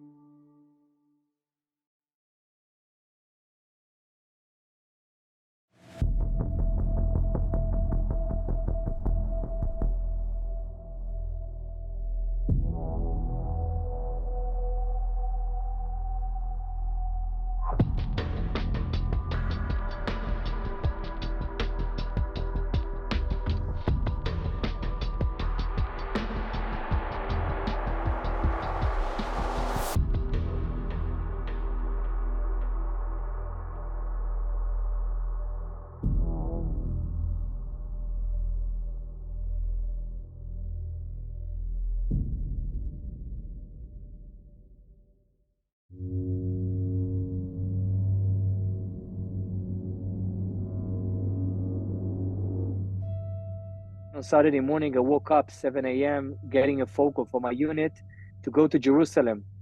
I'm in a search and rescue unit in Jerusalem, supposed to save people from rockets, a situation like that. I'm getting out around 7 a.m. driving, and on my way to Jerusalem, I'm feeling that something is wrong, something deep in my stomach. It's an ancient Jewish voice telling me something is wrong. Of course, I'm getting this text and WhatsApps and the stories of what's starting, a glimpse of information of what's happening now in the Gaza envelope, in these communities. Of course, I don't know what I know now. And this is far from being a full picture. But I decided to drive south. I understand that there's people that need help, that people are actually butchering on the roads and inside the communities, and I have to go there to do whatever I can. On the road, when I'm still hesitating, do they need me? Should I go there? Is it real? Is it actually real? I'm getting a phone call from my ex-wife telling me, Nimrod, in Kibbutz Nir Oz, people are desperate for help. My friend locked in the safe room with his 2 young kids, girls, and there is terrorists literally outside the door throwing grenades to the safe room. You have to get there. And that's what I did. I drove really fast. I came across with 3 checkposts of police. Everything was a bit still a mess. Managed to cross through this checkpost, getting to kibbutz, to the junction of Kibbutz Alumim. And I used to live in the Gaza envelope in Nachal Oz, establishing leadership programs in these areas. And whenever you come to Alumim Junction, it's a place where, okay, you're about to see beautiful areas of flowers and woods, and it's a beautiful place. Lots of us have been to the West Negev, but not on that morning. When I got there, my life had changed. It's actually before and after. What I've seen there, and I will spare from you the graphics, it's things that I have never seen before. I've seen so many dead civilians on the road. I've seen dead soldiers. I've seen fire and smoke coming up from the kibbutzim, and kept hearing grenades, shooting from all over. I joined a unit. I found a weapon on the ground, unfortunately from a dead soldier. I took it for myself. I said to myself deep inside, it's now it can be a fair fight. And I joined in a fight. What happened there, we had a fight on Kibbutz Alumim. Now in retrospective, I know that we had a fight with approximately 27 terrorists, Hamas terrorists, that actually tried to enter Kibbutz Alumim. And we found, after we killed them, we found on their bodies the instructions and objectives, and they wanted to go into Kibbutz Alumim. We know what their aim was, to kill as many civilians as they can. We finished that fight, and then we moved on to take part in the liberation of Kibbutz Be'eri. So yes, outside of Alumim, it's like going back to the independent war of Israel. No rules, no understanding of the situation. You are gathering pieces of information once you go forward. We were tackled, but by what we thought, it's maybe 1 or 2 Hamas terrorists. Eventually it was 27, right outside the kibbutz, meaning that we caught them right on time, and we drawn to this fight. The fight was from face to face in open fields. They were hiding in like small bushes like that, shooting from there in really close perimeters. We were shot like 15 feet maybe, these kind of ranges. They shot at us, throwing grenades, but our IDF fought like lions, and we stopped them from entering the kibbutz. Actually, some of them managed to create a hole in the fence and to go in, but while we are shooting, they stopped, and we managed to stop them when they were already inside. I do want to say that the battle on Alumim was not just ours. An hour before us, there was another military force that managed to also stop for a few moments the terrorists from getting in. And listen, Be'eri will be taught for a long time from now what happened there. Hamas, ISIS took over the kibbutz. The unit that I was taking part with, we had a perimeter that we have to cover. We actually had a guy, he's quite old, he's 50 years old, something like that, and he shows us a text message with his mother, an old woman, inside the safe room in Kibbutz Be'eri, texting, they're here, they're almost getting in, the door is almost breaking, please come. And he's showing this to us, and we are decided to go in with him. He's coming with us to show us his home and to liberate his mother. It took us a long time to get there, and I can say that unfortunately we didn't manage to get in, and I don't know what happened with his mother until today, but I do know that we tried anything in our power to get there. But it showed us the surreal situation that we had there, of sons begging us to help saving their mothers from terrorists, and we are running inside to help. That's the situation. גוני ואלומה היפים שלי, אני אוהב אתכם. אבא חושב עליכם כל הזמן, אני דואג לכם, ואני יודע שאתם ילדים הכי מדהימים בעולם. ממי, אני אוהב אותך, אנחנו פה בלחימה, אני אחזור אלייך יותר מאוחר, אני מקווה שהכל יהיה טוב. I took this video minutes before. I don't know why. I do remember that during the battle, I kept telling myself, should you tell more things to the kids? Should I give more instructions of what I want them to do? Should I tell them more words? And it's a really difficult situation. And I feel that the need, what gave me the power to go inside, it's a tremendous obligation to the people of Israel. It's empathy and the understanding that we have no other place to be in the world. That's it. This is all we have here as Israelis, as Jews. So that's what drove me to run inside and to help others. I got pulled for my life like other Israelis. You know, Israel is not the same. So many plans had been changed. So many celebrations, business, ideas, everything stopped now in Israel, and we are focused only on one thing, of winning, of making sure that Israel will stay and remain a safe place for the Jewish people from all over the world. We are also fighting for justice. When I want to tell you a few things. One, I've seen the Israeli IDF, I've seen civilians that joined in fighting like lions to save lives. I've seen two forces of nature. One, on our side, people that aims and aspire for freedom, for life, for optimism, for the democracy, for peace. And on the other hand, I've seen terrorists that cherish death and destruction. And I want to tell you something. Whenever we encounter this terrorist, we were on the upper hand. We won. And number two, the second thing that I realized, that we have to choose a side. And Israel, we don't have any issues with the Palestinians, of course. And what we want to do now is take care of Hamas. Hamas is ISIS. The things that we have witnessed these days were unbelievable. First of all, I'm really sad. There is huge sadness inside of me of what's happened, and it will be with me to the rest of my life. On the other hand, I want to say, I have never seen the state of Israel so beautiful. Israel is so pretty right now. And I'm not just talking about our geography and nature and people and the fact that everything is covered with blue and white with the flags. People are so kind to each other now. People are has so much empathy and love to each other, and people are united to be with each other. And I'm really grateful for that. And I believe in us, and we will win because we have the best army in the world.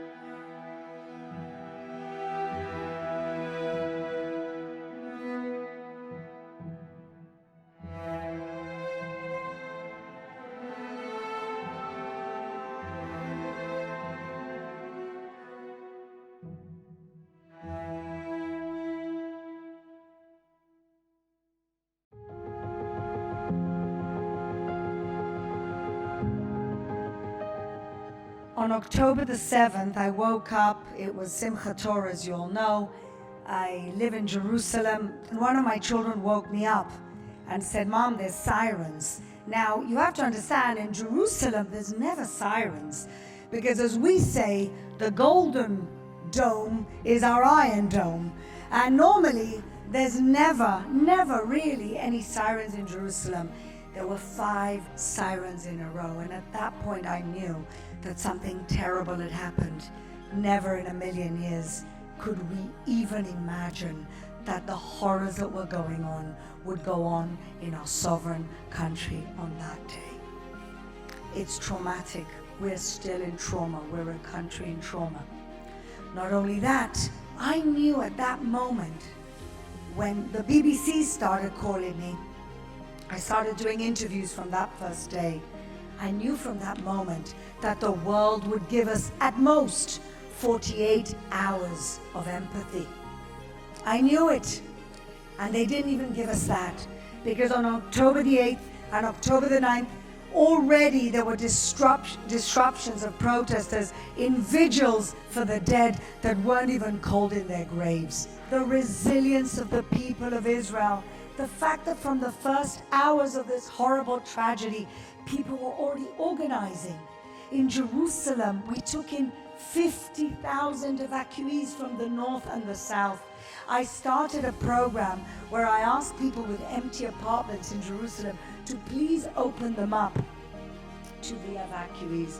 And I Was lucky enough to have an empty apartment, unlucky enough to lose my mother a year ago, and she had an apartment in Jerusalem, and I said, in her memory, I'm going to open this apartment for evacuees. And they call me on the phone, they're on their way, they're running away from the south. And I said to them, as a family with 3 little kids, and I said, what do you have? What don't you have? You have towels? They said, we have 1 towel. It's 5 people. I said, don't worry, we're going to take care of you. And when they got to this apartment, I hugged them and I cried, and they were consoling me. And this is the people of Israel. We show up for each other. And that is the point of light we have to hold on to.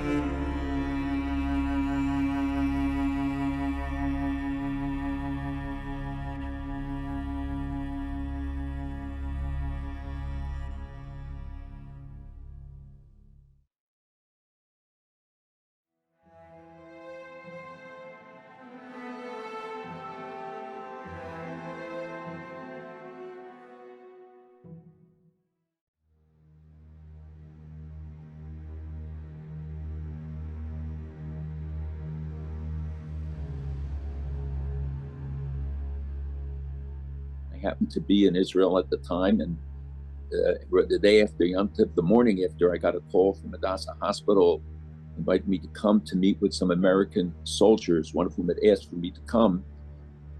And when I came to the first 3 that I met, I knew their families, Texas, New York, Toronto, and they kept saying to me, if you don't go see it, you can't tell it. If you don't see it, you can't tell it.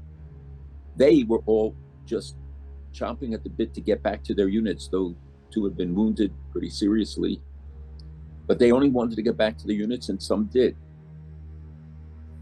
But I said, I can't do it. I can't go there. Civilians can't go. I don't think I could put up with what happened to see it. 2 hours later, I was driving to State Road, and all along the highway, I mean, for miles, I saw cars parked on the side of the road.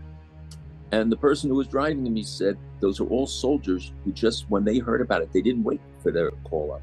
They just came, left their cars wherever they could park them, and ran to their bases. I mean, but for as far as I could see, you saw cars on both sides until they came closer to State Road, and I saw cars on all sides of the street because they were shot up. They literally rode up the streets on motorbikes and cars and just shooting everybody and everything to see the bloodstained cars. And you know, they would shoot in the back windows if there were children there, and in the front windows if there was only an adult driving. It's too much. I tell you the truth, I can't think about it, and I have a hard time talking about it. And I was in Be'eri when they opened it. I saw it all. You cannot describe it. You cannot tell people what it means to be pushed aside, not to step on a black smudge because a baby was burnt there and they were looking for DNA. To see a truck, a chewing gum truck, refrigerated truck, so out of place, and a young soldier pulled me to it, and I literally stopped because I thought I hit a brick wall. I couldn't literally push through it. And it was just the stench, and the smell was so strong, and he gently pulled me and opened the door of the truck, and there were 40 bodies inside. It's an image you can never forget. It's a lesson you will never unlearn. I came back from there more renewed, and you know, I've spent the last 50 plus years fighting for the Jewish people, for the Jewish state. I do it with even greater vigor since I saw the price. I saw what my grandparents witnessed in the 1940s. And I don't want other people to see it. They go to the exhibitions in Nova, etc., which is very important, so you get a taste, you get a feel for it. But the barbarity that we experienced and the reaction of the world almost instantaneously to turn against Israel, I think set the agenda for us, for all of us, for every Jew and every friend of the Jewish people, and to ultimately for them to realize, the world to realize, that Israel and Jews are the first victims, we're never the last. The Jews are tired of being the canary in the mine. I certainly am. I want society to stand up, not for dead Jews and give us memorials. I want them to stand up for a living Jewish state and a living Jewish community. And I hope that we can educate this generation of friends of the Jewish people, and certainly of the Jewish people, that we have to stand up, speak up, act proudly, demonstratively, not to hide our Judaism, not to disassociate from the community, but to double down and even be more proactive.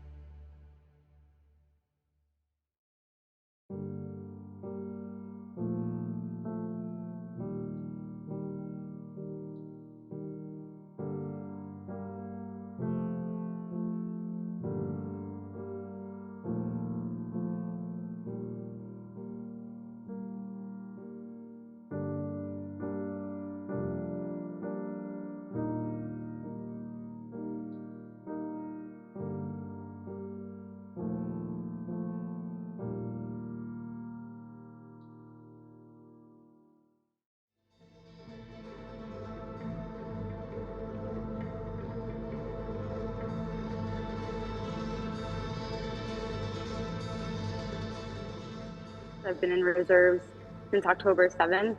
I was a combat soldier in the search and rescue brigade of the Home Front Command, and now I focus mostly on rescue.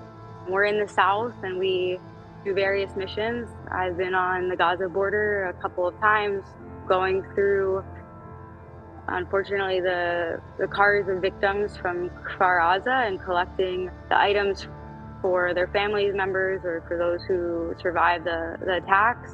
I've been on search parties looking for missing people, any clues to where those missing people could be, right on the border of Gaza. And something that I think was the most impactful to see was just Kibbutz Kfar Aza. I walked through the student village where used to live many young people in their 20s who were studying at a university nearby.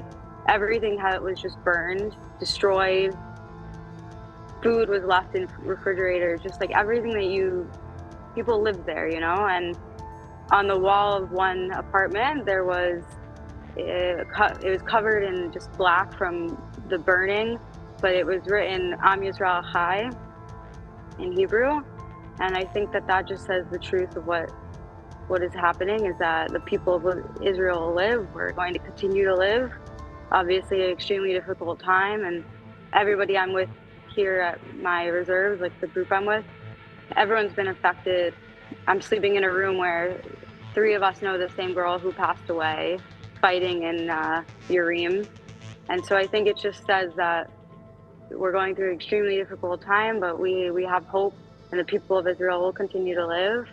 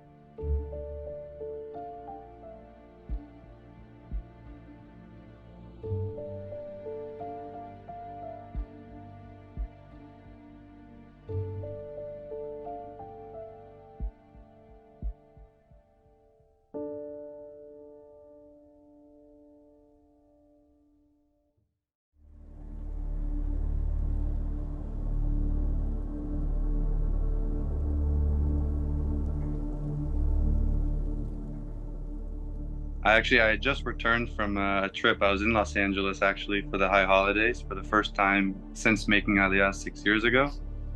And I landed back in Israel on Wednesday, just a couple days before the attack happened.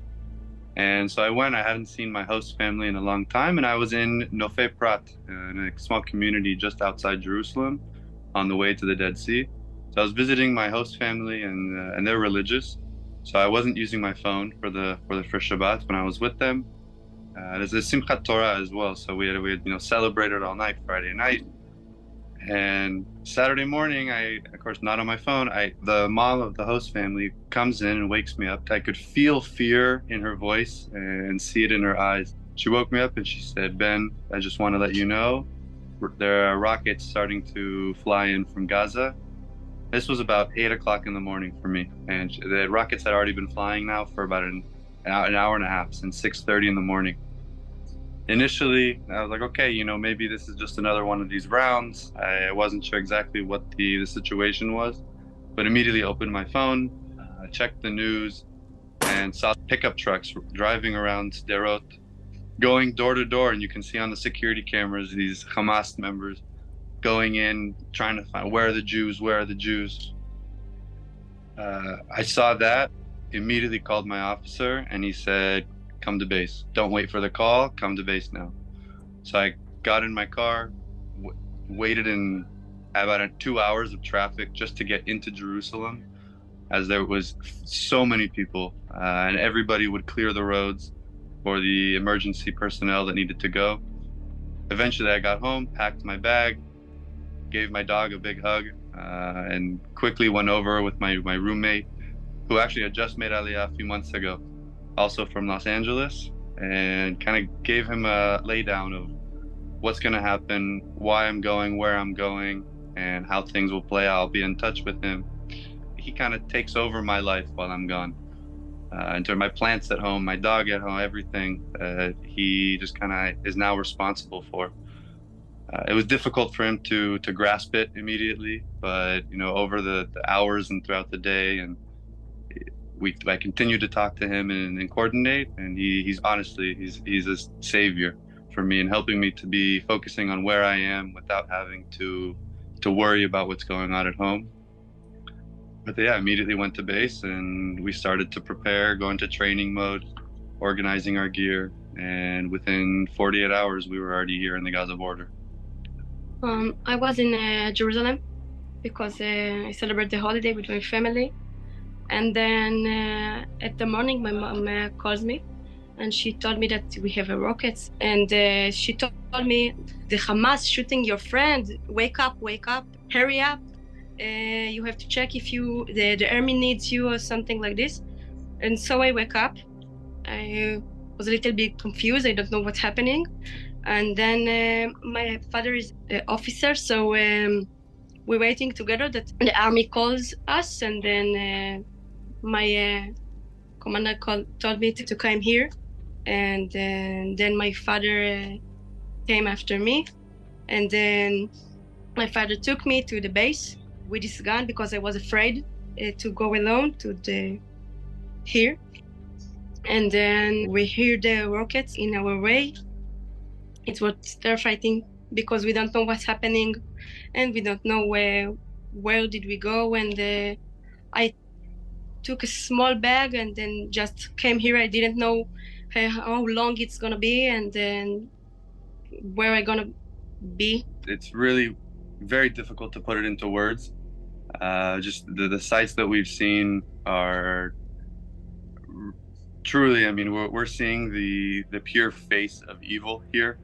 The sights of things and experiences that we've had this week are ones that we're still going to be processing for years to come, most definitely.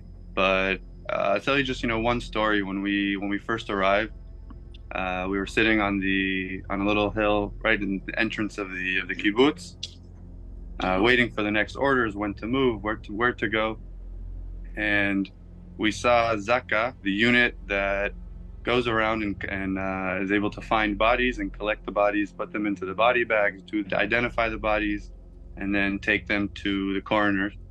So Zaka was there, and they were loading body bags onto massive trucks. while we were there. And so the rabbi walked over and instructed us. He asked us to stand to respect the dead bodies. And everybody stood. And they loaded the dead bodies onto the trucks. And it lasted for about an hour and a half. And with each ambulance that was emptied, maybe 10 to 15 body bags per ambulance, we walked over and we all said the mourner's Kaddish, the mourner's prayer. And then once we finished and they finished loading the body bags, nobody instructed us to do this, but we all just broke out and we started singing the Hatikva. I got the chills. I looked over at some of my comrades. We all had tears in our eyes. It was so difficult, such a difficult moment, but it really kind of put into perspective for us of, why we're here, what we're doing. The fact that we all left our homes, left our families to come and serve our country and be here. So we weren't sure, it was just, there were a bunch of dead bodies there. And we woke up the next morning to realize that of all of the bodies that were collected and found there, 40 of them were babies and young children. That I just think of all the generations, the future generations that were completely butchered and wiped out there. And I have a lot of friends that lives here, and her family was killed. And when I go to my friend's home to take her clothes and take things, I saw a very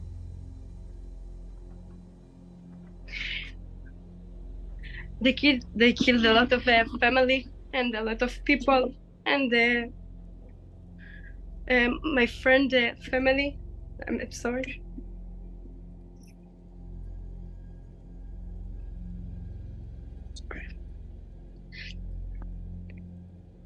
It's the sights, that everything we've seen here. Even though we arrived the day after, we didn't see any of the actual physical dead bodies on the ground and lying around the community. But you can feel the emotions here. You can see it. What we saw was enough to fully picture the scenes of exactly what happened. Whether it be still dead animals that are lying around the kibbutz, or massive blood stains in the beds where people were sleeping and were just completely massacred in their beds. Cars trying to escape. And you see that there's they were hit with an RPG from behind and had no choice. The car crashed. It's just absolutely awful. And the worst part of it all, I would say, is that video footage is coming out. GoPro footage is coming out now off of the Hamas terrorists. That they filmed it all. They filmed everything that they were doing. This mass butcher of Israeli civilians is all on camera. There really are no words.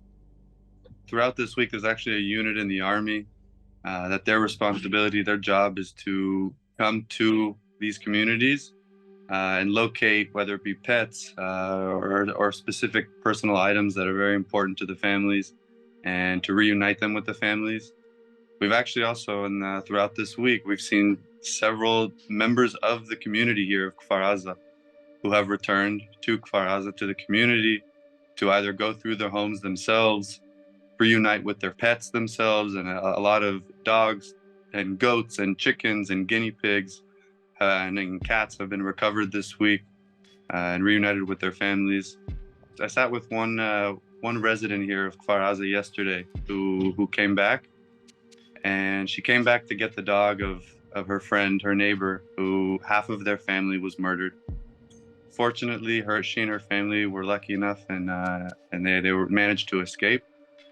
And they actually brought in a few other members of other families and neighbors as well with them, saved them.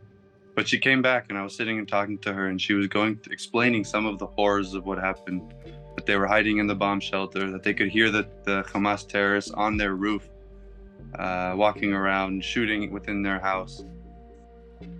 The fact that she came back less than a week after this massacre to this community, to her home, and she told us straight up front, she said, "You guys are going to go win this war, and we're coming back to live here."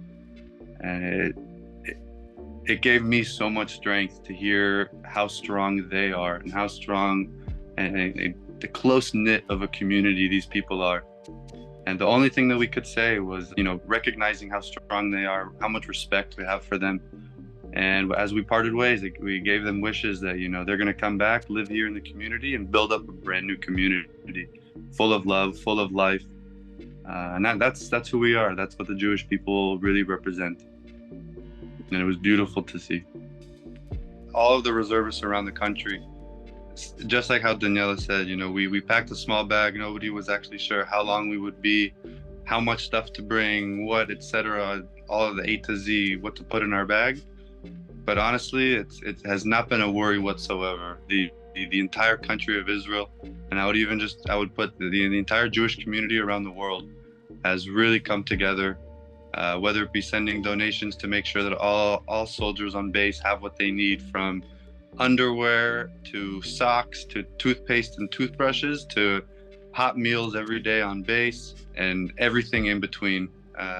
Like the whole community of Israel and the Jewish community worldwide has really, really banded together behind the IDF and behind Israel. We have come together like I've never seen ever before in my life. And it's warmed my heart. The messages we receive, the support we receive, all of it gives us strength to keep going, really. It's not taken for granted at all how much it makes an impact. And it's so important to us because it's the small things that the people gave us, the food, the clothes, all these things, that's just a small thing, but it's very important to us for keep going and keep save our country and thank you. The only thing I'd like to say is everybody has a responsibility now. Whatever we can do, we should be doing.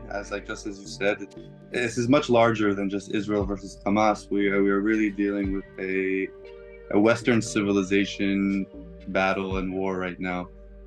Physically here on the ground, in the public eye around the world, and in the media, and in communities all around the world, in Western communities all around the world. So we all have a responsibility, whatever it is, whether it be that, it's difficult to watch these videos and see the sights and the recalling of the situations and experiences, but to put ourselves into it and rise up to the call of action, that by doing this, we're able to share other stories to other people in the world who would never take it upon themselves to go do this on themselves.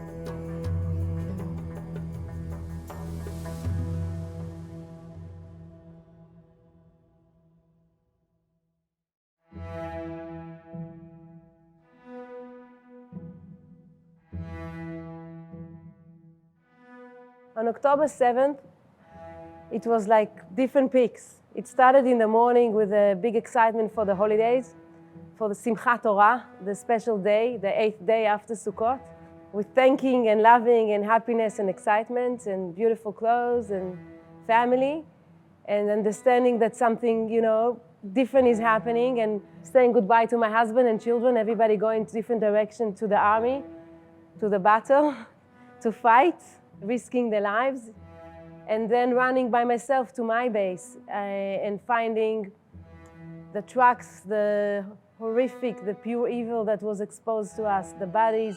It was a big shock. I remember thinking that I don't understand, and understanding that the essence sometimes is to don't understand. So I'm part of the Chevra Kadisha, looking after, bodies of Jewish people preparing them for burial and doing the religious ritual of purification for many years, most of my life, since my early 20s. I joined the army 13 years ago for girls, soldiers that died for different reasons, like car accidents. On October 7th, the amount, the numbers, and the situation of the bodies were obviously things that we've never seen before. So when the bodies came, part of my job is to be in the entrance, and I'm in charge of the women. So I was in the entrance where we opened the bags inside. And when we realized it's a woman, I would take them to my team, to our rooms, especially to start the process of identification. I felt that there are many battlefields in the war. My own children and the IDF, they were fighting against Hamas and Hezbollah, and they're shooting and they're stopping terrorists from killing or trying to attack us. So this is a fight because they want to kill and destroy, and we want peace and we're protecting our own lives. But there are many battles. The fight is rooted between, evil and good. And when I take a body of a Jewish girl that was killed, and I'm covering her, and I'm respecting her, and I'm giving her love, and I'm identifying her, and I'm fighting to find out who she is. And then after I know who she is, to prepare her for burial in the most holy, respectful, closing the doors, covering the body. For me, this is a battle. I'm adding light and good to the world. On one hand, we have so many soldiers, and I feel like, kulam hayu banai, they're all my children. I felt like I'm the lioness mother, and all of them my daughters. I'm fighting for their dignity and for identifying. And in a way, you don't want so much to know the story because you just want to treat each of them equally, and that's what we do. But together with that, you understand that each of them is a whole world for her family, and even for me, that I didn't know her personally, for the Jewish nation, for the world, she's something so unique. She's a jewel, she's beautiful. There's so much pain around the story of her, so you know that it exists, and you're silent, you're in awe. People say, how can you deal with that? We're saying, I'll do everything for the families to make them feel good. So you hold those two things of not knowing and having the big picture of all of us Jewish people that been somehow, with no way to explain, chosen, been taken in that way, the life being taken, and also understanding that each person is a story. People ask me what was the worst situation. You see the death everywhere in each corner, and it's very painful, but the death is part of the life circle. The death is not the issue. The issue is the life that were before and the life that will be after. When you watch this kind of, death and pure evil, it just projects how much life there is. In Hebrew, the word, a soldier that's been killed, we call it halal, which means space, because they're living space, they're living huge space. But the infinity of good that you can put in back in this space that they left is incredible. That when I leave the room where I treat the soldiers and I put them in a coffin after all what we do and let them go to their last journey, I come out and I love life. I'm eager to life. I want to make beautiful meal for my family. I want to smile. I want to do good. I want to say to the world how amazing the Jewish people are. You meet those situations that the pain, the death is not the final station. It's part of our life to explain to us what life is. I'm looking at the living people here on this earth today. I'm leaving the room and I'm thinking, please God, until 120, I'm alive and I want to live and I want to enjoy and have beautiful life and do good and thank for what I have. When you are a nurse or a doctor, you want to do the right thing, also there. So I'm not thinking so much spiritual. I'm thinking what I need to do in order to give the dignity and to prepare them in the best way that we can. And it's not only for them, it's to respect the family, for the people that come, that everything will be correct and right and identified and in the best way to go to the funeral. Of course you have the pain, but in a way you're in awe, like these people gave their life. I got the merits to treat them. So I'm thankful for that. The Talmud says that where those people that have been killed because they were Jewish, no one can be with them in the same section. They beyond me. So I'm feeling the obligation and also the merit that I somehow got to this position. I've been chosen from God to do this job, and I want to do what I need to do in the best way I can. In the beginning of the war, when we got all the soldiers that had been killed, we really wanted to identify them as fast as possible. That, you know, the parents are standing outside, that giving phone calls, that in the papers, in everywhere, in social media, who saw my child, where are they? You don't know if they've been kidnapped. So you really want to identify them. So there is like a sort of a fighting mode to fight and identify as fast as possible. And many times we really needed the DNA. On the other hand, we have to work very slowly and accurate because you don't want to do any mistakes. So I spent, you know, many nights upstairs in the labs trying to identify the soldiers' girl that were missing, that we were not sure if they were kidnapped or been killed. And who are they? Who are they? Such a simple question, but you're next to a body and you say, Mia. I prayed, please help me to find, you know, X and those girls. So I spent many hours in the DNA labs, and things took long. We had many to identify, and every check would run. Sometimes we had to wait 6 and 8 hours. Personally, I didn't want to go to bed. Like I said to myself, I'm not going to bed until we don't identify this person. So it was hard to think of the parents and the families. And it's not only the families, it's the resilience of the nation. And I think it was the second week of the war that we got a donation from the FIDF with new rapid DNA machines to help us to identify our soldiers.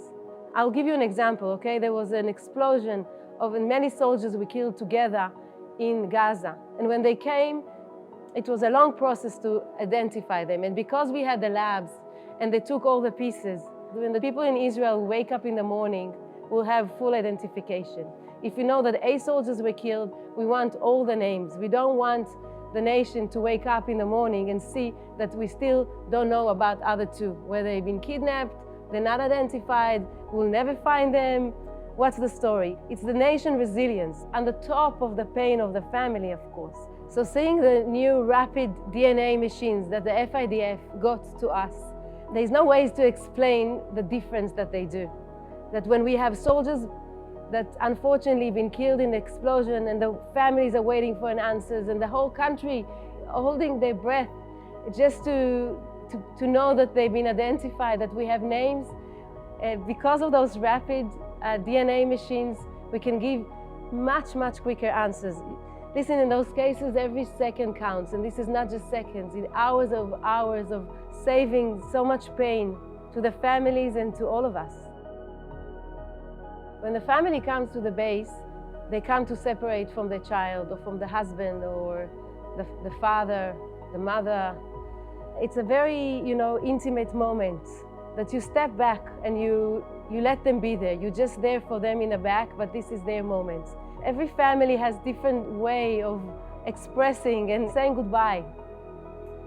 I can share with you, you know, a story of a family that all hugging each other in a circle around the coffin and singing Hamalach HaGoel Oti. There's a lot of songs going around. Sometimes the family just want to feel the child. If they can, they want to see the face or hold the hand or feel something of the energy. I was talking to a friend of mine that lost her son, and she said that her husband told her when they came in, he said, every Shabbat when I go to the synagogue with my children, I open the talit and I cover them all under the talit in the blessing of the Kohanim. And now I'm going to miss a child. And he said, I want to tell the world. That's what he said in the room. Hug your children. Appreciate the life you have because you never know.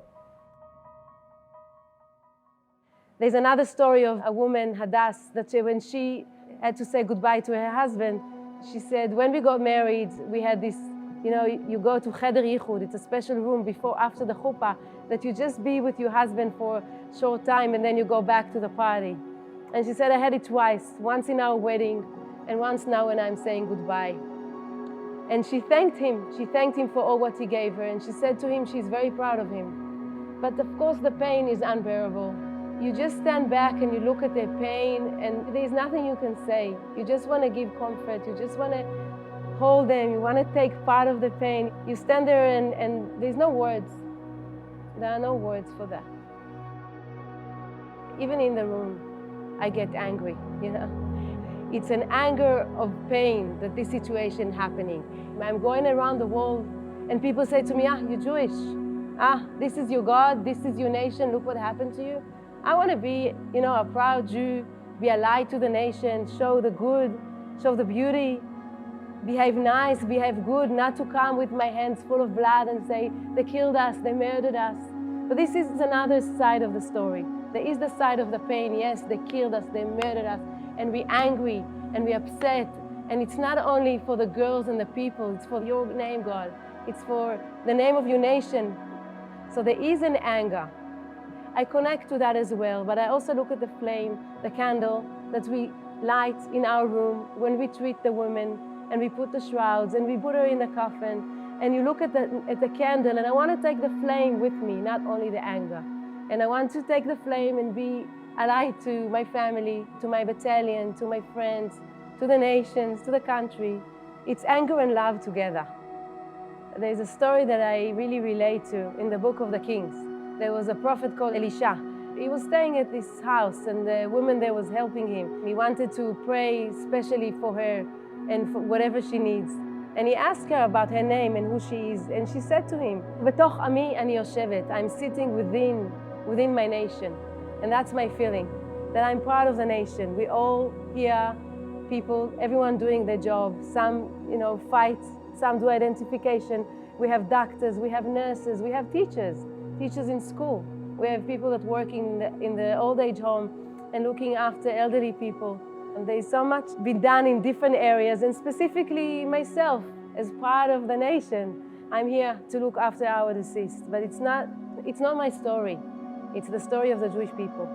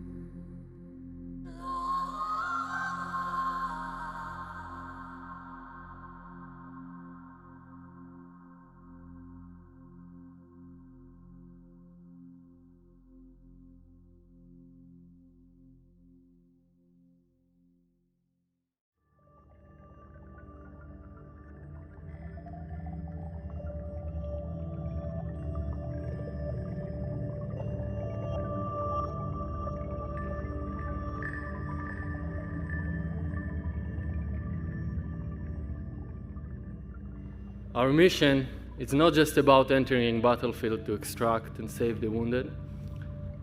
It is about being there for soldiers when they need help most. Helping them fight to live in the face of the greatest pain and trauma imaginable. It's about the Israeli spirit and love of life. On October 7th, I woke a civilian, high-tech analyst, to the sound of sirens in Tel Aviv. While trying to comprehend the news reports, I called my commander, and we agreed to meet at the unit. There, we started to understand the severity of the situation. Because of the types of mission my team performs, our equipment is always ready. We didn't need to organize much. This allows us to quickly suit up, grab our gear, receive assignments, and be one of the first team from the unit to head south. When we arrived south, we reached a base near the front lines and assessed where we were needed most.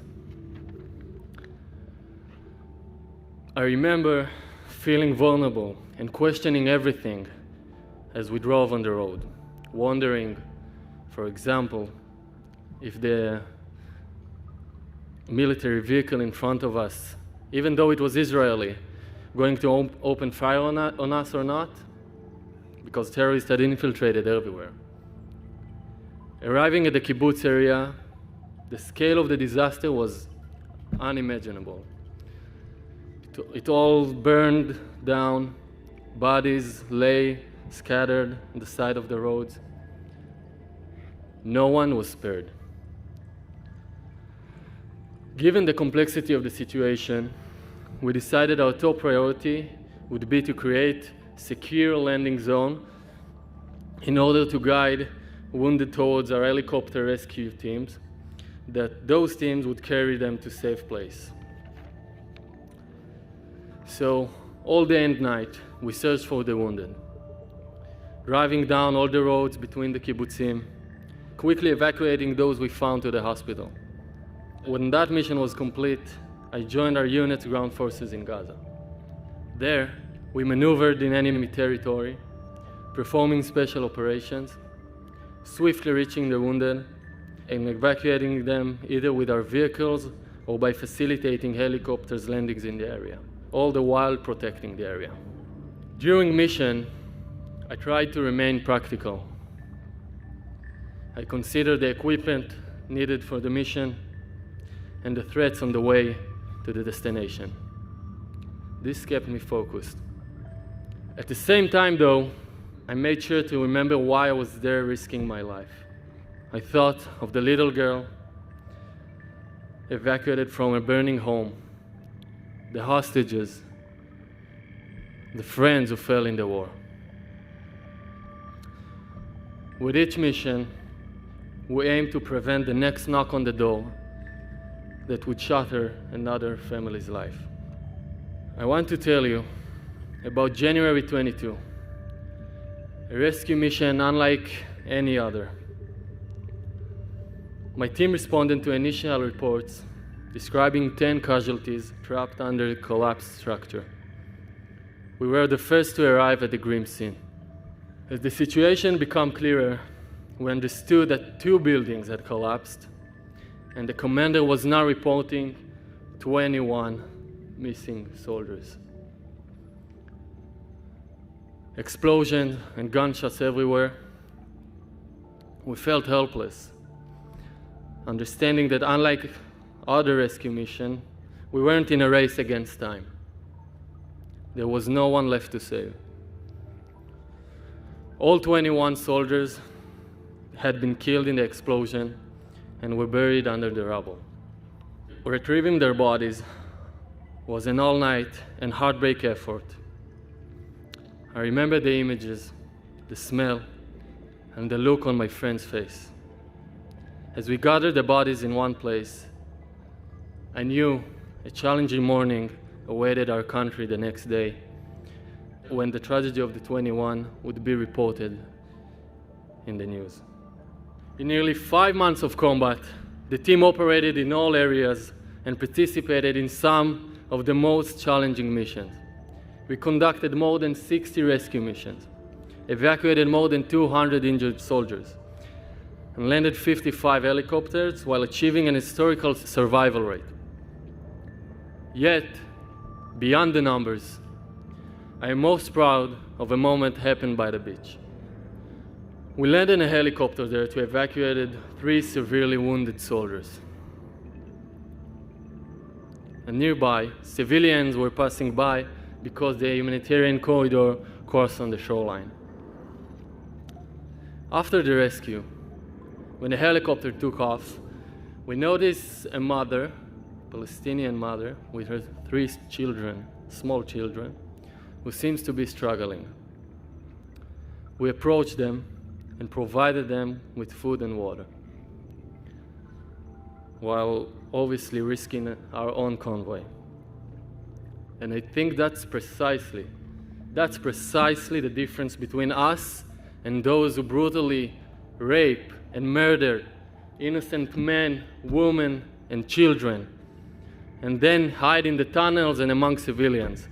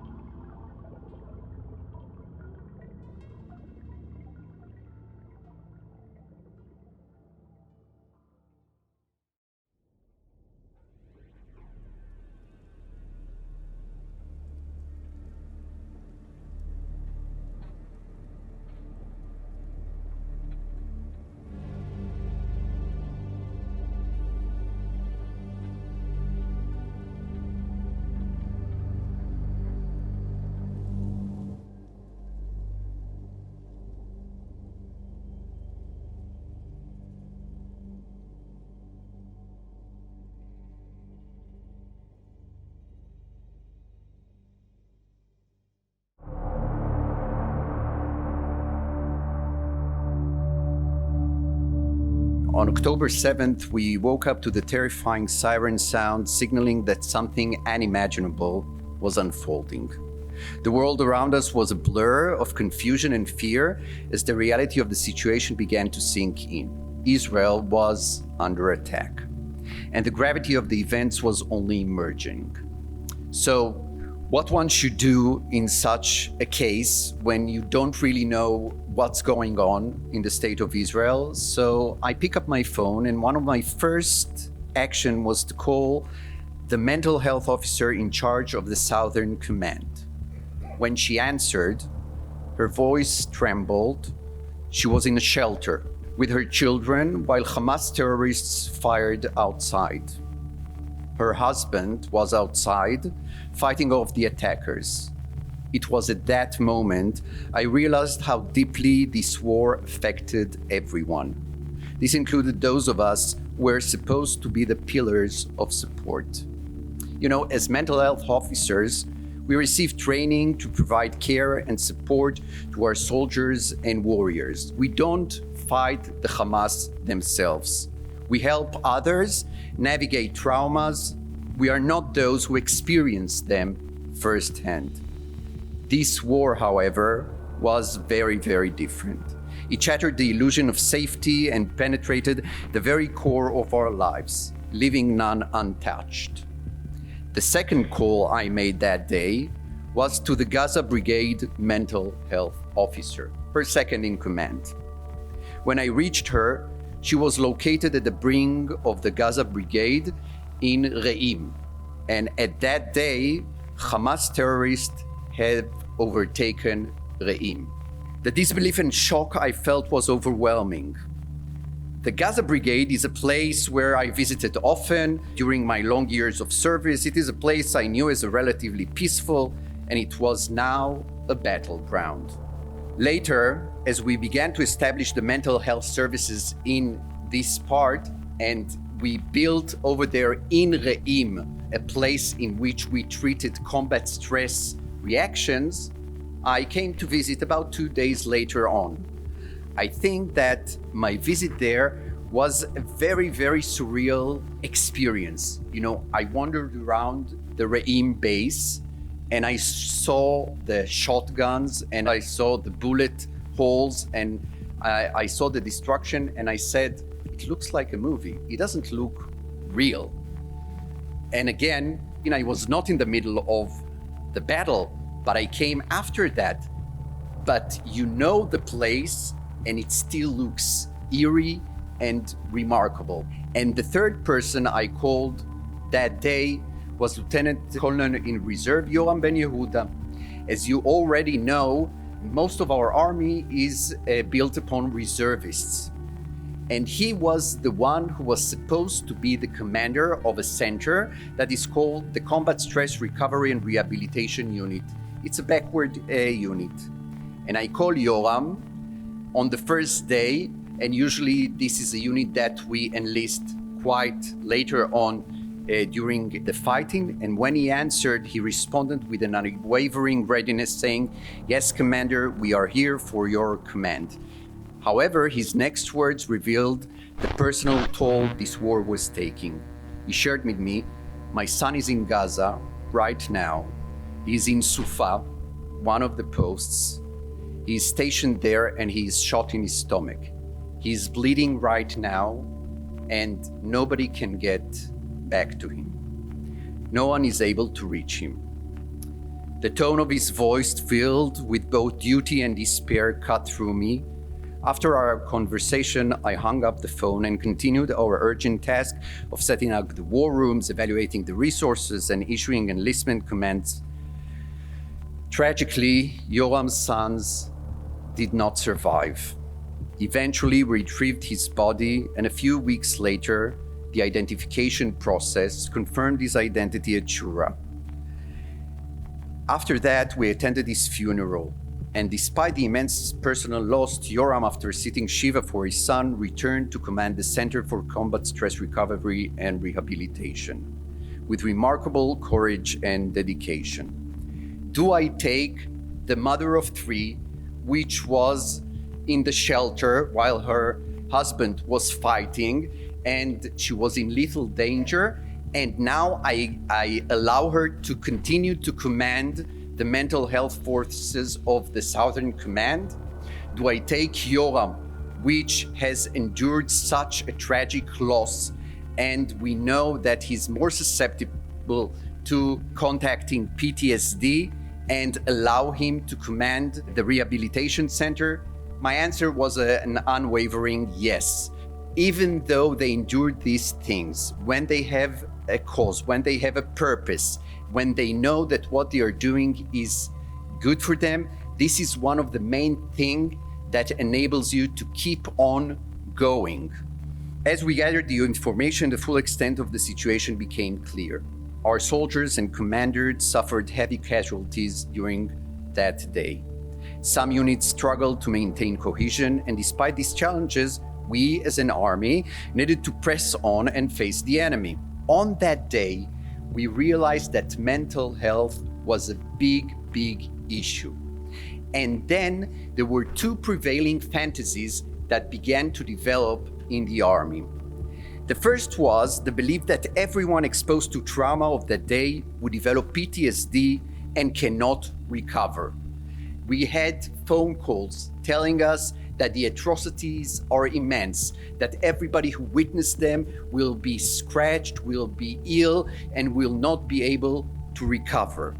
We had to reassure the commanders and soldiers that while the trauma was severe, not everyone would succumb to it. So we needed mental health professionals to go to the soldiers, and the only thing that they did is to tell them, this is a normal reaction to an abnormal situation. The second fantasy was a bit more difficult.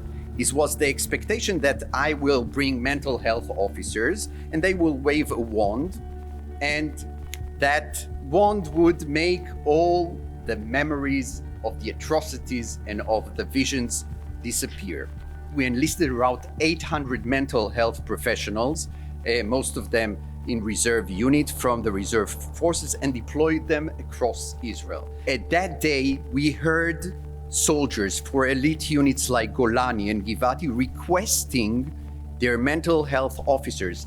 Commanders from Golani and Givati and Nachal called me and told me, I want the Kabanim here with me, with the commanders.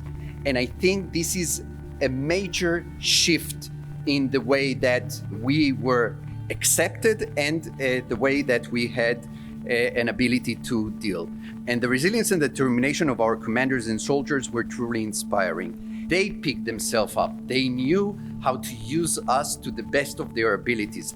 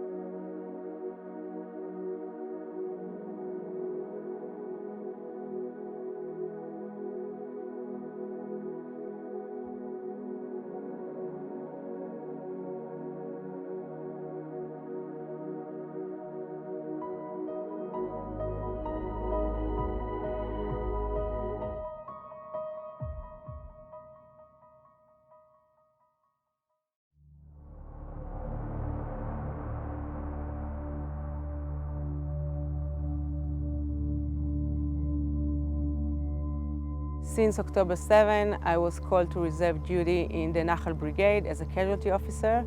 I am the link between the family of the fallen soldiers to the army, to the unit, to the MOD.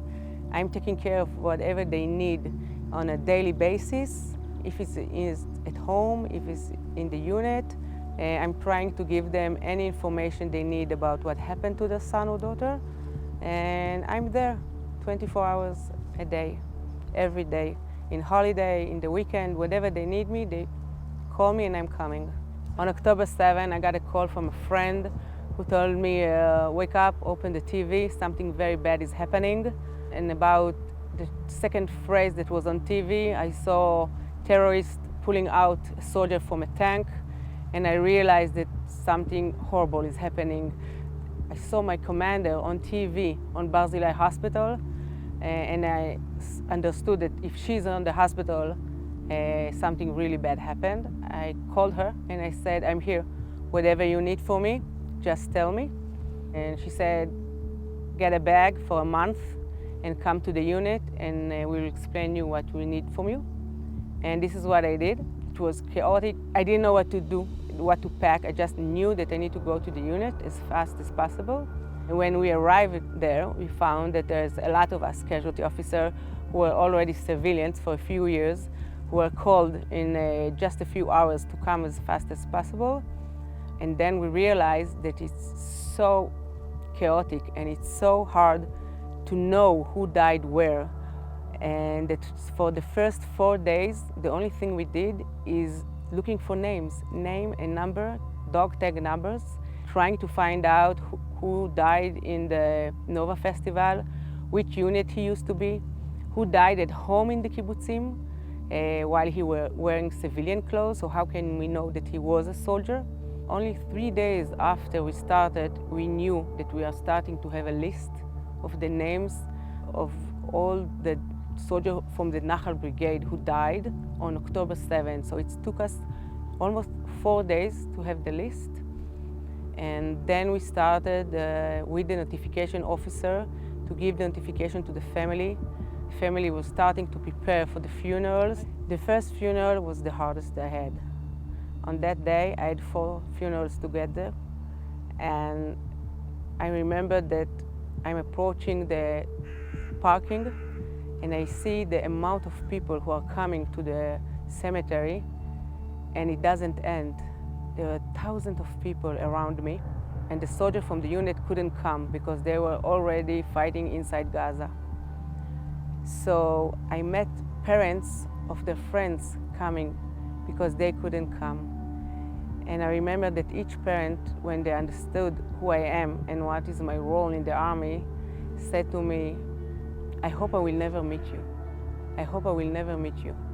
And I'm entering the cemetery with the family and with a lot of crowd that are crying.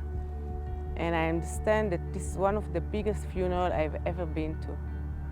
And there were so many people that when I looked around me, I couldn't see the end. It was like a human rug all over the cemetery. There was no place even to stand. And they allowed the family to see their son before he was buried. It's something that the army allowed.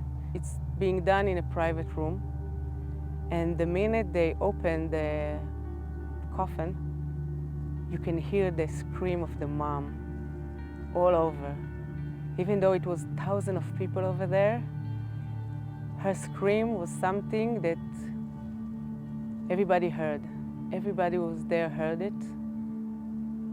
And I still remember it. I still remember how I'm getting inside closer and closer, and her crying and her shouting. And then we start walk behind the coffin, and she was hanging on it to it, that didn't want to let it go. And there was a part that she had to let go because only the soldier is coming closer to the grave. And I think I wouldn't never forget this minute that she, like you can see her hand claiming it, doesn't want to give away her son. And the funeral was about almost 3 hours. A lot of people came to speak, a lot of people who never knew him just wanted to say something as a civilian, as people who live in the same street. And the minute it finished, I had to run to my car and to try to start driving to the next one. And on this day, I had four funerals from the morning until the night. And when I finished the last one, I couldn't find my car. I didn't remember where I parked it. So I just waited for an hour, even more, for all the people to go away. And then I will find my car on the parking place. I hope that I will never have another day like this in my life. Not only as a casualty officer, even as a civilian in Israel, to hear again and again the crying of the family, the parents, the siblings, to hear all the good stories about how good were they and how amazing were they and how they knew how to play and to sing and what a great commander they were. And I remember that I couldn't sleep for the whole week, actually. I couldn't sleep for a week. When I was trying to go to bed, I would close my eyes and I will hear again and again all the stories that they told on the funerals. And I told myself, it will pass, it will pass. Don't worry, in a few more weeks, it will go away. And what happened was that every day had another 2 funerals and another 2 funerals. So I guess that it took me almost a month for the first time to be able to sleep for a whole night without closing my eyes and remembering again and again all the stories. And one of the things that I was most afraid of is to forget those stories, to not be able to walk inside the family when I'm visiting them and remember what they were told when I was in the funeral. But it's with me. It will be for good. Even now, I can tell you that I remember each one of the stories that were told on the funeral. October 7 was the first time for me, even though I was in Protective Edge and Second Lebanon War, that I understood the amount of casualty. It was so hard for the first time because there were so many names to remember, and I was afraid that I wouldn't remember them, that I will approach the family, enter the house, and for a split second I wouldn't remember to which house I entered and what is the name of the fallen soldiers. So for me, this was hardest there is. And in the other hand, the idea for those families that there are so many casualties, so many soldiers who died with their loved ones, make it different. They are not unique. It's not only their son who died, it's their sons and another 200 and another 300. And you need to be able to give them the feeling that they are unique, that when I'm entering the house, I'm only for them. When I'm with them in the ceremony, in the unit, or in the cemetery, I'm only there for them. I'm not there for the other ones. And it's hard. And it's hard to be with a family who lost loved ones, who lost someone not from sickness. He went in the morning to run, or he was in the party of Nova, or he was in the unit, and at 6 o'clock he called his mom and he said, "Mom, don't worry, I'm okay."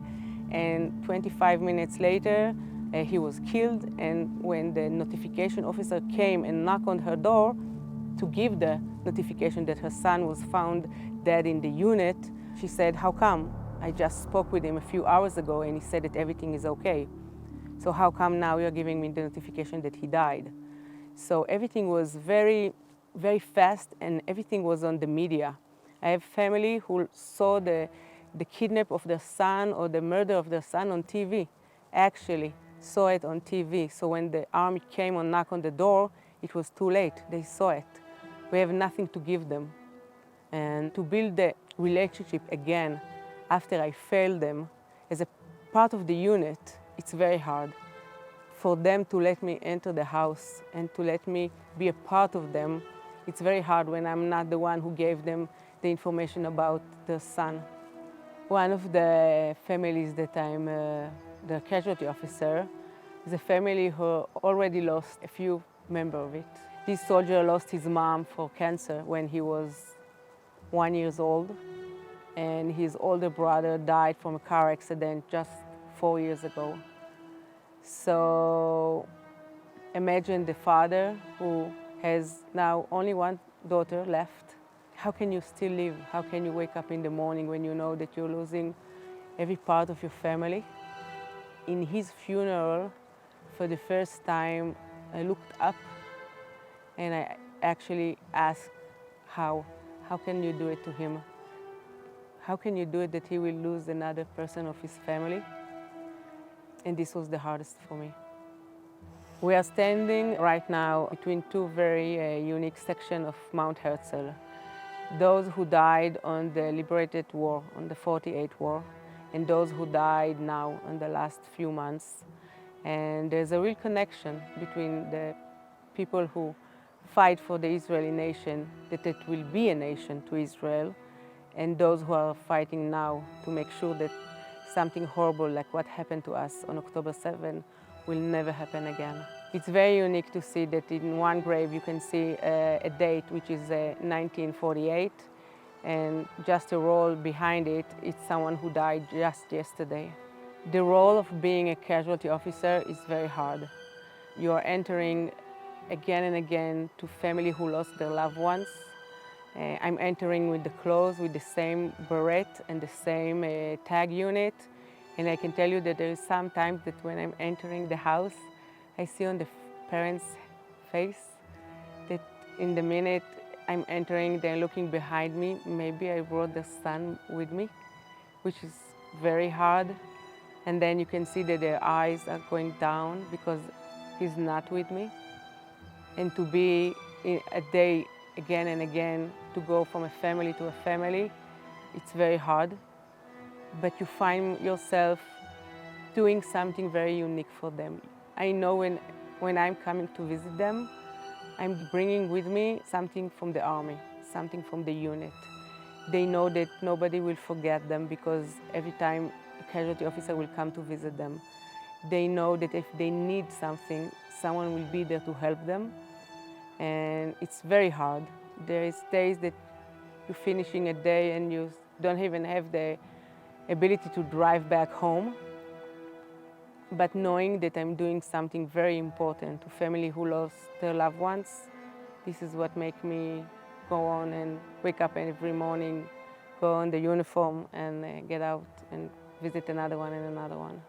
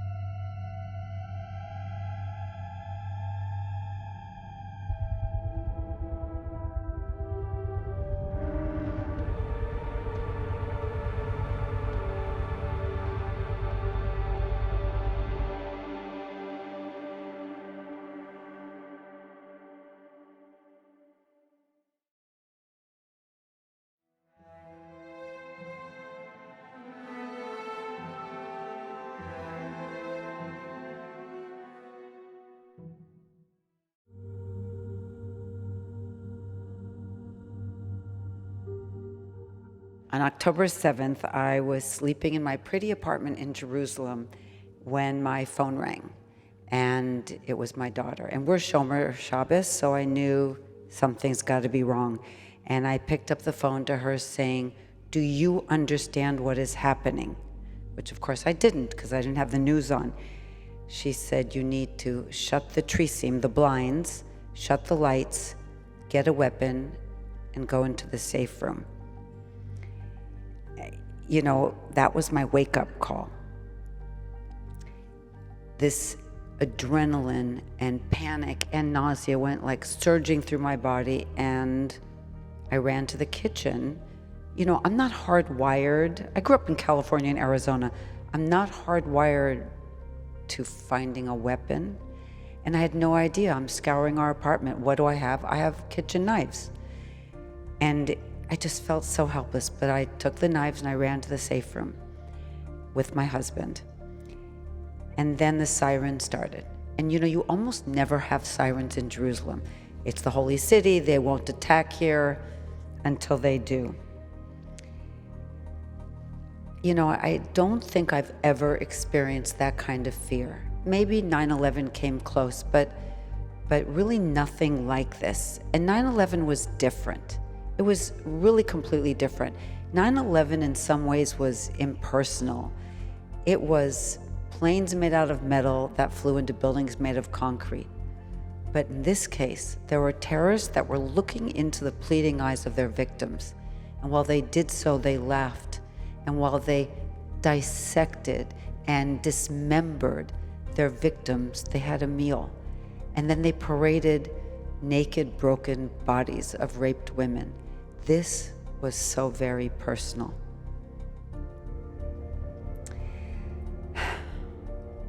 It's hard. It's hard because we've all seen too much, and it's been really tough. But my older daughter Jessica is married to an Israeli. They live in Tel Aviv, and he's a drone pilot. I'm very proud of that. And they just had our very first grandchild, a little girl, a little Israeli girl. Anyway, over the next week, we just struggled to try to understand what was going on. My son-in-law was immediately called up to reserves, so we went to Tel Aviv to help take care of the baby and my daughter. And we were actually told to leave Jerusalem because Tel Aviv was safer. Jerusalem's a very mixed city, and there was a fear that there would be a lot more terrorist activities because people felt emboldened by what Hamas had done. So we spent time in the baby's room, which was the safe room, and the siren sounded with more and more frequency. And we decided to go home, but we couldn't get home. That was a whole nother story. And I really grappled with this fear, the fear of staying, but the guilt of leaving. And my daughter just said adamantly, "I'm not going with you and you can't make me go." So of course that was quite a moment. How does a mother leave her daughter? But then how do I drag my daughter, who's committed her life to being in Israel, away from this reality, which unfortunately it's never been like this exactly, but has happened to lesser extents over the years. So my son-in-law came home from the base to have a talk with my daughter. And he said, "If you and the baby leave, I will have nobody here. I will have no one to come home to. But if you go, I will focus on the job I have to do, knowing that you're safe." And that really broke my heart that I was tearing his family away from him. But on the other hand, I was so proud because that is the heart of the IDF soldiers. It is not about their personal needs. It's about the homeland. And they pay a very steep price for what they do for all of us.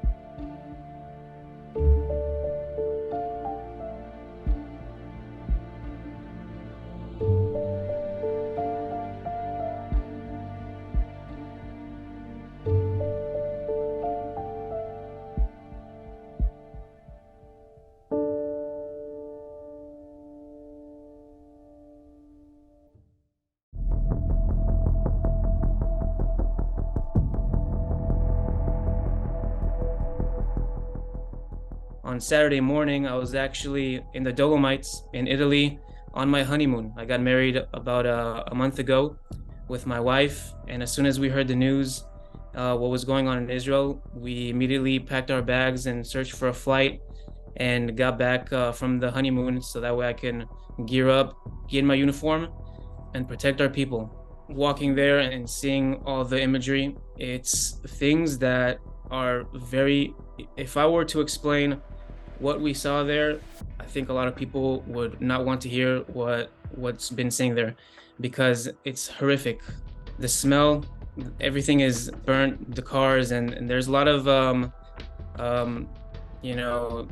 dead bodies. It's a very horrific scene, and it's a definition of terrorism. It's a definition of terrorism what we see when we go out there, and I think, although everything and all the hardships, I was telling earlier to one of my friends, Israel is a very small country.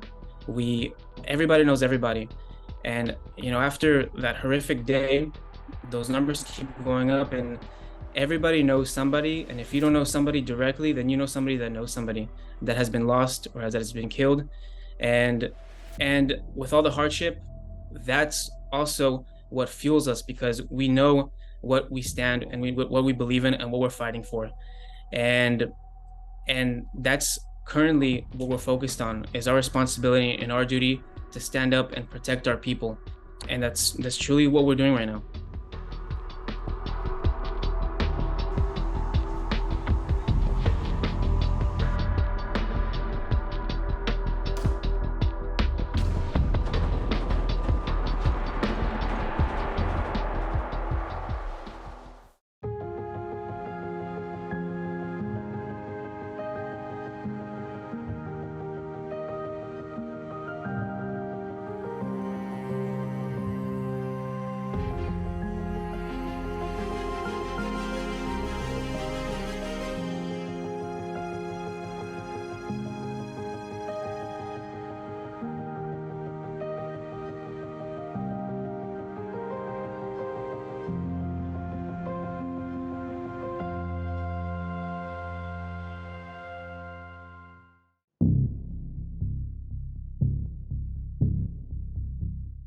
So I was hiking with my little brother.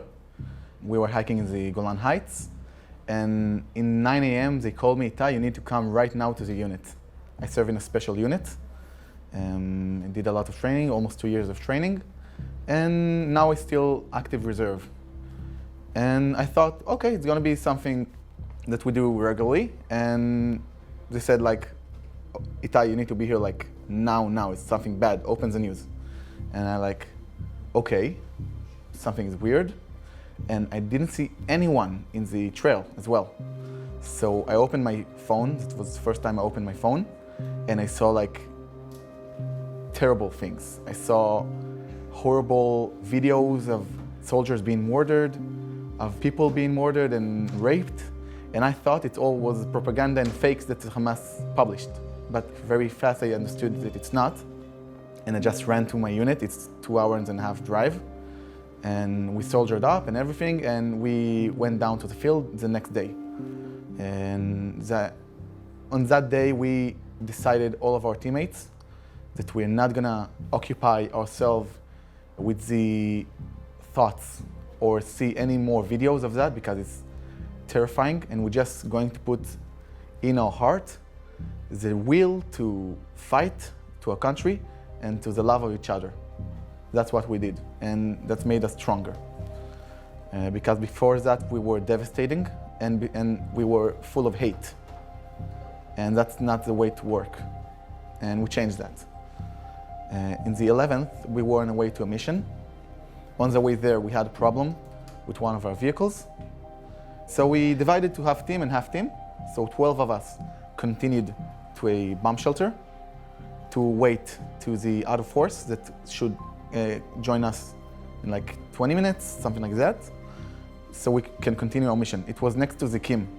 It's inside of Israel. It's after 5 days of fighting, and we didn't thought it was safe, but they did tell us there's nothing there. No terrorists, of course. So when we got there, we were 12, and we opened perimeter across on the bomb shelter. It's a Apta bomb shelter. And after 3 minutes that we are there,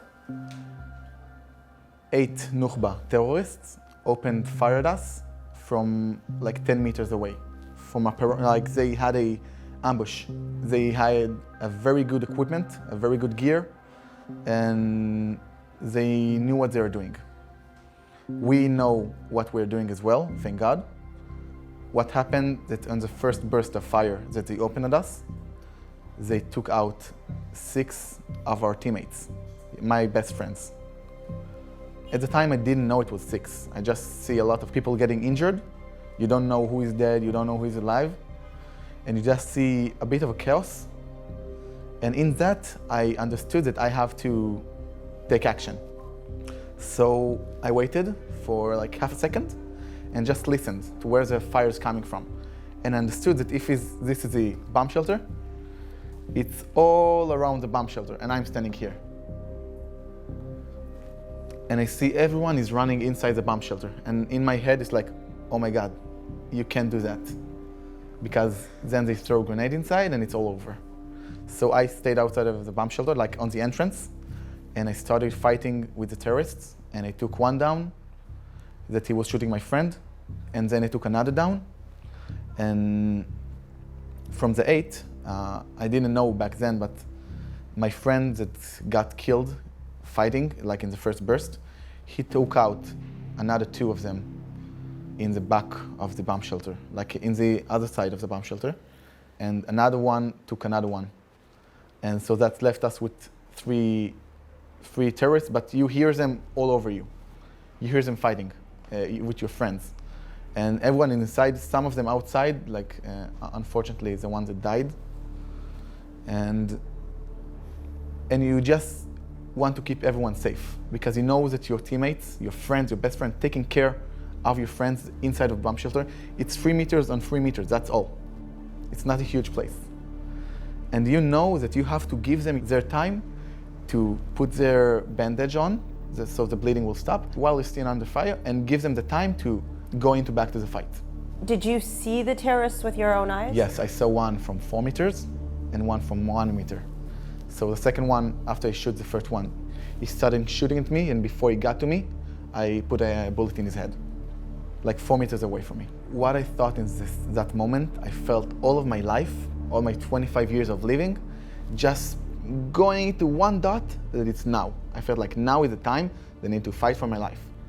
I fight before, I didn't do anything like that, but I did fight before, and this time it was different because they had the upper hand. They were more than us after they took 6 of us out, and they had all the advantages, and I knew that now I need to feel clear, and I need to give my friends the time because they know how to fight. They're amazing. And after that, they saved my life. I'm gonna tell you later. And that's what ran into my brain. I needed to be focused. I needed to be smarter than them. And that's what I did. I tricked them and I changed positions, and I took 2 out. And after they looked that I took 2 of them out, they started throwing grenades at me. I managed to dodge 2 of the grenades, and the third one I just didn't see because of all the dust and stuff like that, and exploded in front of me, less than 3 meters away. The death range is 8 meters. Yeah. So it exploded right in front of me, and like I wasn't shocked, I just remembered, oh my God, something happened.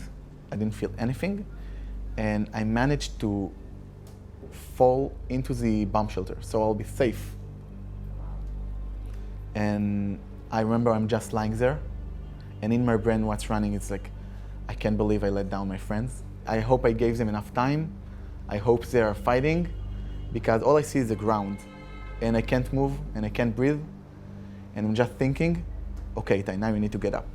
I'm just thinking about going back to the fight and killing the terrorists and being with my friends, my best friends that are my teammates, that I grew up with, you can say.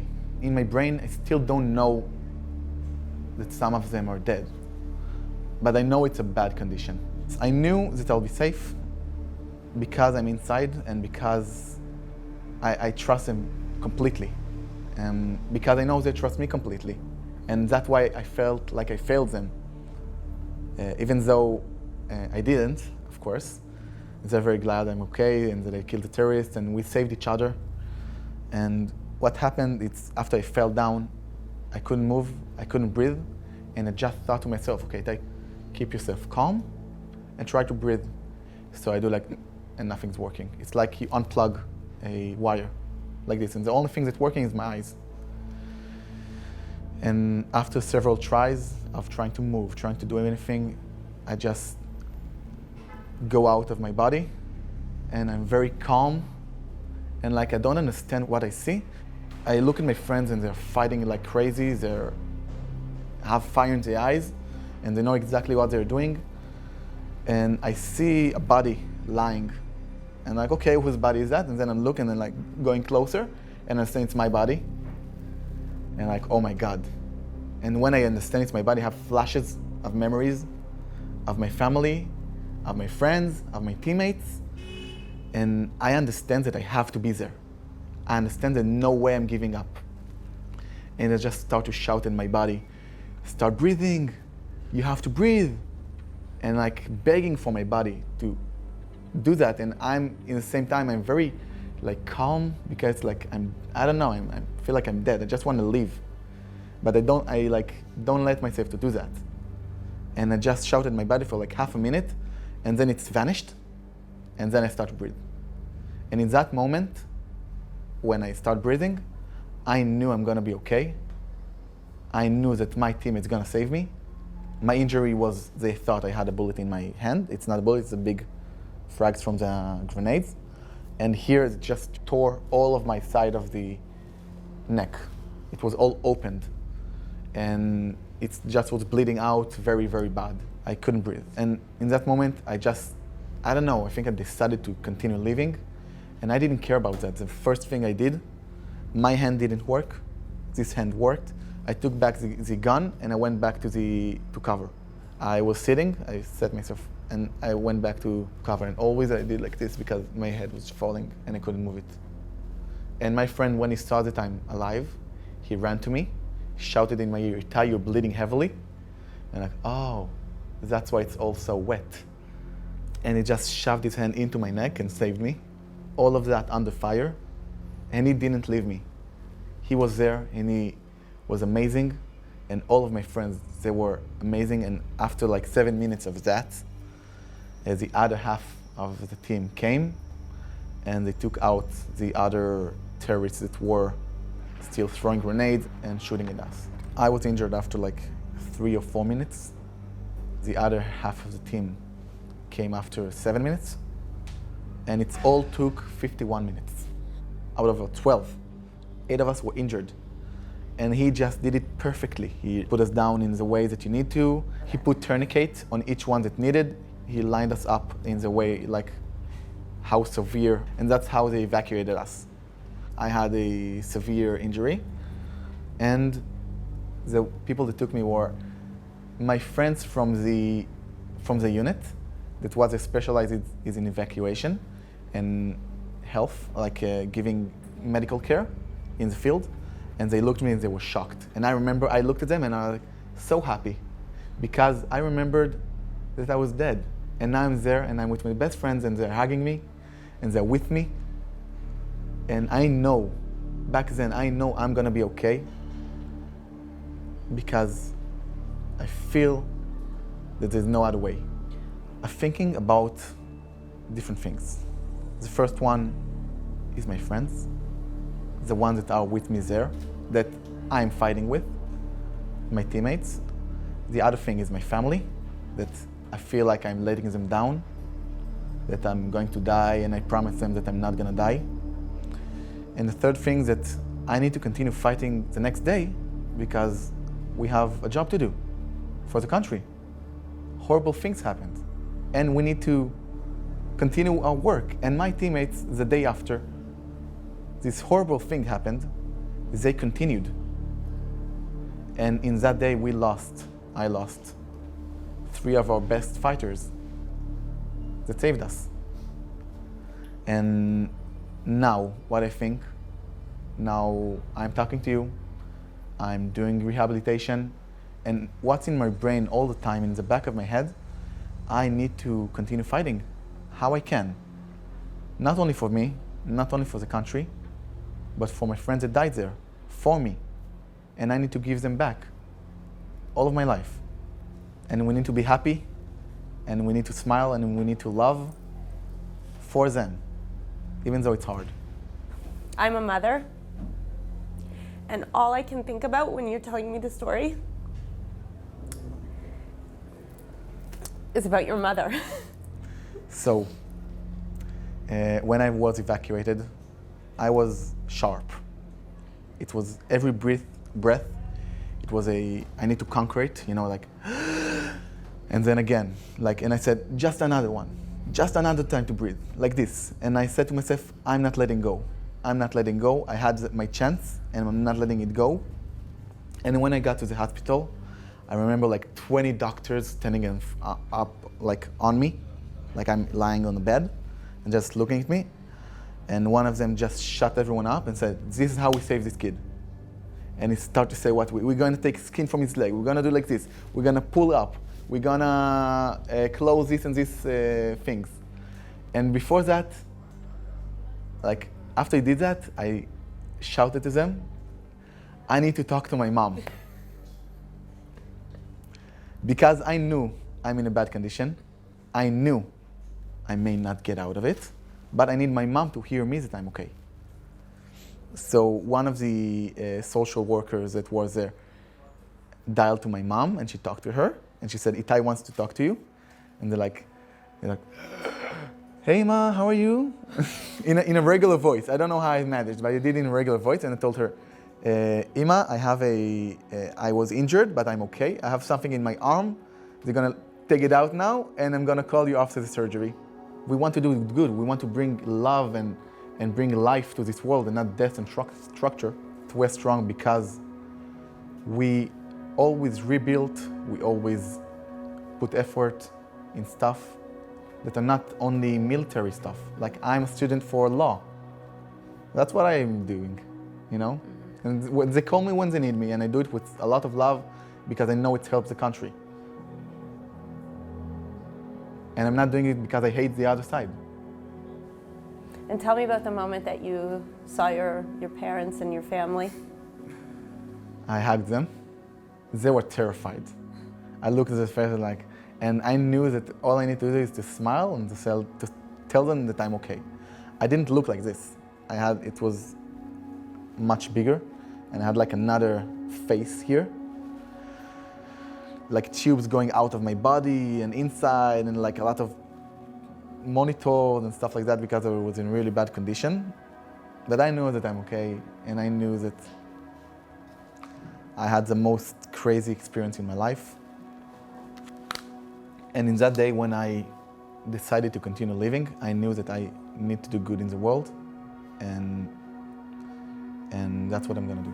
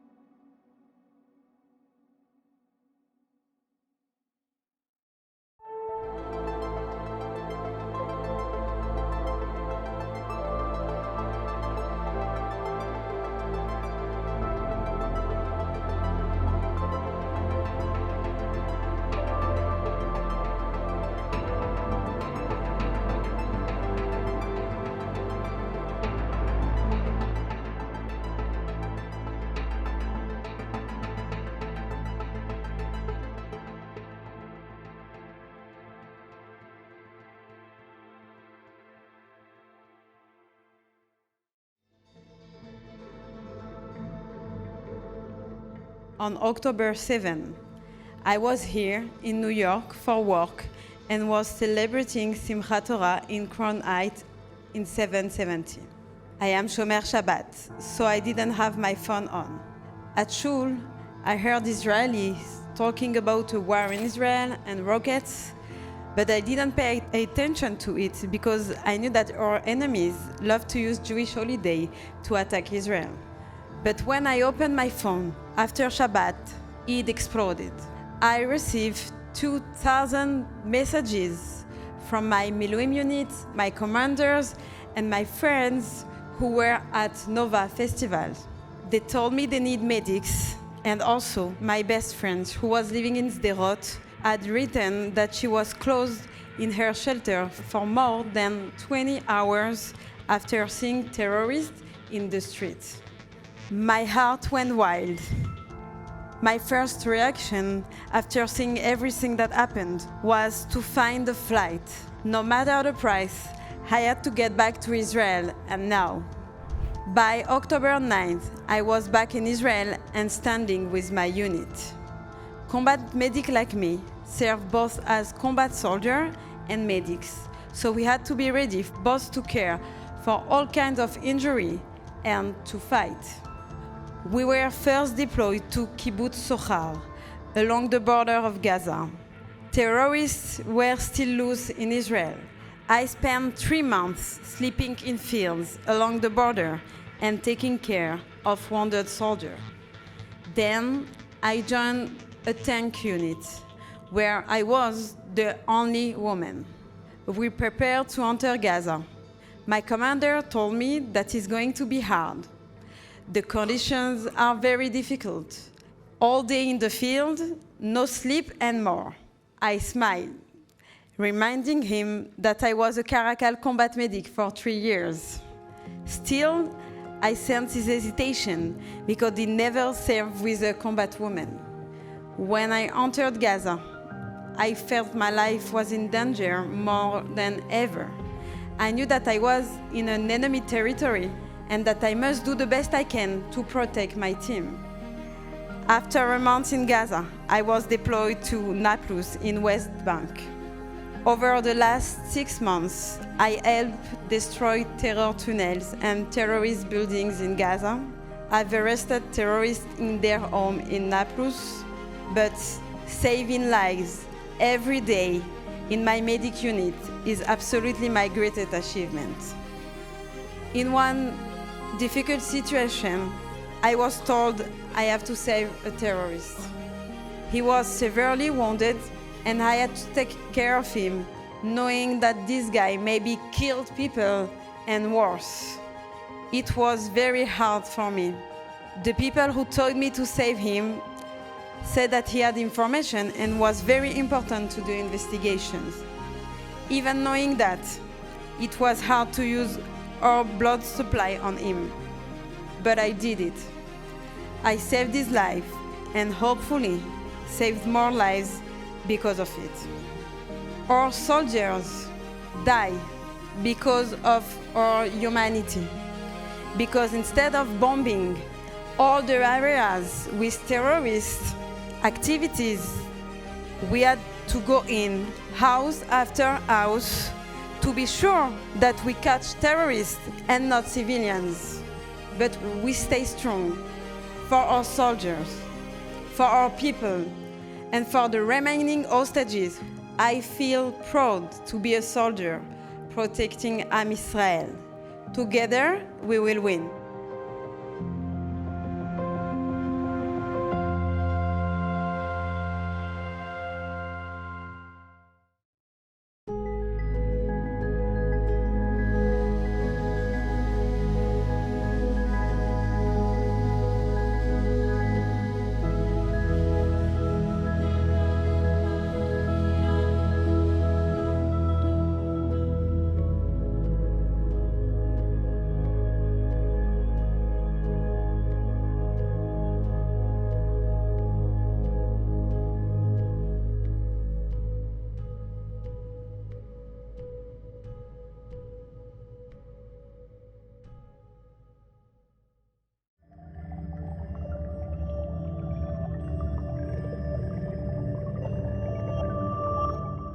I was born and raised in Ashkelon, and exactly 2 years before October 7th, I moved to the US because of a business opportunity. So I was in October 7, I was in the US. October 7, it was 6 in the morning in Israel, it was Shabbat, Saturday, and in the US it was Friday evening. I was basically after dinner with my friends and we were heading to a bar. And then I'm starting to receive messages on my phone, on my WhatsApp. And then I'm receiving messages. We are 4 siblings in my family. 2 of my brother and sister lives in the center. And my older sister, she lives in Ashkelon with 4 of her kids. And also my parents lives in Ashkelon. My parents are Shomer Shabbat. They're observing Shabbat. And then I see in the WhatsApp group that they're sending messages. So that was for me very weird because they never use the phone on Shabbat. And the first thing I see... קרן, תקשיבי. עכשיו המשטרה, שני שוטרים כנראה מג"ב, עברו פה עם חמושים חזק. הם אמרו שיש חדירת מחבלים באשקלון. אמרנו להם, גם עם השכנים, שאנחנו למטה, במקלט. אבל אין שם איפה לנעול את זה. הוא אמר שלהיכנס הביתה ולנעול את הדלת. אז בבקשה, תהיו זהירים. בבקשה. תשתדלו לנעול את הזה. בבקשה, תשמרו על עצמכם. This is a voice record of WhatsApp of my mother. She's basically saying to my sister, please stay at home. Police were just coming next to our house and they said that there's an invasion of Hamas into Ashkelon, so you have to be locked. Go inside, please, close the door. And I hear that when I'm in Los Angeles. Not only this, I also see this text message. My sister said that she thinks that the rocket hit the house of her neighbors and that the house is all dismantled. Happened to be, there was an AP photographer right outside of her house, so they took a picture of my sister running out with Yuval, her daughter. So imagine that I'm in Los Angeles and I see all of these things and I'm like, what's happening? That's not something normal. That's not like just another session of missiles going into Israel. It's something much more than that. Of course, I'm also getting messages from my team in the WhatsApp group, and I understood that we have been called Tzav 8, and we have been called to join. I call El Al, I'm trying to get a ticket. I get a ticket, and I'm getting to Israel. On my way to the airport, on Facebook, I discover about friends that got killed in this attack, friends from different units. And of course, we were very outraged and very unhappy for the situation. I'm landing in Israel in October 8 in the evening, and in the morning, my brother-in-law is driving me on road number 6. My team was already in the southern part of Israel, close to the Gaza envelope, and I want to join them. Here, I don't even have a weapon, I don't have my machine. Here, I'm just like joining my team. I was a reconnaissance paratrooper, and in my reserve, I was in Division 55, and our mission was to go first into Khan Yunis. Okay, we were the first infantry to go inside and to start also the operation over there. With all of the demolition of the buildings, there is cables all around, meaning that you don't know even where you step. Any place you go, there can be a device, there can be an explosion. You walk in the street and you don't know where are the tunnels because it's underneath the ground. The exit of the tunnels, they're doing it in a very smart way. I mean, it's like hidden, they put stuff on it. Mostly it's like come out from a house, and inside the house it's been hidden. So yeah, you walk and you know that probably someone underneath the ground is there. And not only this, you know, when we come with tanks are making a lot of noise. So it's even easier for them to understand where we are at. Not only that, since of course Khan Yunis is big, there was many cameras all over. And you can't find all of their cameras. And they're watching and they're looking and they know where we are at. And they're coming from underneath the ground in a certain area just for a few seconds, shooting and then going back. We got this mission to go into a house that we know it belonged to Hamas. Now you need to understand that all of the area of Khan Yunis, when we came in, it was already empty. Of course, the army, the IDF is sending notes from the sky before we came in, written in Arabic, saying this is a war zone, evacuate from here, and also we made sure that there's no one inside. So basically the place is empty. You go there, everything is silence. You don't see nothing unless only dogs, sometimes donkeys, sometimes chicken, but that's it. There's no people, no one is there. It's a very dangerous place to be in. Even for us as soldiers, it was dangerous because there's many troops all around. There's choppers in the sky. There's airplanes. There's drones. It's a very, very dangerous place to be. So any normal human being, of course, wasn't there. Even in the night, everything is dark. There's no lights. You can look for hours and hours and hours far at distance. You don't see nothing in the eyes. Why I'm saying that? Because, of course, whenever you get to see someone, you know it's an enemy, it's a militia. So here we were going into one house. Before we're going inside, we have to shoot into suspicious places because we don't want to be surprised. We go into this house, and then in the garden, we search in the garden and we're shooting to suspicious places, and we come and we are about to shoot into the main door. Right before doing that, we see an old man with white hair. One hand is raising, and the other hand, he has a stick with a white curtain. That was basically a guy that we decided that in that situation, you need to understand it's a common sense. Although, according to the international law, we had the right to shoot at him at the situation that we were at. It's a war zone. I mean, before even we got in, there is like shooting in the peripheral area on us from different places. But at that specific moment, you have your common sense and you have your knowledge, and we decided not to shoot for the situation, for the way it was. The guy, of course, came out. We told him to raise the hands. We could have seen that we control him from distance, and we know that he doesn't have anything on him. And then behind him, there was a guy also with a hand in the air. He was at the age of 40s. The old guy was in his 50s, 60s.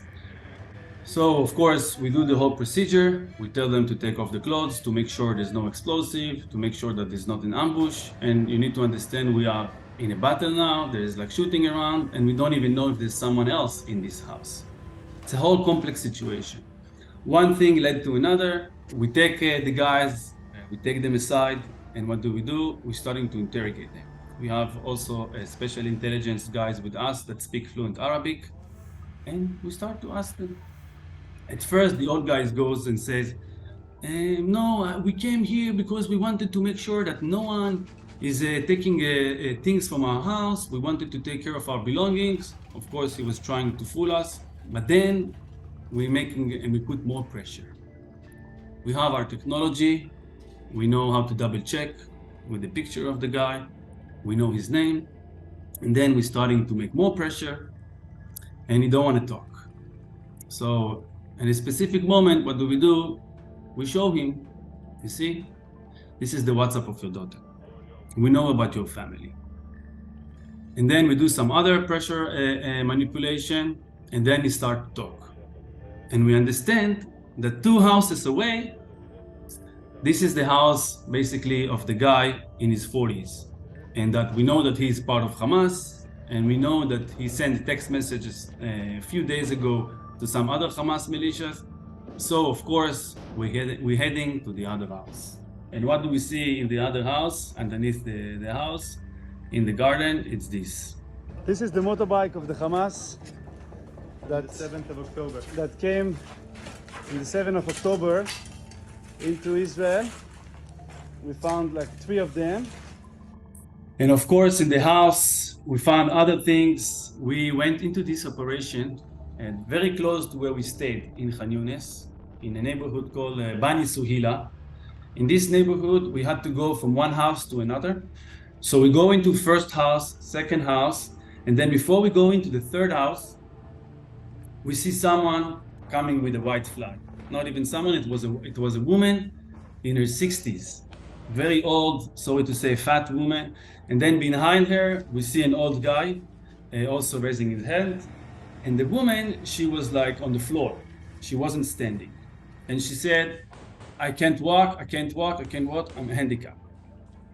And of course, we know that the situation is that basically those people, even if they're not armed, we know that they're there because they're watching and they're providing information to the Hamas. Not only this, there's no way that they were there the whole time because we've been there for a week and a half in that area. There's explosive, there's like tanks, shooting all over. There's no way they could have survived in this house the whole time. So we also understood that they probably came from a tunnel, and there is a tunnel next to that area. One thing led to another. The woman said, I'm handicapped, I cannot go, but we are in a war zone, meaning that we need to move her away because we need to interrogate and we need to take care of the situation. The guy that was with her, he was her brother. He could walk, so he cooperated with us. We took him aside, and then we came back. Although it's a very complex war zone, we took a stretcher and we put her on the stretcher to evacuate her from that area. Thankfully, after interrogating them and interrogating specifically the guy, at the beginning the same thing. He didn't want to speak. You have to put pressure, and then we realized. He said, "Okay, yes. Next house next to me, there is Hamas people that's shooting. And I heard they're shooting yesterday and 2 days ago," that's what he says. "And I know that they have a tunnel and they're going from this tunnel to a plastic factory that is just like 200 meters away. And he says, and be careful, I know that there is an explosive in the second house far from where I live."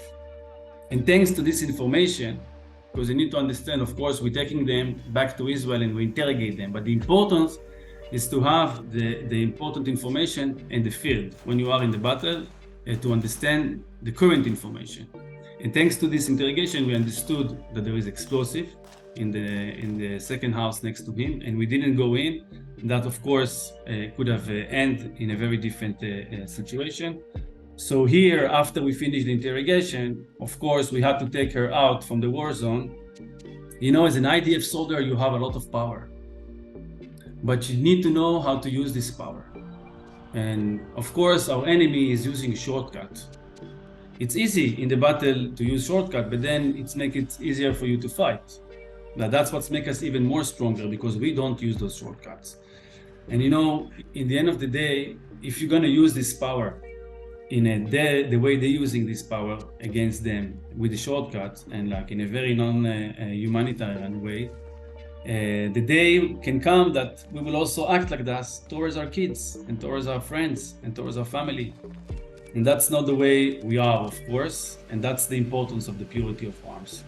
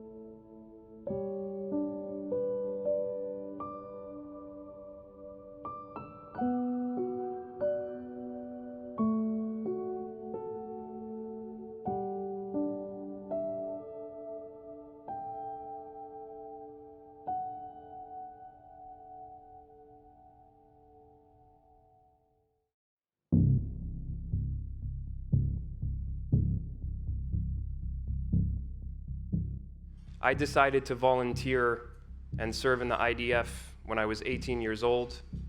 This was in 2008, right as Operation Cast Lead broke out in Gaza, now familiar territory to everybody here. And very shortly after the war started, I was hit by a 120 millimeter mortar, a very large rocket that tore off my left arm on the spot. And for whatever reason, I knew from the moment that I woke up in the hospital that I wanted to continue my service, that I wasn't done fighting. And eventually I was given the opportunity to retake all of the combat tests that a soldier has to take in basic training. I had to relearn how to shoot, load, and unjam an assault rifle, how to pull grenade pins with my teeth, and I did make it back into combat. I ended my active service leading a squad of 13 soldiers through their advanced training. I also continue to serve in the reserves, or I did for many years, until I got a phone call during the pandemic from the administrator of my unit asking me to sign some paperwork. She just needed a signature that would allow me to stay in the reserve system and continue showing up every year from Los Angeles, where I live. And for whatever reason, when she asked me to sign that paper, I decided not to. I decided that I was done with my service. For me, there was a before October 7th and an after October 7th. And when I woke up that horrible morning, and I sat there for hours watching live footage, Hamas footage of the atrocities that were being carried out, the first call I made was to that same administrator from my unit. And she said, "Izzy, the unit loves you. I wish there was something I can do. You didn't sign the papers. Don't come." And for about a day, I gave up. And then I realized if I didn't at least try, if I didn't fly to Israel somehow and show up to that gate of my base, even if I get turned away, if I didn't try, I would never be able to sleep a restful night again. I managed to get on an overbooked flight that had me land in Israel on October 9th. I hitched a ride directly to base, and that same administrator who told me not to come, this officer, she drove her car outside of the base so that she could sneak me inside. And for about a week, I sat on a Hummer outside of the room where they were preparing for this war. I was the only civilian. There were many soldiers like me who wanted to rejoin, but unlike them, I had nowhere to go. They went back home to Tel Aviv, Haifa, wherever they could rest. I sat on that Hummer. And every day, we would be targeted by rockets. Everybody would dive for cover. I would be wearing jeans and a black t-shirt, surrounded by olive green fatigues. And eventually, the IDF realized that I was an insurance risk, that they had to draft me. If I got hurt and I'm just a civilian on base, they get in trouble. So suddenly I was back in uniform. Eventually I did make it back into an active unit. I ended up going into Gaza with a group of recon demolition soldiers. We were blowing up the homes of the terrorists who participated in the October 7th massacre. Greatest honor of my life, by far the most important thing I've done. Hamas underestimates our generation. My story is one of many, countless stories. And because of that, we will meet every challenge in every corner of the world, united and resolved, not just to survive, but to thrive. We are the Jewish people, and together we will win.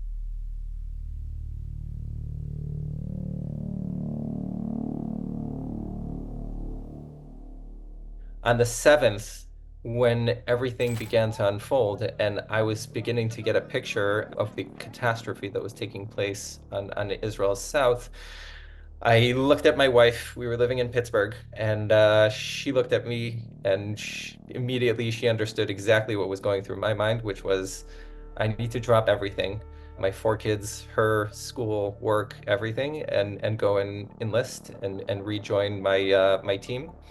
Initially, we served for about 5 weeks in the West Bank, and then we were sent down to Gaza. We entered into the southern part of Gaza, the area of Khan Yunis. My team was charged with securing what would become a front base, a front-leaning base that provided logistical support for much of the operations that were taking place. So, for example, any refueling of tanks and D9s and supply of different parts for weapons that needed to be replenished in real time, water, food, any other assistance. We were there at the very beginning when this front base was being constructed, and therefore also were being targeted because this was very much like being sitting ducks inside Gaza. We were targeted, my team and I, by sniper fire, by mortar shells, by RPGs, by tunnels that were detected right nearby where we were staying. I had a sniper bullet pass by. I literally saw it fly by no more than half a meter away from me. Another thing that I believe brings home what it means to spend a day in the Gaza Strip, and I experienced this very much the same way back in 2008, is going to sleep one night in a home of Palestinian X, not really knowing who that person is, but waking up the next morning that's in a neighborhood, and waking up the next morning where the home that you're sleeping in still exists, but the neighborhood no longer exists. It's been completely demolished and flattened, and for good reason. It's the only way to actually keep IDF soldiers safe and sound and be able to carry out their mission, our mission in this case, in the best way possible. My wife and I have been hopping from funeral to funeral. One of the people who I served with in the Prime Minister's office when I was there, his brother was killed not too far away from where I was stationed in Khan Yunis. My brother-in-law, my wife's brother, just had to choose which funeral he was going to go to because two of his friends, close friends, died on the same day and their funerals were being held at the same time. In no place is there such a reality of a war being fought literally for the home and actually being able to see the home. And that is the very tribal and communal sense that Israelis have, and everybody understands that this is the home that we're fighting for. This Jerusalem home that I'm in right now, it is exactly what I'm fighting for. When I was in Divan back in 2006 to 2009, from my base, I could practically see the home that I was protecting. And what I saw are many uplifting, heroic stories that don't happen if it were not for this very basic communal existential response that came from the Israeli public, and that is wall to wall. My wife and I have decided to put our lives on hold even further, understanding that the Northern Front is likely to open up at some point in the near future, and therefore I'm going to be called back rather than going back and forth with our entire family. We just wanted to stay put for now and see how this thing unfolds. Morale is really high, and I've seen that everywhere I went in speaking to soldiers from all different walks of life and different brigades, battalions. And the reason morale is high is this is the most just war Israel has ever fought. I say that with 1,000% conviction. And when that's the case, everyone is fully engaged and is willing to give up themselves for the sake of the better good of, hopefully, the outcome of this war.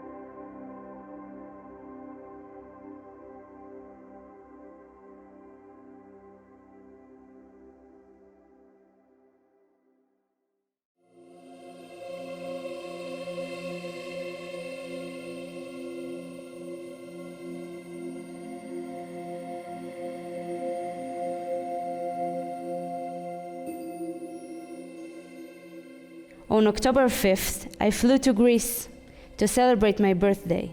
It was a fun, normal weekend until 6:30 a.m. October 7th, what we now called Shabbat HaShchora, the Black Saturday. I woke up to the news of a rocket attack on Israel. During situations like this, my unit conducts rescue missions, so the first thing that I've done was to call my commander. At this point, we still didn't know much. And my commander said that everything was fine, but I felt that something was wrong. So I went to social media At first, I thought it was fake news, but soon I realized this was reality. I called my parents just to make sure that they were safe, and they told me that both my brother and sister were recalled as reserves. That is when I knew that I needed to go home right away and to help my country no matter what. All of the flights from Athens to Ben Gurion Airport were canceled because it was under attack. Immediately, 30 of us, Israelis, at the Greek airport gathered to find a way home. Instead of staying away from the war and its terror, we were all trying to get back and to defend our home. By 10 p.m., October 7th, we were back in Israel. When we landed, I learned that my best friend, Captain Or Moses, a commander who served at the Zikim base, about a mile from the Gaza border, was killed while serving her soldiers. And this was just the beginning of the horror movie that would become our lives. I went straight to my base in Judea and Samaria, East Jerusalem. On October 9th, we started to prepare to enter Gaza. On November 7th, we entered Gaza. We entered Gaza through Zikim base, where my best friend, Or, who I mentioned before, was killed. When you lose someone, all you can think of is to mention them in every way that you can. But during this war, it was different. We didn't have the time to grieve or process all that we lost and everything that we've been through. It hit me the most when I stood in the exact place where her life was taken. It was the most heartbreaking moment for me, but at the same time, it was a privilege for me to continue her mission. In Gaza, my unit took part in the Shifa hospital operation, where we discovered underground tunnels, Hamas weapons, and large, strong of military equipment.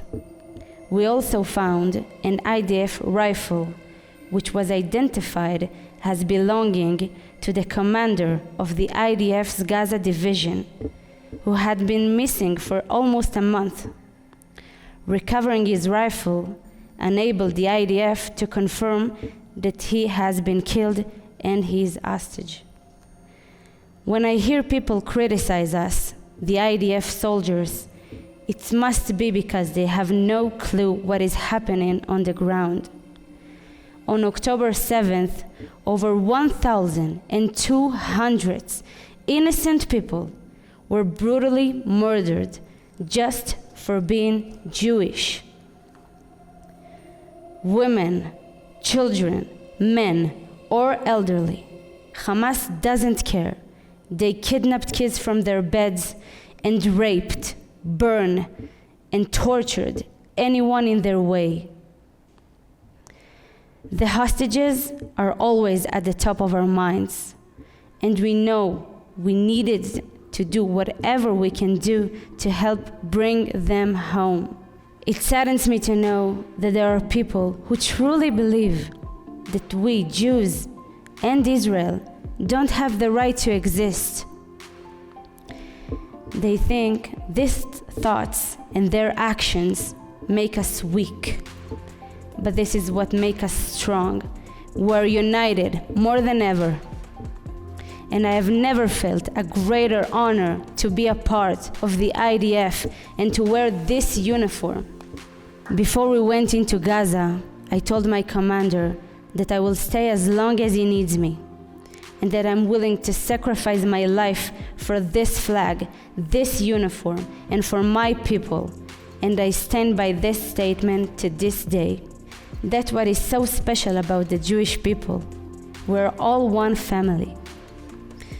I want to end up with a prayer that all of the hostages will come back home today, that all of the soldiers will return home safely, that all of the evacuated Israelis will return to their home as soon as possible.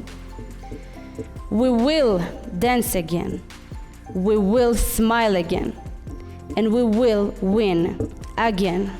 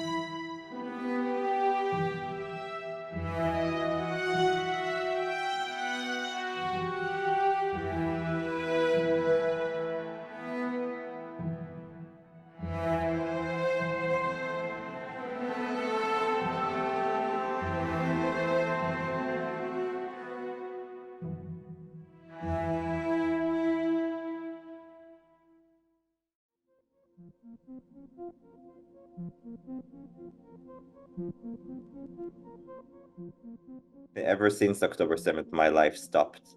I became a soldier of the IDF, a soldier of Israel on two different fronts. But I want to take you into my story that started on October 7th, around 7:30 a.m. My fiance woke me up. We live 3 miles away from Lebanon. And she said that we're at war. It was a very dramatic way to wake up. We didn't hear about any casualties and things like that. But it was serious because they said that terrorists have invaded Israel. And that hasn't happened in a long time from Gaza. But they also said this might start from Lebanon. So we decided to pack our bags and drive to the center to our parents. I had a feeling this might be bigger than I imagined, although no one told me to come to reserves. So I took my military bag with me. I have a big duffel bag with a vest and helmet and uniform and everything I need beside a rifle, which I don't own. And I was right because 30 minutes in the drive, I got a call from my commander saying, report to base. It was Saturday, it was Shabbat, he's religious. I knew this was serious. Although, as I said, we didn't know what happened back then. We just heard some things on the news. And I dropped my fiance at her parents' home. I gave her this big hug that, you know, for so many of us was the last one. And she was crying. I wasn't, because I was sure I'm going to be back in a few days. I wasn't emotional about it.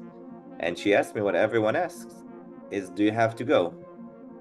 And my answer was, no, I don't really have to go. No one can force us to go, but yeah, we have to go if we're being called to literally protect our friends and family.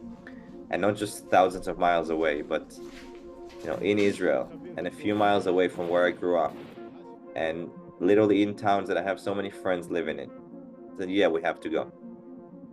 And the last thing she asked me before I drove off was, should we postpone the wedding, because our wedding was due on October 27th. And again, I said, no, it's probably going to end in a week. And I was wrong in both. And actually, the day of the wedding, I was in Gaza and didn't get married, and we postponed it. And I drove to base and everything was different, because we didn't just go through the same cycle of getting our gear and rifles and getting ready, which takes a long time. The first place they took us to was this room with a big table with dog tags. You might wear them or know them for the hostages, but the origin of these are the soldiers that when we engage in a battle, we have to wear a dog tag with our name and military ID. We have it on our necks and in our boots. And I haven't worn one since my active duty 9 years ago. And that made everything more real. And instead of going from one station to another to take all the gear, we went to this emergency warehouse, and we've been given these big bags with everything pre-packed for us. It can weigh 60 to 100 pounds, and it's ready for war. Grab and go. Then, you know, the news were clearer, still not clear. We knew about the 22 casualties back then. And we had a few minutes to make some phone calls. And I called my siblings, I called my parents, my fiance.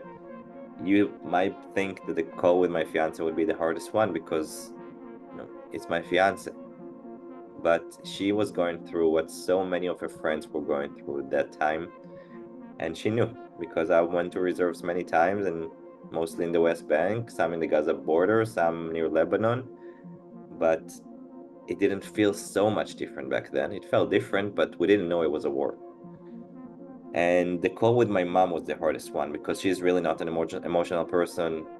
I think I've never heard her cry even when her parents, my grandparents, died, but she said things that literally broke my heart. Like, protect both our hearts, or I'm the youngest, and she said if something happens to my youngest, I'm going to. And my mom thought she was done with the IDF. I'm the youngest out of 4. I have an older brother who's also a paratrooper, he's an officer, and in 1 second both her sons were called to reserves again. When all of Israel and so many from across the world were in front of the TV just waiting to hear what's going on near Gaza. And we drove south, and the first thing we did is someone just said we should write our wills. And it made sense. Although I'm 30, I never thought about writing a will, but I didn't want my fiance to not get the rights of an IDF widower because of the 2.5 weeks that separated us from being married. Had something happened to me. So I wrote it on a piece of paper and I put it in the front pocket of my vest. And the next thing we did is write a letter that you might see on social media when a soldier dies. We know how to do it. I've done it in 2012, I've done it in 2014, but now you're in a different point in life. Many of my comrades have family and kids, and it's a different letter. It's in my iPhone notes called October 7th, do not open, and I hope no one ever needs to open it. I don't know what I wrote, I just remember thinking that I don't want to go without telling my loved ones that I love them and that I'm proud of what I did and that I want them to keep living. Because if there is one way to go when you're young, is protecting your country and your people, just like our parents did and our grandparents and ancestors throughout history. And we got to the kibbutzim, the towns near the border. We're deployed to an area next to Be'eri and Alumim, and we're tasked to help stabilize the area. Alongside other forces who were there before us, we needed to chase down terrorists and do whatever we need to bring the stability and safety back. But when we got there, it was a combination of a horror and an apocalyptic movie. Everything was either on fire or burnt, bodies on the streets and in cars, blood, bullet holes, bullet shells everywhere, and a smell of death. And the terrorists were there, and hand grenades, and RPGs, and Kalashnikovs, and mini Korans, and the green headbands. And it was real, and it was one of the most peaceful places in Israel that you used to work, just want to travel at and see the nature. And it was horrible.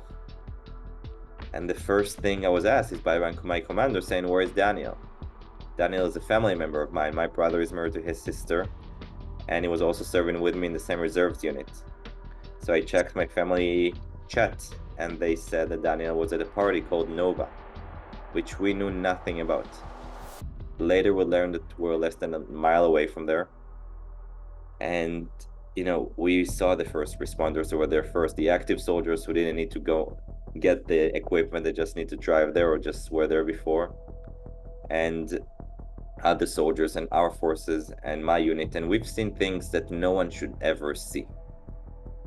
You see bodies of women who went through the most horror things you can imagine before they were shot in the back of the head, with their legs broken apart, not just open, broken, and blood coming out. And when you flip them over, you see that they're cut off their breasts, and it wasn't just one or two. And I'm lucky that my unit wasn't in charge of recovering bodies, but the other side of my unit was. And this is what they did for a few days. We had to chase down terrorists, which is, it's very scary, but it wasn't just us. There were many forces, and we didn't have to see so many of these. We saw what we saw outside. One of the days, like the first few hours, we saw a guy that ran away from the party that told the force that, he just was forced. They literally opened his eyes to watch when they were raping his girlfriend, one after the other, about 10 terrorists before they shot her in the back of the head. And it was just horrible. You didn't imagine how big this was, because we're just us in this area, but apparently it was in so many other areas, but we didn't, we couldn't just check social media and news every minute, so we didn't know how big this was. And the second day, our unit found 16 bodies of Thai people outside the kibbutz. They were working in the fields, and we called Zaka, the organization that recovers the bodies. And one of the Zaka members came and he said that he just left the house in Kfar Aza when they recovered 22 dead babies. Some of them were beheaded, some of them were burned, some of them were tied together in a wire. And every day, you just understand how big this was. And I remember the first day, before we even got there, someone from our unit said, "We'd be lucky if this day ends at 500. And we thought it was crazy. And in the fourth day of doing this, I was injured and taken to the ER. Luckily, nothing life-threatening, but I couldn't walk for a few days, and I was unconscious for a while, and they asked me how I was, and by the time I got to the hospital, I felt pretty much better. But the doctors told me that for me, this war was over and I can't go back.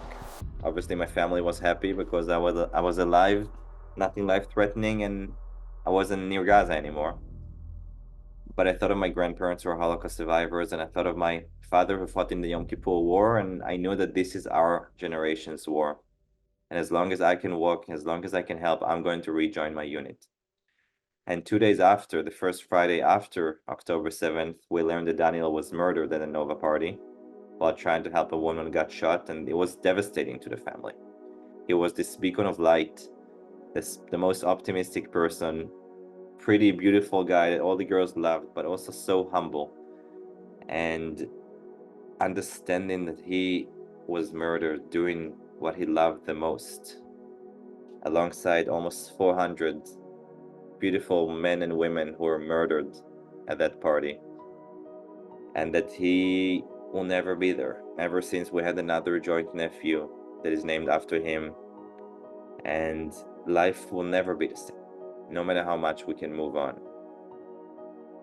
And that was also the day we decided to postpone the wedding, because Daniel was also helping us organize the wedding, and he was very connected in a nightlife session in Tel Aviv. And I remember we wanted a very specific DJ that was out of budget for us, and Daniel called him, and the DJ called me a few minutes after saying, "If Daniel is going to this wedding, of course I'm doing it." So Daniel is not going to be at the wedding, the DJ will, and we're still thinking of ways to commemorate Daniel. And ever since, my fiance and I were just hoping and praying that our wedding list that has gotten shorter will not get any shorter than this. Unfortunately, it has in the following months. And I went back to my unit after a few days, and we got ready to go into Gaza, not before we knew how big this was. We learned the numbers. We knew the atrocities. They weren't just trying to kill as many people as they could in the least amount of times. They were trying to mutilate and make sure people won't be identified, and people will be terrorized forever and just leave. We also knew that they said they're not going to stop until they kill us all, and October 7th was just the beginning. But we also knew that Gaza is the most complicated place on earth to fight in, with thousands of pre-armed buildings with bombs and mines just waiting for us to make the wrong step, with over 300 miles of tunnels, terror tunnels, used by the terrorists with gear and equipment and everything they needed for months. They also had over 2.3 million human shields they're planning to use very well, but they also had over 240 of our people being held hostage.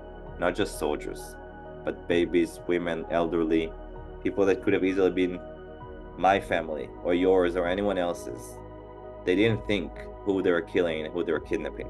They killed Arabs as well. And they killed Christians, and they kidnapped and killed Thai people, everyone they could see. And we went into Gaza, and we've experienced the most horrific things. And to understand how crazy the world is, I can't even share the specific operations, because the IDF fears that I'll be prosecuted, me or others who are into Gaza, in Hague, if they can connect to a specific operation.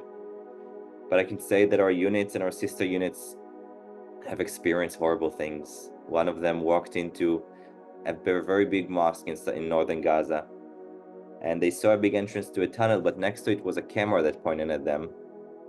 And I thought of myself, I didn't know what to do with a camera. I wasn't trained, and I thought I probably would have shot the camera, and this is what they did. But they also triggered a bomb that killed 4 of them and severely injured 6. My friend was the medic in this unit, and he saved his best friend's life, but they've lost so much. In the same day, another sister unit was walking, and they saw about 200 civilians walking towards them, mostly women and kids. And out of the 200, 2 terrorists rose and fired an RPG. Killed 2 soldiers. The rest of them, there are dozens of soldiers in a tank, they didn't shoot back because the IDF rules of engagement said if we can't kill the terrorists, we're not going to kill 200 civilians because of it.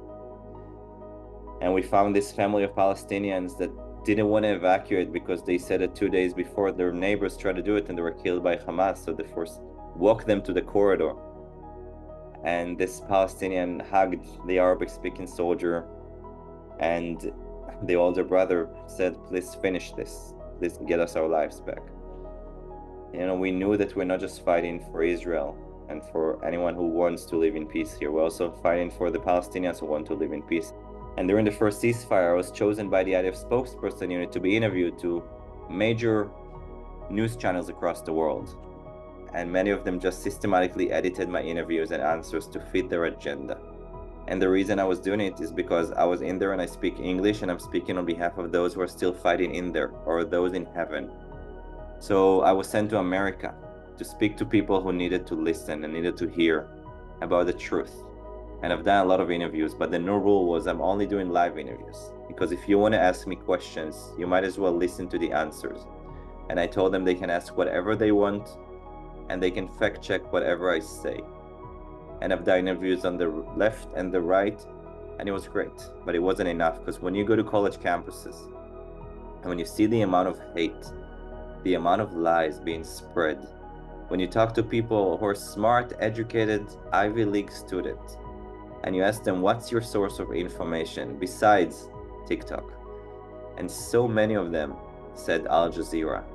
I knew we're in deep trouble, because we cannot trust Western media. And I was shocked, because I asked these people, what would you do? What do you think we should do? And they all say ceasefire. And these are smart people. I'm not talking about the anti-Semites and radical Muslims who are paid professional to lead these charters, these chapters of pro-Palestinian and pro-Hamas rallies. And I asked them, and they all said ceasefire. And I was like, okay, and then what? Are you going to release the hostages? So many of them said if there'll be a ceasefire, Hamas wouldn't need to hold them.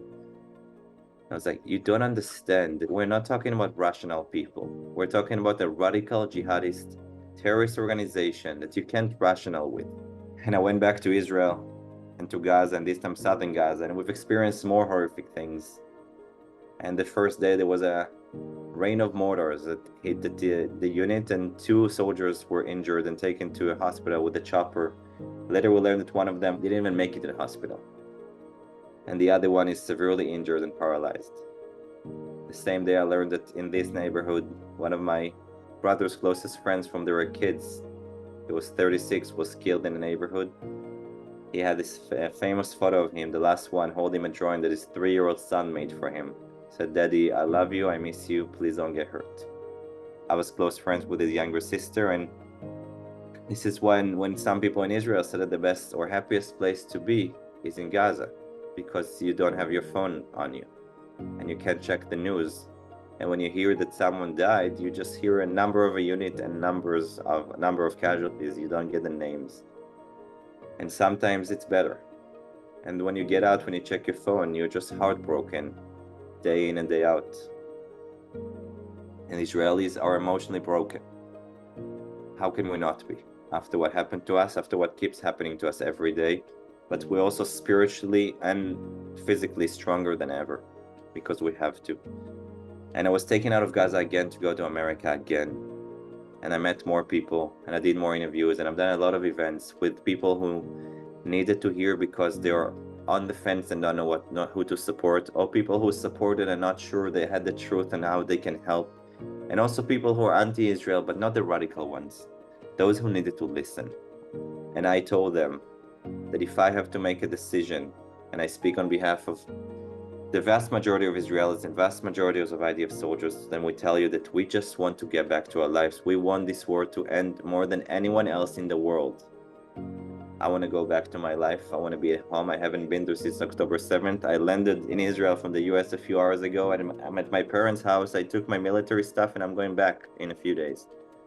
I want to go back to my fiance. I want to marry her. I want to start my own company. I want to have kids, and I want to grow them to a better world. But if we have to make a decision between keep fighting this war until we get all of our people back and ensure this never happens again, or go back to our lives now and wait to be attacked again, our decision is very easy. And I believe any of your decisions would have been the same. And I was here to tell them that I could not have been more proud to be an IDF soldier. I could not have been more proud to be Jewish and to be Israeli.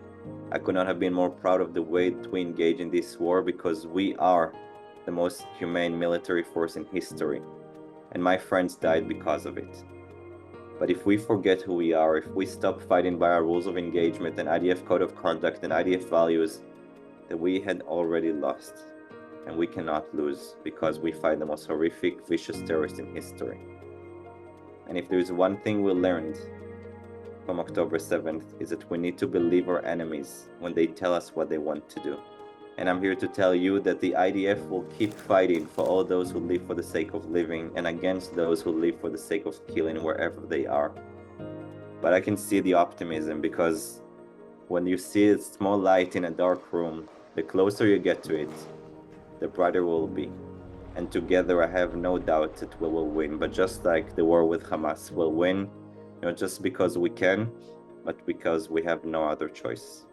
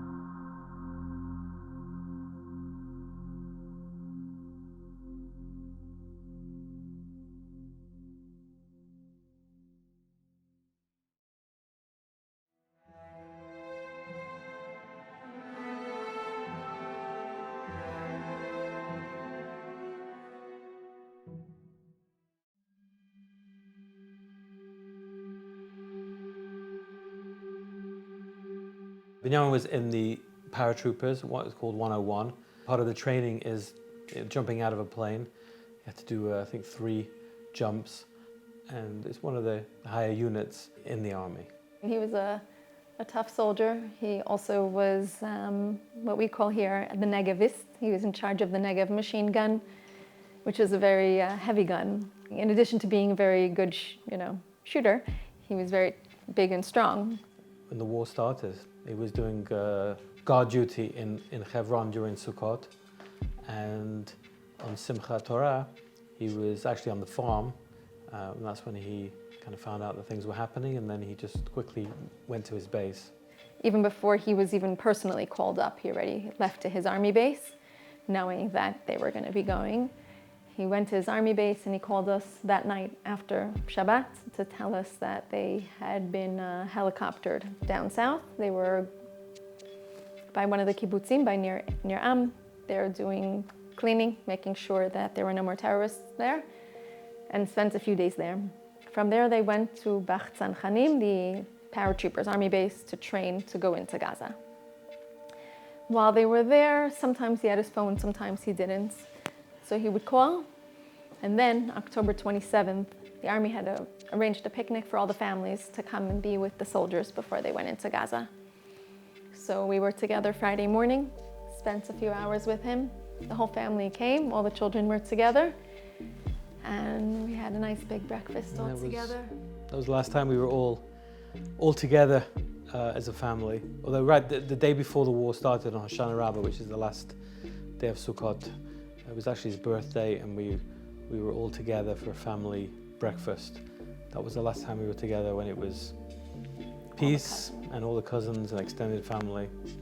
That was the last time before the war, and then when we had this picnic a couple of days before he went into Gaza, and so it was 2.5 weeks. It was basically just under 3 weeks from that picnic. Then the Monday before he was killed, he called my phone, and the reception was horrible. I almost couldn't even hear him. And he said, "Hi, Man, I was afraid to even guess it was him because the reception was so bad. It was a phone number I didn't recognize. And I said, who is this? Because I was afraid to even guess that it was Binyamin. He said, Mommy, it's me, it's Binyamin. I said, how you doing? And he said, we're great, we're amazing. At this point, I'm picturing like somebody's holding a gun to his head, like kidnapping, I don't know, who's great and amazing in Gaza. And so I said, Binyamin, for real? And he says, Mommy, we're really great and we're really amazing. I heard his voice. And I said, okay, good. And he said, Mommy, I have to give the phone back. He borrowed a reservist's phone. They didn't have their phones. Now I have to give the phone back. And I said, Binyamin, I love you, I love you, I love you. And so that was the end. And that was on Monday.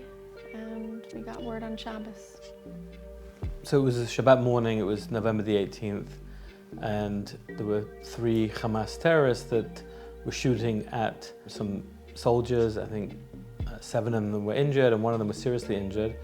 And then they 2 of them, I think, retreated into a house. And then the army sent in, I think, a tank. And then they sent in a dog that was shot at one point. And then the army went in to enter the house. So Binyamin's group was a little bit further behind. And he saw that there was another group of paratroopers, not his team, but a different group. And they were going to go in. The commander, his name was Jamal Abbas. He was actually a Druze soldier. And his right-hand man, his name is Shachar Friedman.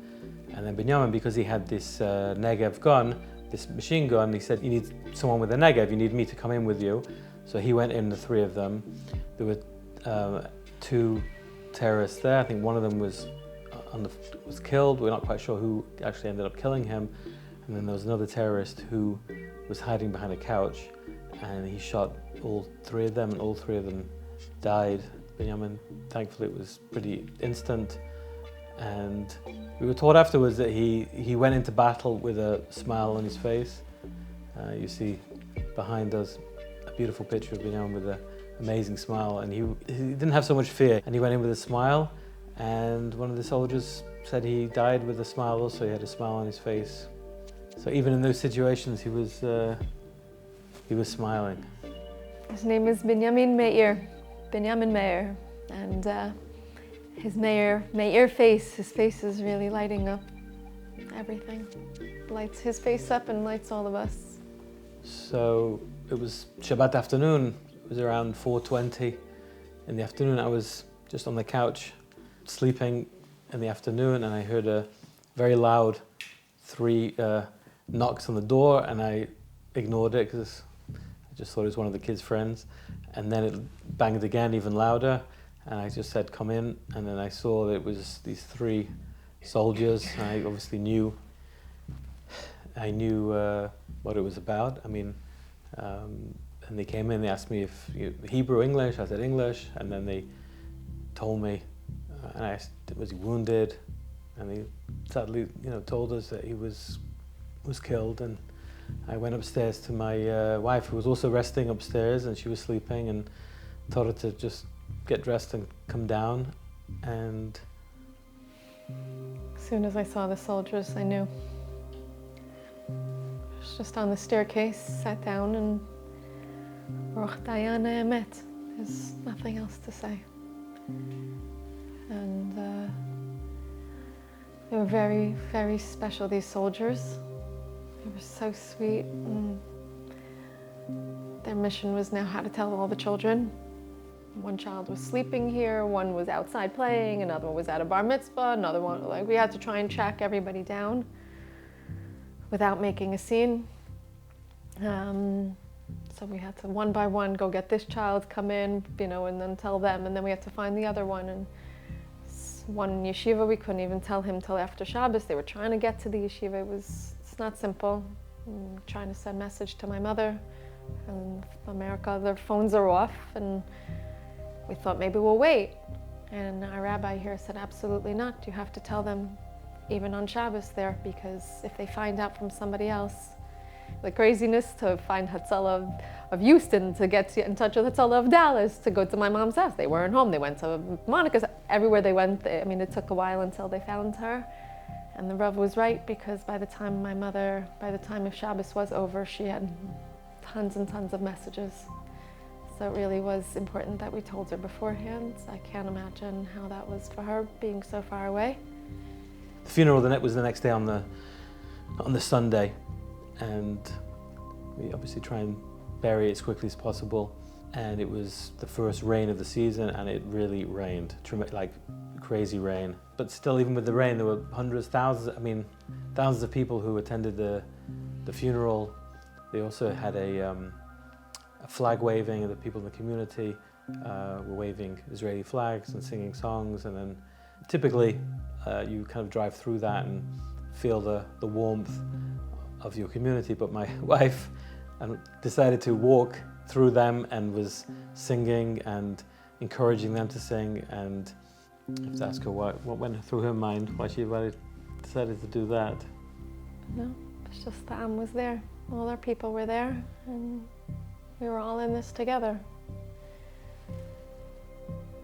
But that rain, nobody can get over that rain. Even when Rav Shmuel Eliyahu spoke, you couldn't even hear his words. The rain was pounding so heavenly, so hard. People said, it was this celestial Hashem, everybody up in the sky crying also. I said, no, it's just because Binyamin likes the ground to be taken care of. He just wanted the rain for the ground to grow. And then we found out actually the next morning that there were Hamasnikim, some Hamas in tunnels that were surrendering because they were drowning, and they were coming up with, because they couldn't take all the rain. I said Binyamin would also be happy with that. Every time it rains now, I think of him. So there were thousands of people, and his Rav from his yeshiva in Tzfat spoke, and the Rav of his high school in Eilat spoke. And there were people who were obviously connected to us, a community here, and yeshiva that I used to attend to, and people obviously my wife was connected to, but there were thousands, hundreds of people who never knew who we were or knew Binyamin, and they felt connected enough to come out in the pouring rain to join us in our grief. At the beginning, I was upset at Hashem that he's making so many people sad. I said, if you're going to have issues with us, then have issues with us. Why are you making so many people cry? But then we learned that the greater the makkah, the greater the refuah. The more people are affected, the more the good afterwards is going to come. I said, yalla, so everybody cry, keep crying. And the more people that cry, the better. So after the funeral, we obviously didn't know what to expect. Thank God we've never sat Shiva before, but it was a very unique Shiva that, please God, we'll never ever see anything like that again. But there were literally hundreds, thousands of people from all walks of life, from Anglos, Israelis, all different types of Jews, Haredim, national religious, secular. There were people who had lost other children, people who were connected to the paratroopers. It was like people streaming in. There must have been over 1,000 people a day, and that really gave us a lot of strength. That we knew that the nation was behind us, the nation was with us. So it definitely made the week easier. Certainly didn't have time to even process or think because it was just so busy. There were people from Dallas, people from my mom's school, Manhattan Day School. There were people from literally everywhere possible. People from Yeshiva University, from SK. There were people literally from all over the place. People who also, Yossi Hershkowitz was killed the week before. His brothers came here. They got up from Shiva. They came here. People who... There's even 2 people from New York who said that they saw the funeral. It was live streamed on Arutz Sheva, and they saw the funeral, and he told his friend, we have to go to the Shiva house, and they didn't know who we were, we didn't know who they were, and they flew in to be with us and be part of our grief. I don't think for 1 minute we felt alone.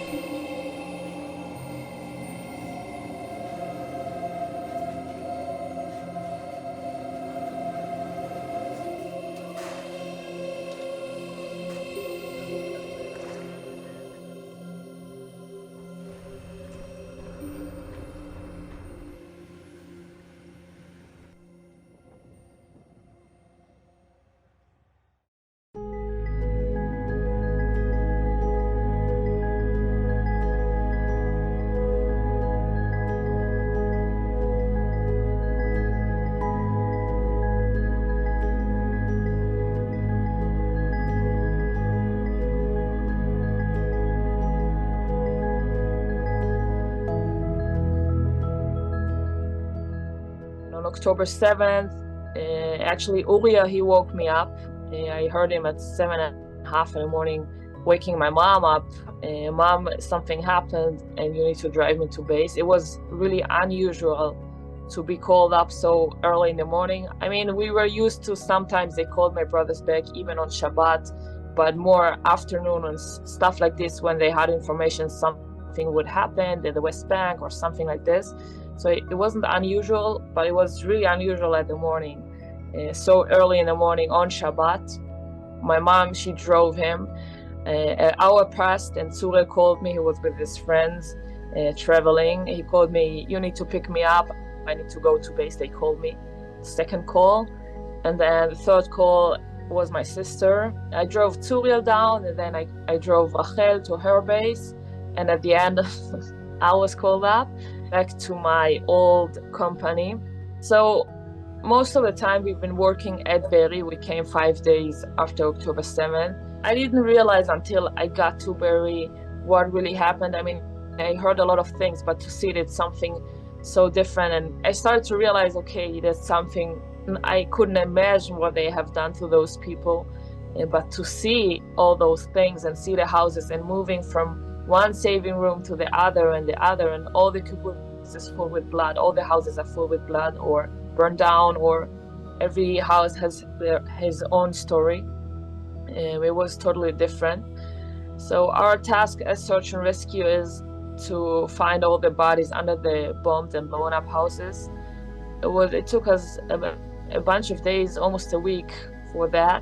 To first of all to find those bodies, and then to recognize them if they are our people or not ours, because after a week you can't really tell. After a while, we still had this long list of missing people. We didn't know what happened to them. We started to connect it to the burned houses. I mean, most of people think they know how a burned body looks like, and I thought that too. I never worked and never did something like this. But in Be'eri, I understood that I don't know nothing. I remember working in the first house, and it was all burned down, and they told me, there is probably someone in here and you need to find him. So we started looking, and we've been looking for more than 8 hours, and I've been looking for bones, and you know how I think every one of us imagined a burnt body. And just after 2 days that we worked there, they brought us archaeologist. So she went with me in the house, and I told her, listen, we need to find here something, but we looked in all this house and I couldn't find anything, and we moved all the burned things and I can't find anything, but there is a missing name here. And it's probably here because all the people saw him in here in this house. And she was sitting on the ground and they're looking at all the ashes, and then they picked up a piece like this, really this small, and she told me, that's a bone, that's a part of a bone. So then I started to realize what we're looking at and what we're searching for, because we're not searching for long bones or, I don't know, a skull or whatever we imagined. We've been looking for pieces like this because they had so much time to burn them down, and there was so much time until the army got there and the firemen and all these things to help out the bodies. We couldn't even recognize it as a body. It looked like every piece of ashes at those houses. So we've been looking for pieces like this, and we spent there almost 3 weeks, more than 10 burned houses to find and collect all those small pieces, and we found a lot of them. Even after I left, the archaeologist kept searching there and searching, and every day you could find something else and more information and more things and hair, and it was a never-ending zone. Like, I knew every morning I'm gonna find something else, and we probably gonna find another name and another name and another name, and more collecting pieces of information about what happened to every one of those people. After I ended in Be'eri, the old officer, he came back to the company. So I went in together with my officer and with 3 companies inside. I was directly with her, helping her make decisions and helping her to spread out the other officers and the companies and all the things, because we've been a lot of soldiers inside there. We got a lot of different missions inside Gaza because our unit was never in Gaza like this for a long period of time. And so it was something really new for us. The army prefers not to put women inside of the war zones, and I get it. But in this case, because of the hostages and the wars and the war zone, it might be, and there were a big chance that hostages are under bombed houses or somewhere that the army can't get there without the search and rescue unit, because we are the only unit in the whole IDF that can do such a thing and find it. We have the dogs and we have cameras and we have a lot of things to find it.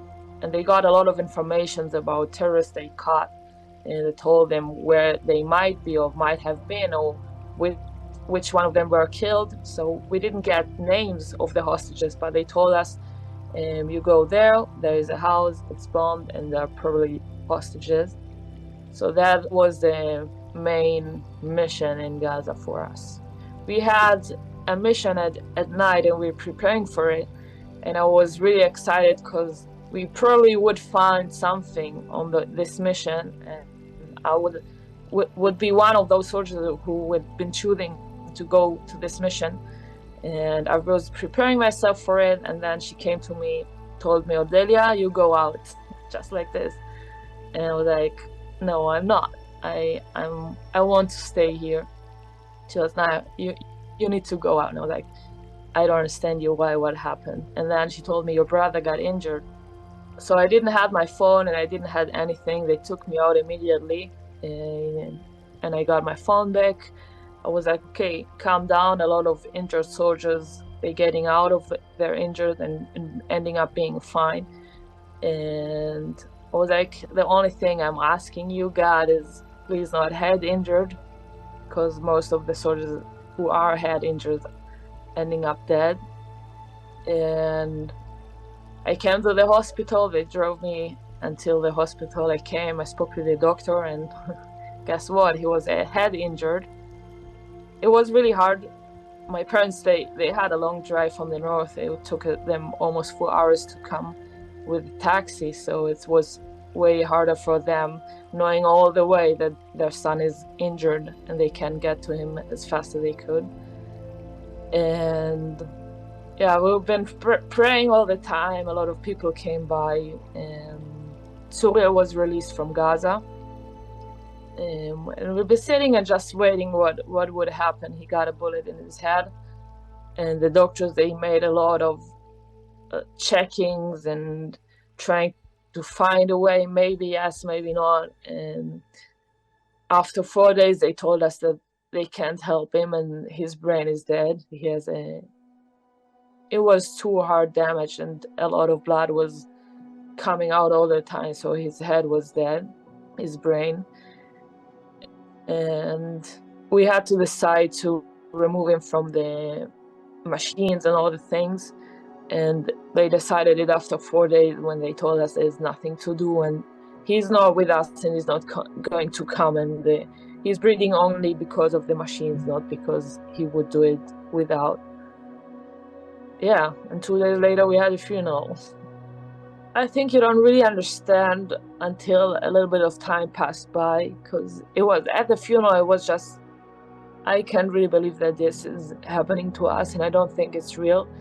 And you always get the feeling like, okay, tomorrow it's probably coming back at home. We're used to, the last 5 years I've been in the army, so I came home every 2 to 4 weeks. Like it took a long time to come home every time, especially at Corona time. So we've been used not to see each other for a long period of time because we are all soldiers. We've been 3 soldiers together in the army on the regular duty, me, Tzurila, and Uriah. So it wasn't hard to not see him for a long time, and it feels like, okay, he's gonna come back probably in 2 weeks and everything is fine. I do remember the morning of the funeral, been a bunch of people outside of our house holding Israel flags. And all the way it was like 4 kilometers away from our home to the cemetery, full with people, all the schools closed early this day just to bring all the students out with Israel flags and helping.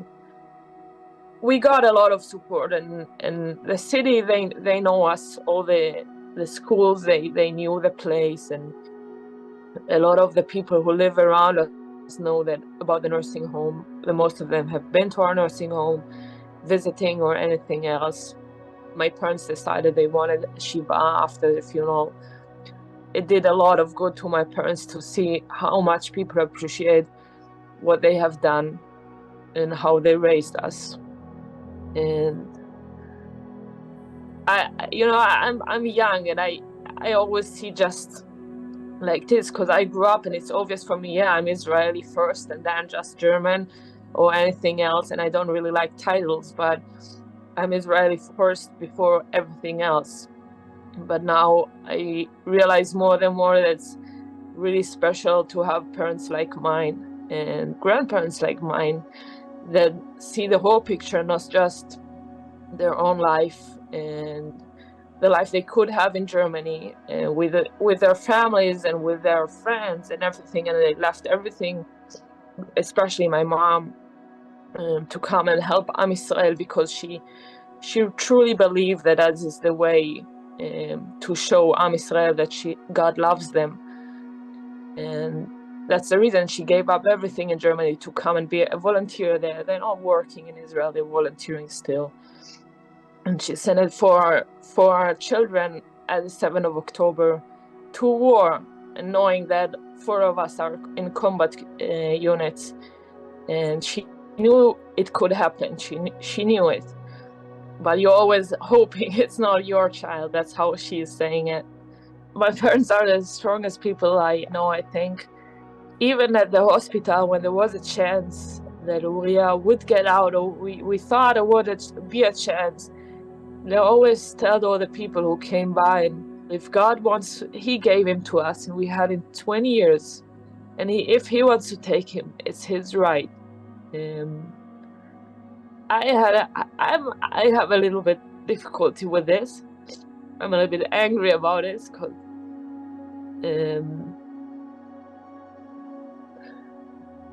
but they see it like this, and it's something I think not many people can see, and they truly believe that they're gonna see Him again in heaven. I believe so too, but they really live like this, and they like, He gave him to us, and He was a present for us for 20 years. And if He could move the bullet 25 centimeters and it wouldn't hit his head, but it did. And it did to Uriah. His whole team was in the room while he was hit by this bullet. And it could hit anyone, but it hit just Uriah, and 5 millimeters, it wouldn't hit him. They believe it's the way, and God gave him to us 20 years ago, and now He's taking him for us. And they are really happy about the time they had with Him.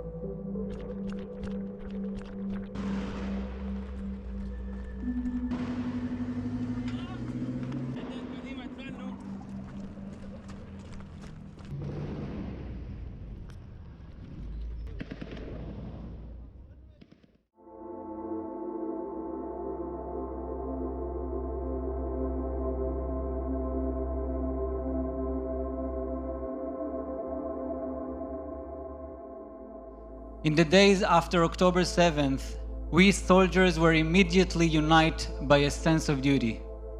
A duty to protect our homeland and defend our people no matter the cost.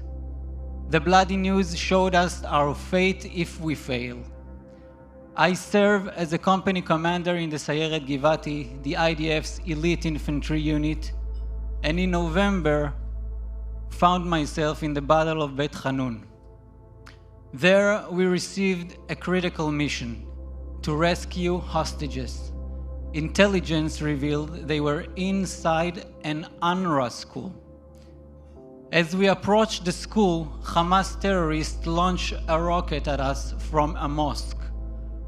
4 of my soldiers were hit and the attack kept coming, explosion after explosion. We treated our men's injuries under fire and were regrouping when a sniper's bullet hit my soldier, Master Sergeant Raza Bulafia, Zichrono Livracha. He was killed immediately. But we pressed on, determined to honor his sacrifice by completing our mission and saving the hostages. During the operation, we discovered dozens of weapons and a large ammunition storage inside the UNRWA school, where the hostages were being held. I know you've probably heard about it, but seeing it, it is different.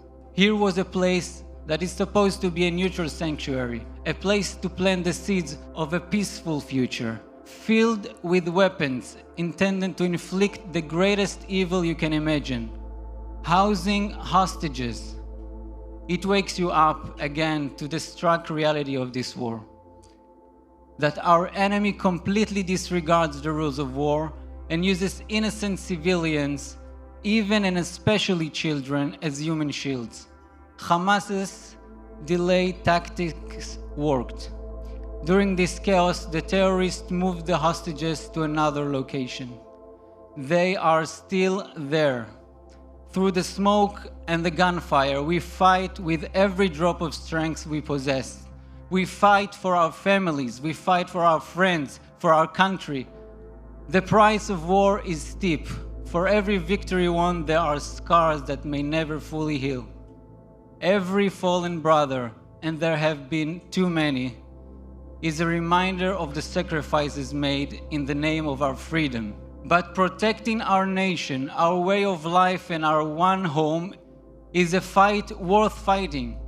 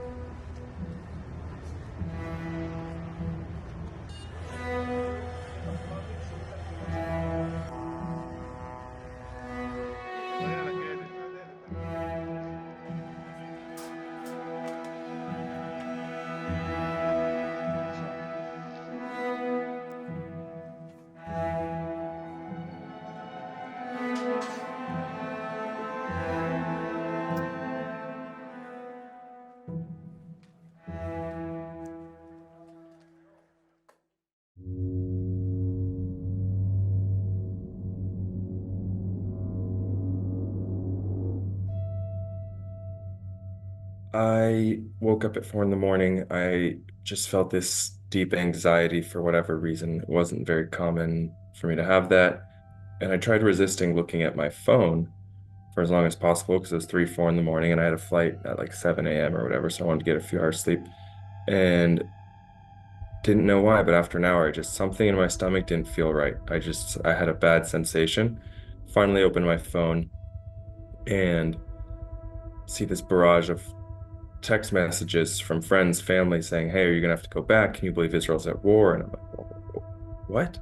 And I'd been hit with those messages before in the past when there's other large amounts of rocket fire. So I had assumed it was something like that. And, I opened up and started looking and started seeing some videos people were sending me and looked at social media. And I mean, the first video I remember seeing was the infamous white truck with the Hamas fighters coming out and, people filming it. up top and speaking in Hebrew, and I was shook. That popped me out of bed in 2 seconds. I started looking at additional videos and eventually Googled Israel-Gaza war, and I saw the first thing, Israel Times, Bibi Netanyahu declares war on Gaza. And my heart dropped. I instantly texted my entire team.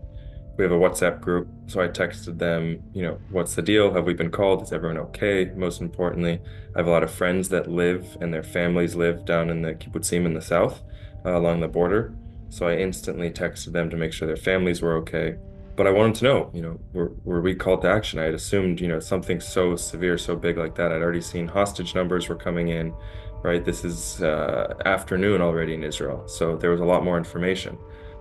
I knew something was going to happen. So I got information from my officer and the guys saying, we've been called in, we're going. My officer had called me and said, look, Eli, you're an American as well as Israeli. You're in LA right now.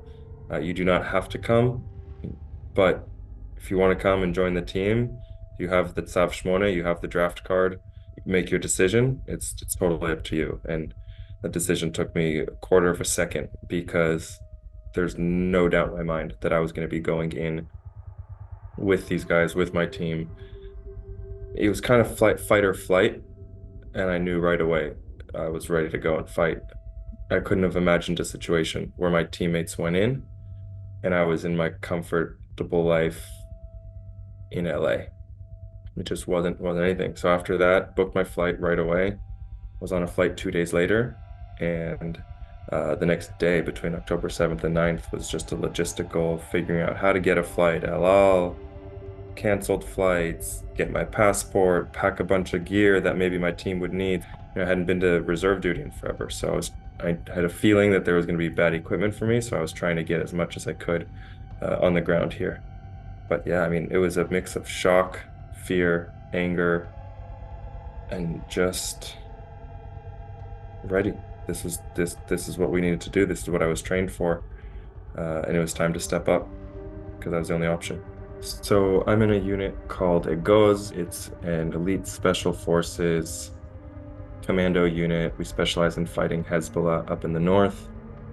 Since then, we've also done a lot of operations in the West Bank and in Gaza, so it's a pretty flexible unit.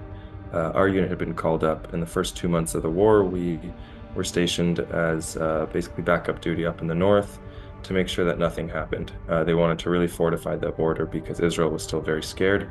Hezbollah was going to open up a second front, not just the first front down in Gaza that Hamas had opened up, but what Israel didn't want was a two-front war because that's much more difficult to fight, especially in the winter.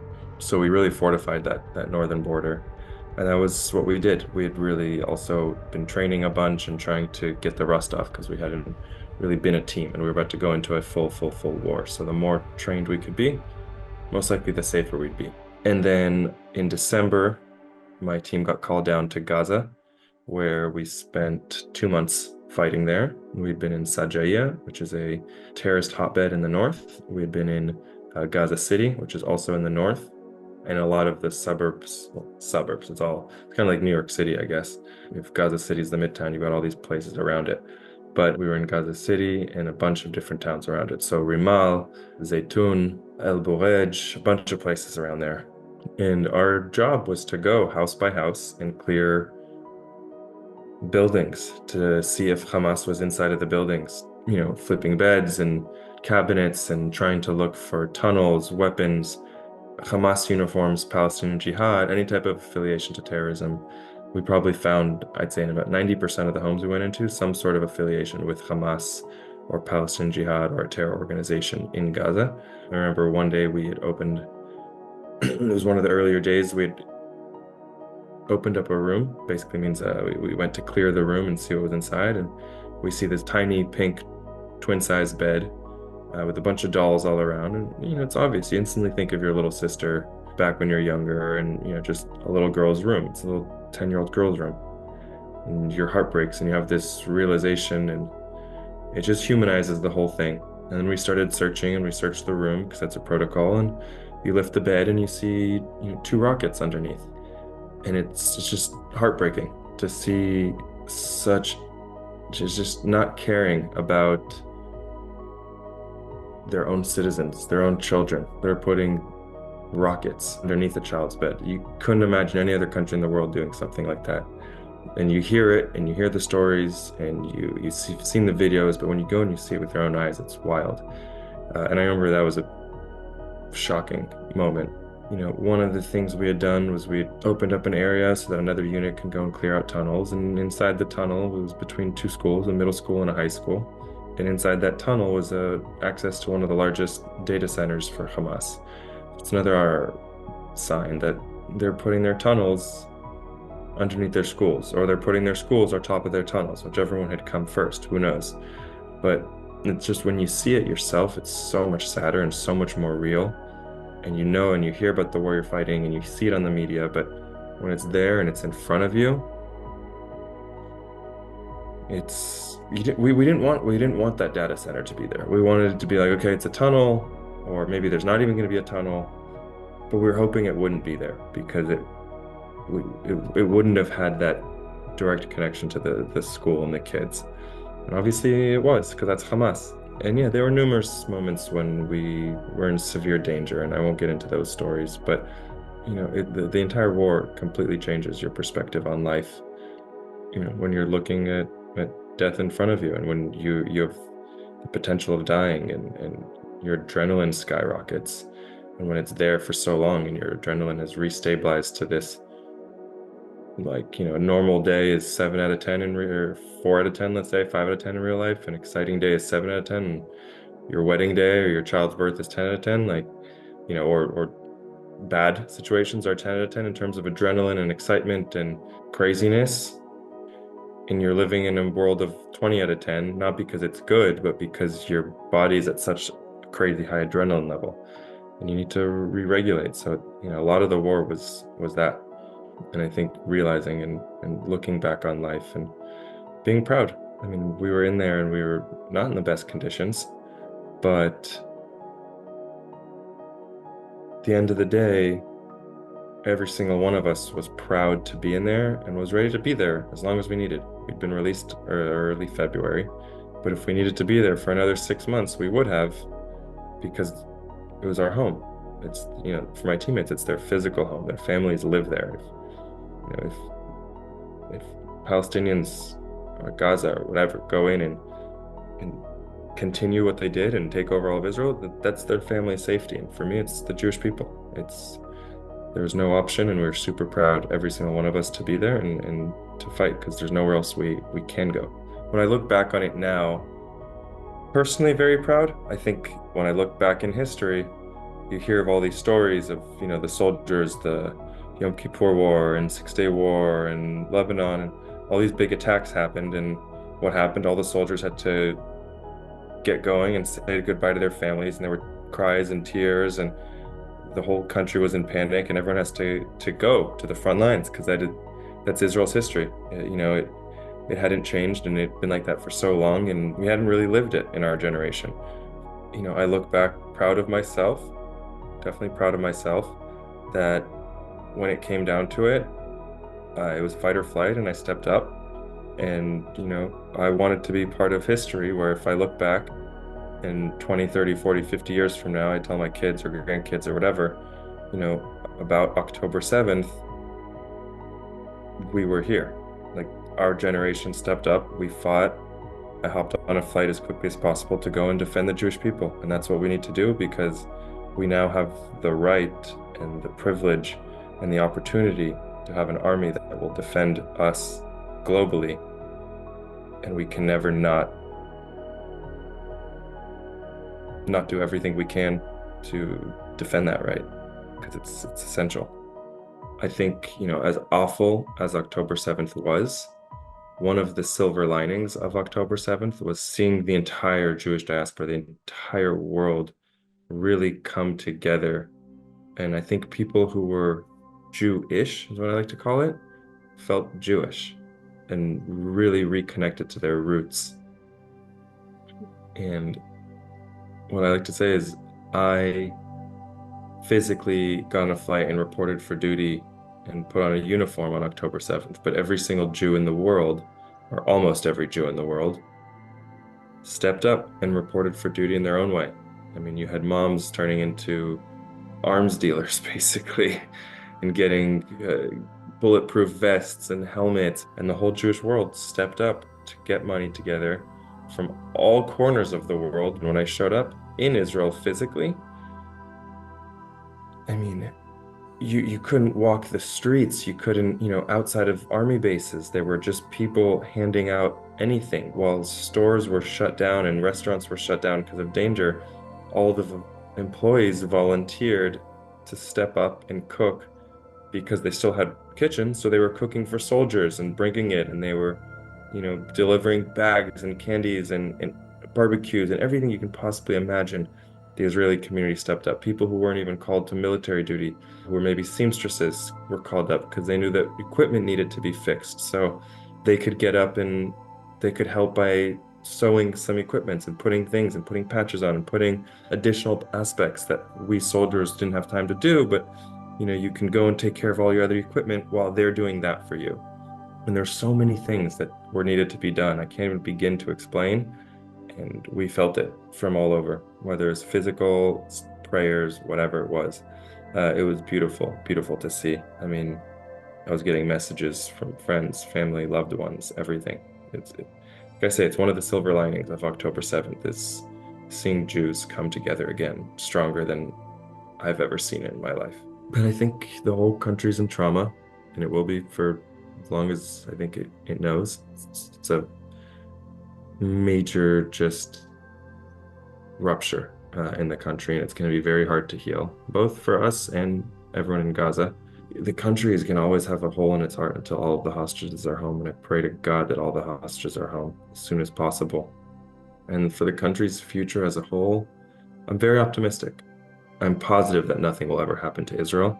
Seeing how well everyone stepped up, no matter what, Israel will be there and will exist. The world will support us, the Jewish people will support themselves. So I'm very optimistic about Israel's future as a whole. All I know is I'm going to be here helping and supporting however I can. If it's ever attacked again, I'll be ready to go and support and defend again. And that's what I can do. And otherwise, I can just be a good Jewish person, and I can advocate for Israel, and I can advocate for the Jewish people, and I can live my life, and I can help Israelis, and I can do all of that, because as long as the Jewish people are tight and close and supporting each other, we're going to be fine. It's once we allow ourselves to be torn and ruptured from within and cause the infighting, that's when things happen. And I'm not religious, I'm not anything. I just believe it's super important that we stick together. And I think it's more sure than ever after seeing how we came together on October 7th.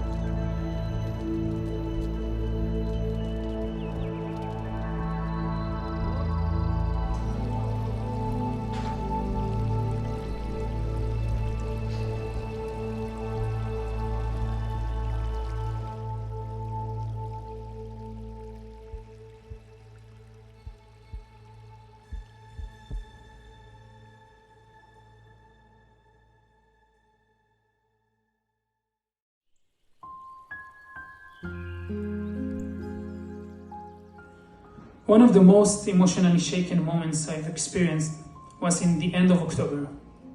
Amidst the chaos of war, our deputy squadron commander got married on our base.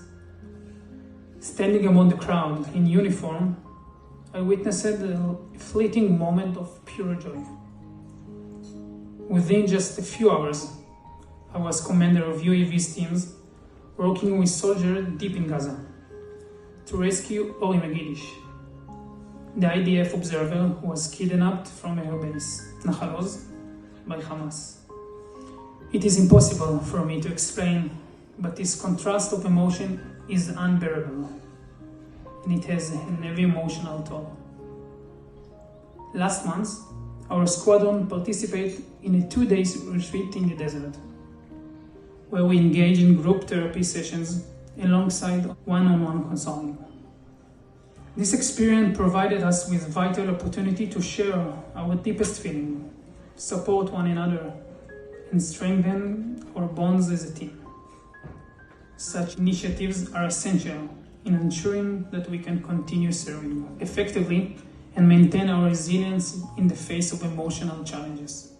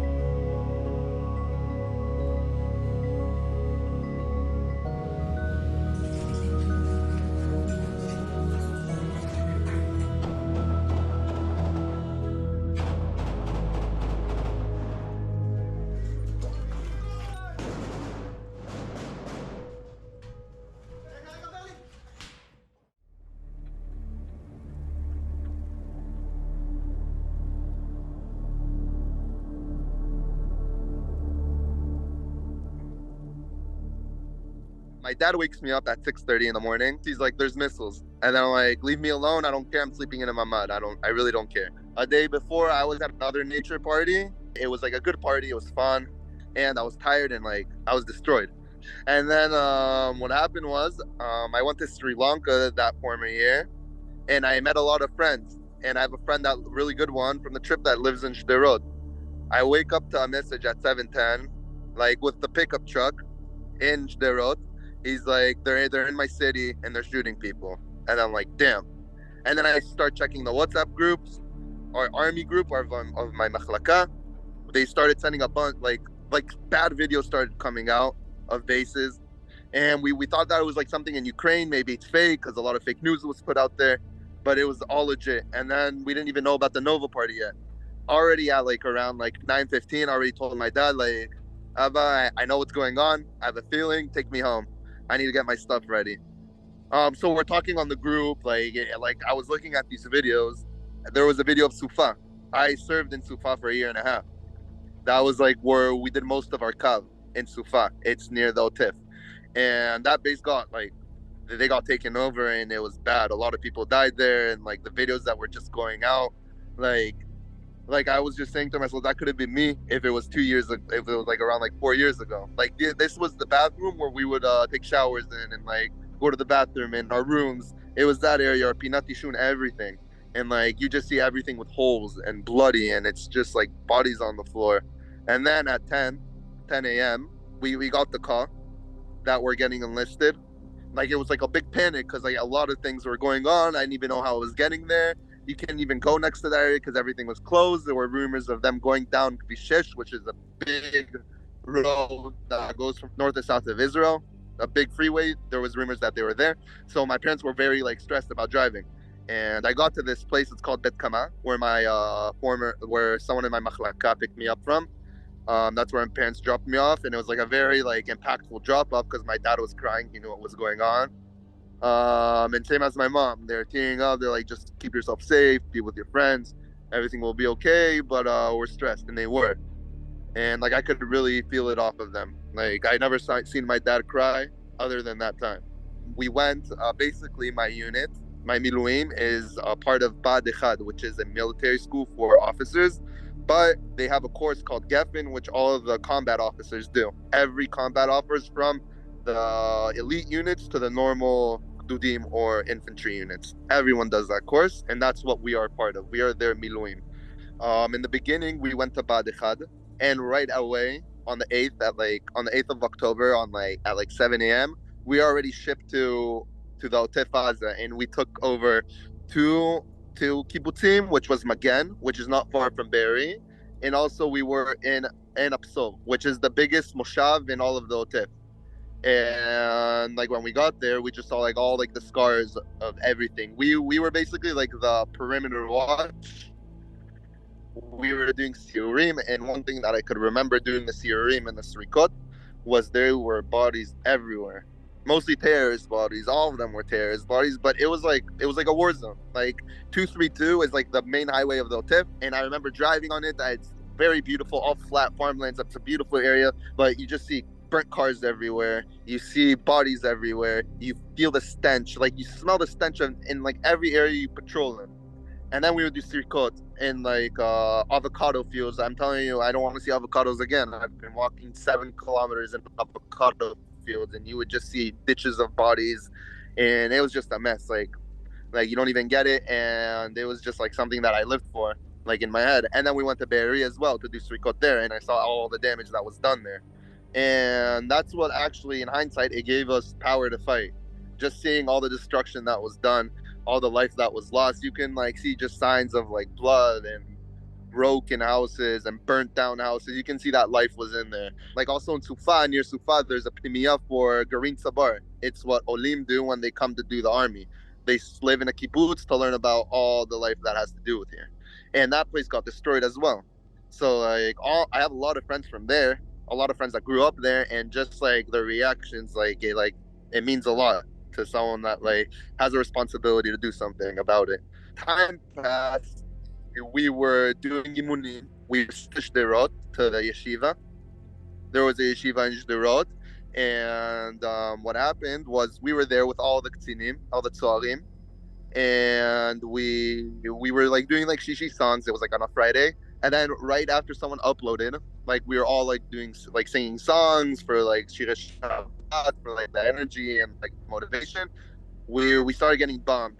We got bombed at least like 6 times in like the like where it fell in the yeshiva. And there was one bomb that actually fell right next to a room with a bunch of ammo in. Right after that, they moved us to a school in Beersheba, where we did a lot of drills. We did a lot of targadim, tarpalim, tarchatim, everything. We were doing a lot of targilim. We slept in a school, and in that school, we slept in like a gym, in a gymnasium. And like we were, this is actually the funny part, because we would get a lot of tumot at the time. And we actually got food sick from all the tumot, because like you don't know how long it was in the sun and stuff. But that actually kind of prepared us what was going inside, because like it was like infested in there, and it was like dirty, and like that actually helped us not get sick in there. Like that whole time, everyone got sick during Beersheba. Like everyone, my whole machlaka got sick from just like the unhygienic environment that we were in. That passed, we went to Zikim, which is the closest base to the north of Gaza. We were doing we're Ohad, if you know what that is. We have a teal, and we were opening a Tatzpiot.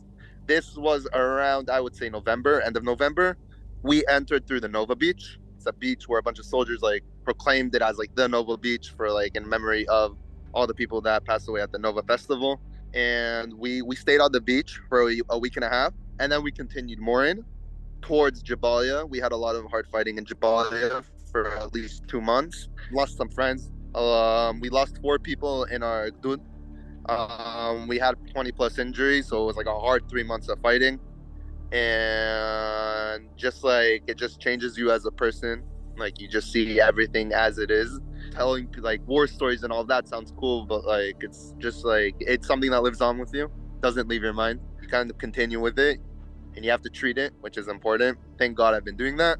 Just like the environment over there, and like you would hear gunshots every day. Like I can distinguish every explosion, every gunshot, what gun it is. If it's an AK, if it's our gun, if it's a Negev, I was a Negevist. Basically, I would distinguish everything. We would take over a lot of houses. We would do pshitot. I was on a tier, which was near Jabalia. It was the reef. It's the one that connects it from the sea all the way inside. We started out in the middle, and then on the last 2 weeks, we got surprised. We were supposed to leave. They gave us a surprise. They're like, you guys are leaving by surprise, this, that. We went to another building where most of the platoon was, and there was a shivat, there was a meeting with all the higher up generals. And what happened on that meeting is, okay, like my commander went, my lieutenant, he went up, he went to the meeting, he went back down to our room where we were staying at. And then he's like, okay, well, our exit is canceled. We're actually kind of doing the opposite. We're going even deeper. This was an operation to bring the Nachal Brigade into the fighting in Jabalia. So we walked around 4 kilometers in pitch dark with a formation of 2 tanks from the back and forth with a UAV drone in the night and 2 D9s as well in the front. So like you literally feel like you're in a video game, even except with all the shooting. Like shooting, you shoot almost every day when you do pshitot. But when you're walking, like during that walk, like you can feel it. And before that walk, this was the first time I was scared because we've never been this deep inside. This was front lines in an area that hasn't been taken over yet. This was still the beginning of the war. This was around January-ish, around that area. It's not when we infiltrated Jabalia yet. It was the beginning. And what happened was, I told my Samal, which is the staff sergeant, I told him, look, I'm scared shitless. Sorry for the language. My balls are frozen, and I don't know what to do. I'm scared. And this is what he tells me. He's like, you're scared. I'm scared. The platoon commander's scared. The brigade commander's scared. That means you're human. And I'm happy that you said that. But if you keep your negative thoughts inside of what will happen, it won't change the outcome. So you just got to walk with your friends who will protect you no matter what cost. And if the bullet will hit, your negative thoughts won't stop it. If you'll step on a mine, your negative thoughts won't stop it. Or if you'll get hit by an RPG, that also won't stop it. It's important to say 2 hours before we started that walk, a vehicle from the Brigade of 551, it got hit by an RPG, a vehicle, on the same road that we were walking on. And we were walking at night. I fell down like 4 times. There's this like kind of night vision goggle that I would wear, the Negevisto would wear. It's called a shacha. It's just like one like night vision like telescope thing. And basically like you would get disoriented because you would see normal from this side, and this you would only see green. I fell a lot because everything's like with rubble and dust and like just pits of like destruction. And it was just like crazy. Like we started the walk at 8. We got to our destination at like around 1:30 a.m. because like it's a slow walk because it was a big group. It was like around 120, 130 soldiers with around 5 vehicles that were with us during that walk. Like it's something that actually, like I actually did that walk. It was probably one of my biggest achievements in life, not even in the war, in life. I overcame a fear which I was scared shitless about. And just like after you feel that, you just feel strong. And during that time, it was heavy over there. Like we would see like terrorists running through our buildings. Like there was a terrorist that slept under our building for around like 3 days and we didn't even know. Only when we left, we saw his gear. And like there were tunnels next to us too. There were tunnels that we would spot and we would have to wait for the combat engineers to blow them up. So what would you do? You would have to guard it at night. And that's also scary, but it's something that you got used to. You would have to watch a corner, like Shmira, and you would have to watch it for at least like 2 hours at a time. And you do 2-4, usually 2 hours of watching, 4 hours of rest. And that's also with all the pshitot and stuff like that. And that passed. We did the 2.5 weeks in Jabalia, finished, went out, and then we had an hafala in Rafiq, which was pretty short. Like 4 months later,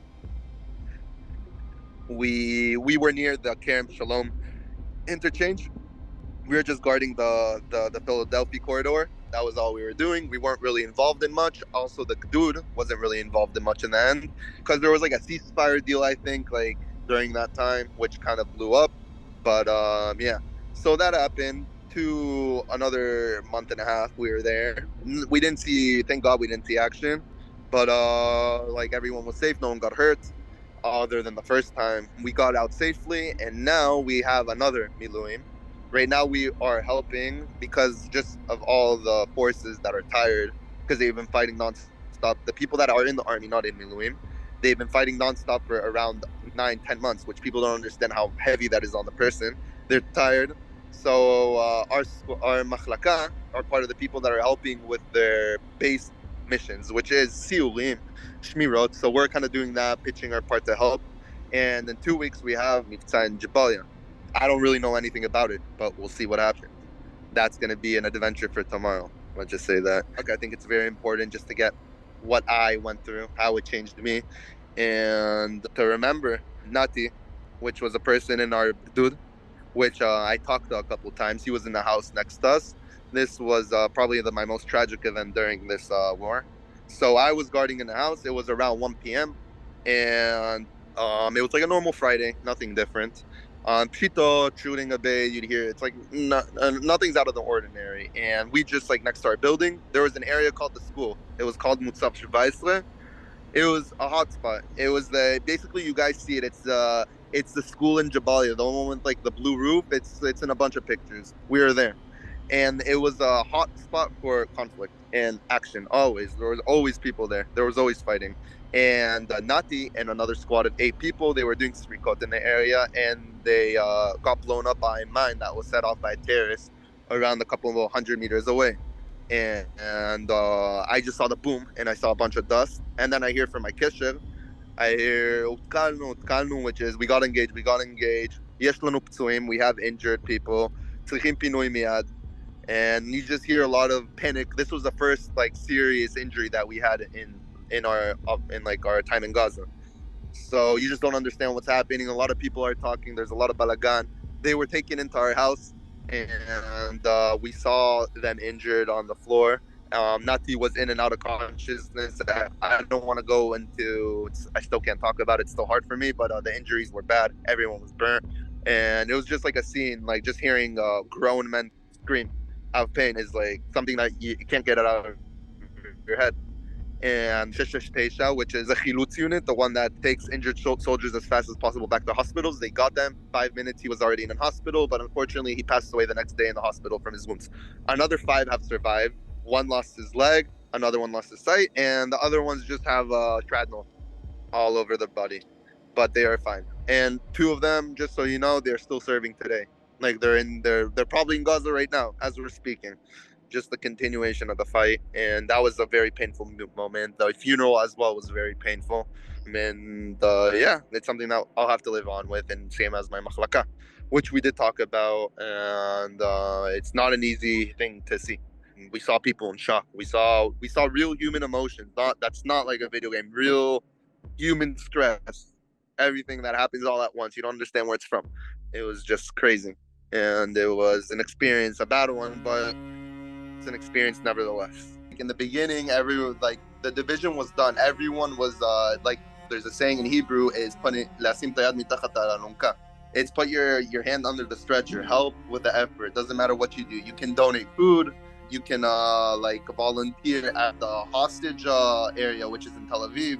You can do a lot of things, and people did, even that they don't have anything to do with the army. People would donate food, make food, and give a lot of motivation. Even the team, which are very discriminated in this conflict because they don't serve, they would also do a simcha. They would come, they'd sing with us, they'd dance with us right before everything started, like right before we went in. It was very, very important, and it was actually a good thing just seeing the whole country come together. Like Tel Aviv was like a whole, it was like a support zone. Like expos, full stadiums were turned into donation centers for soldiers. It was just like an effort that I hope a lot of Israelis felt it, but I hope that everyone could feel it from their country, because it's something that you can't really describe in words. It's something that you feel. Just the whole country is pushing you and helping you. Basically, I have a friend from LA. They've been in touch with me since the whole thing started. They opened the WhatsApp group with me. They always wanted updates. We really felt also not only the Israeli community, we felt the whole Jewish community worldwide. Especially if they can hear this, we have a big donor. They're called the Oklahoma City Center Chabad. If you can shout them out somehow, tag them, I don't know. They've donated us over 100,000 shekels a year that actually we used to fight the good fight. We used it. We got a lot of donations from them, and just those interactions is something that's very good to hear and feel. It feels better than the gear that we got it from people that don't even live here. Look, I'm a normal citizen. I work at a high-tech job. I have my whole life. I was traveling, but this hit us from nowhere. And people that actually care about this country, like me and a lot of other brave men, put down everything to the side and started the fight, because we know how important this is. This is our only land, and we're not going anywhere, as much as the world wants us to go. We're here to stay, and it is what it is.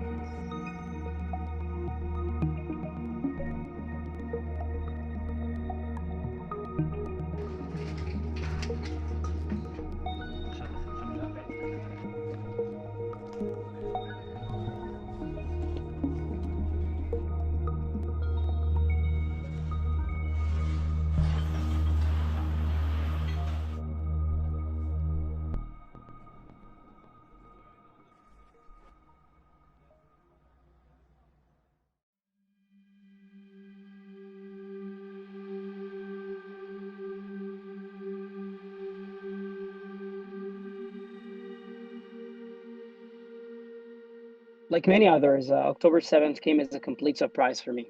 I was in bed, Shabbat morning, and I remember that when the first siren was heard, I was sure this was a mistake.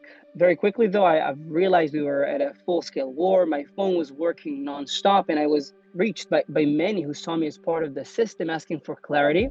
I remember it was also essential for me to convey what was going on to Jews outside of Israel, because I have realized we are in a historical moment that concerns them as well.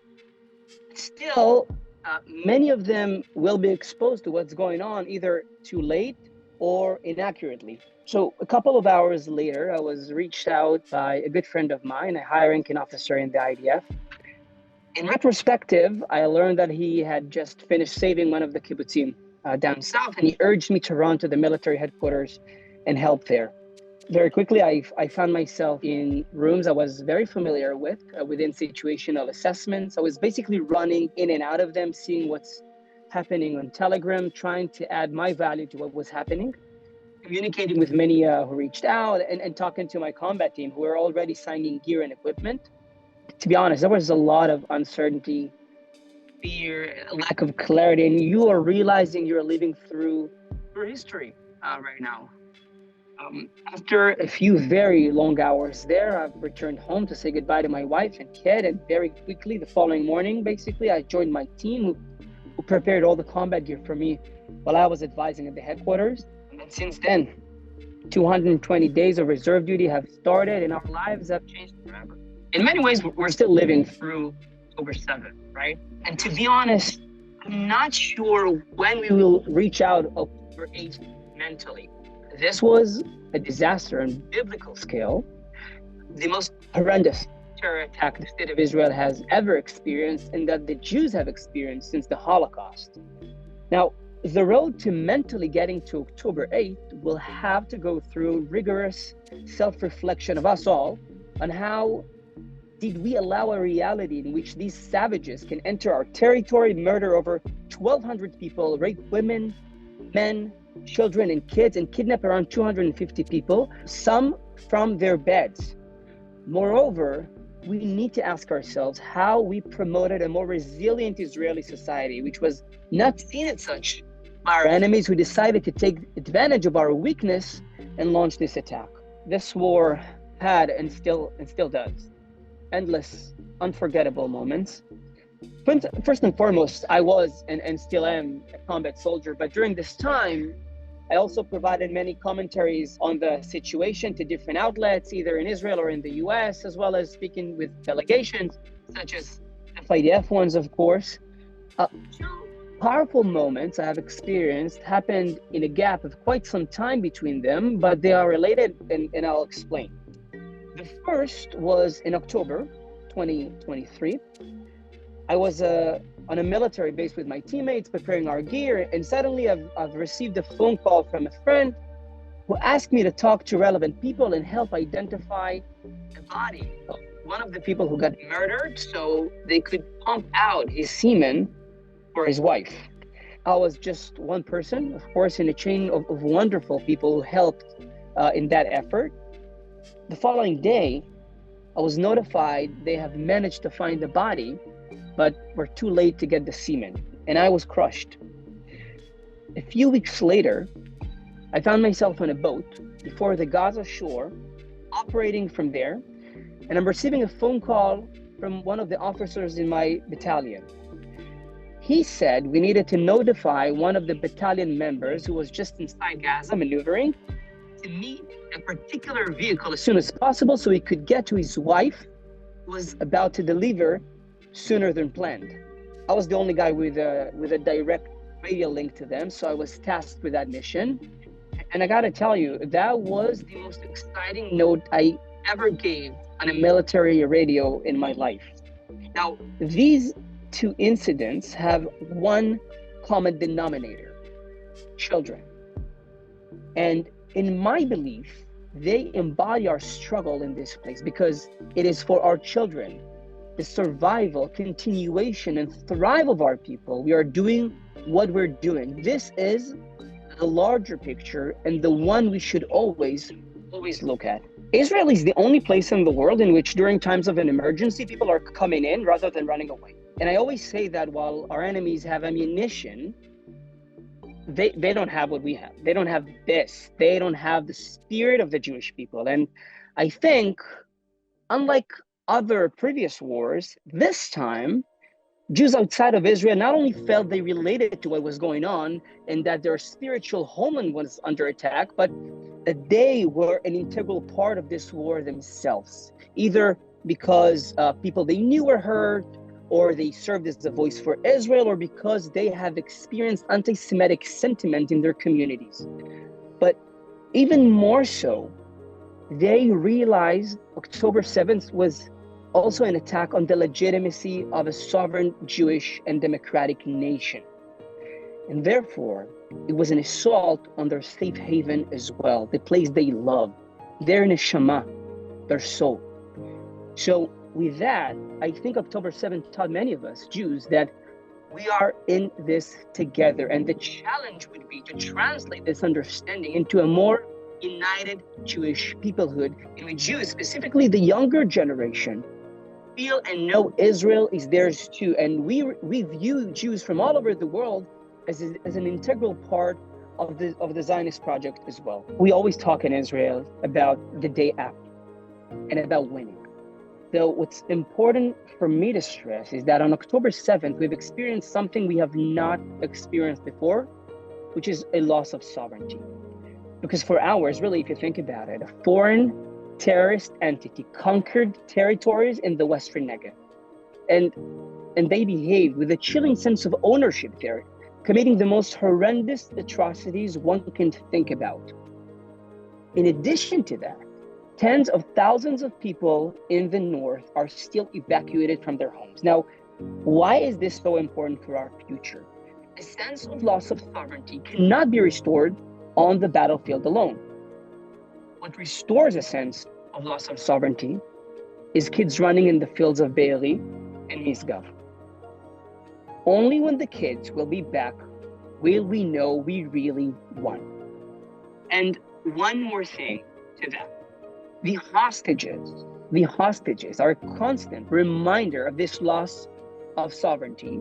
There could be no rehabilitation without them and without their return. This is why what happened is not just their personal tragedy, but also a national one that will impact the way we define and view Zionism, which is also based, if you think about it, on the Jewish saying of Kol Yisrael Aravim Ze Lazeh. Look, I'm a big believer in Israel. I'm a big believer in the Israelis, and I'm a big believer in the Jewish people. But as we go through these dark times together, we must remember how our victory should and will look good. And know that the road there could only be walked together. And I will never forget what this organization, FIDF, did in the most darkest, horrendous times for not just the Israelis, but for the Jewish people. You know, there's a common mistake among people who affiliate with FIDF. They think they contribute to our national security. But as a matter of fact, you're contributing to something much greater. You are contributing to our social strength and our social mobility in this country, because a healthy nation is built on a thriving civil society. And this is what you're truly contributing to. And for that, thank you, Todah, from the bottom of my heart, for everything that you do, knowing that the Zionist project has such impactful and strong partners, inner partners, is the most heartwarming acknowledgement one can have. So Todah, and really, Am Yisrael Chai, also thanks to you.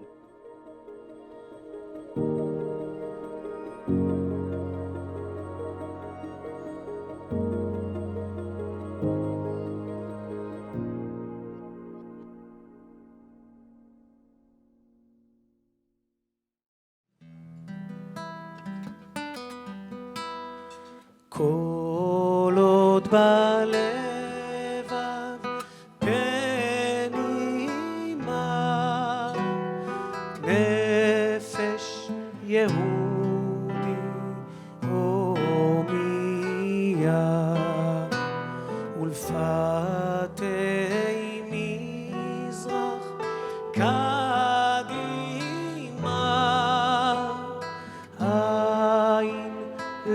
ציון צופיה עוד לא אבדה תקוותנו התקווה בת שנות 2000 להיות עם חופשי בארצנו ארץ ציון ירושלים להיות עם החופשי בארצנו ארץ ציון ירושלים